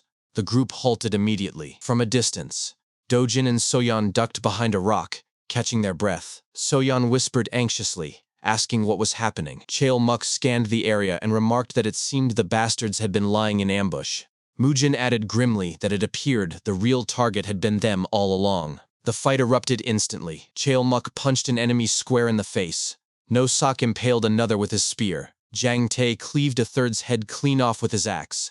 Mujin leapt high into the air and slashed down on a fourth, landing with a grin. From their hiding spot, Dojin and Soyeon stood frozen in shock. Soyeon murmured that this was real. This was actual combat. Her hands trembled as she thought to herself that the stench of blood had already reached them, even from so far away. Once the last enemy fell, Jang Tae announced that cleanup was done. Cheol Mook pinned one survivor to the ground. Mujin approached and ordered him to open the man's mouth, then demanded to know who had hired them, promising to spare his life if he told the truth. Cheol Mook gripped the man's head tightly and reminded him that the young master was asking a question. The man screamed in pain and confessed that they were from the Death Forest faction, hired by the Cheonghwa merchant group. Mujin looked down at him and said coldly that he remembered them. They were the ones who had attacked the children before. He recalled clearly stating he would kill them. The man pleaded ignorance and begged for mercy. Mujin told Cheol Mook to let him go. Cheol Mook hesitated in confusion but complied. As the man clutched his head,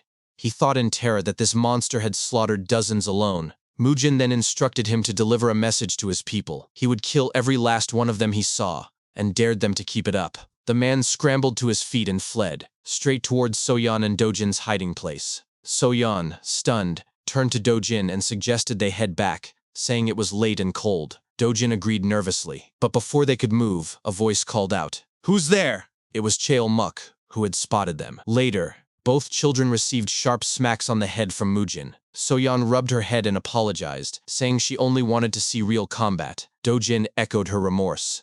Mujin crossed his arms and looked down at them. He said he understood their curiosity, but warned that if the enemy had found them first, they might have lost their lives. He pointed to the pile of corpses nearby and asked if they thought those men knew they would die that day. Most people, he explained, never got to choose how they died. In the Murim, a single moment could decide life or death. Death, he said, was always lurking just behind you. He told them never to act rashly, and asked if they understood. Both children nodded quickly and promised they did. Mujin relented and said it was too dangerous to send them back alone. They would camp with him that night and return to the clan at daybreak. No Sock struck 2 stones together to ignite a torch, then tossed it onto the bodies. As the corpses burned, Dojin and Soyeon stood motionless, watching the flames consume the dead. The sound of raw flesh burning was both familiar and alien. The thick, cloying smell spread through the dark forest.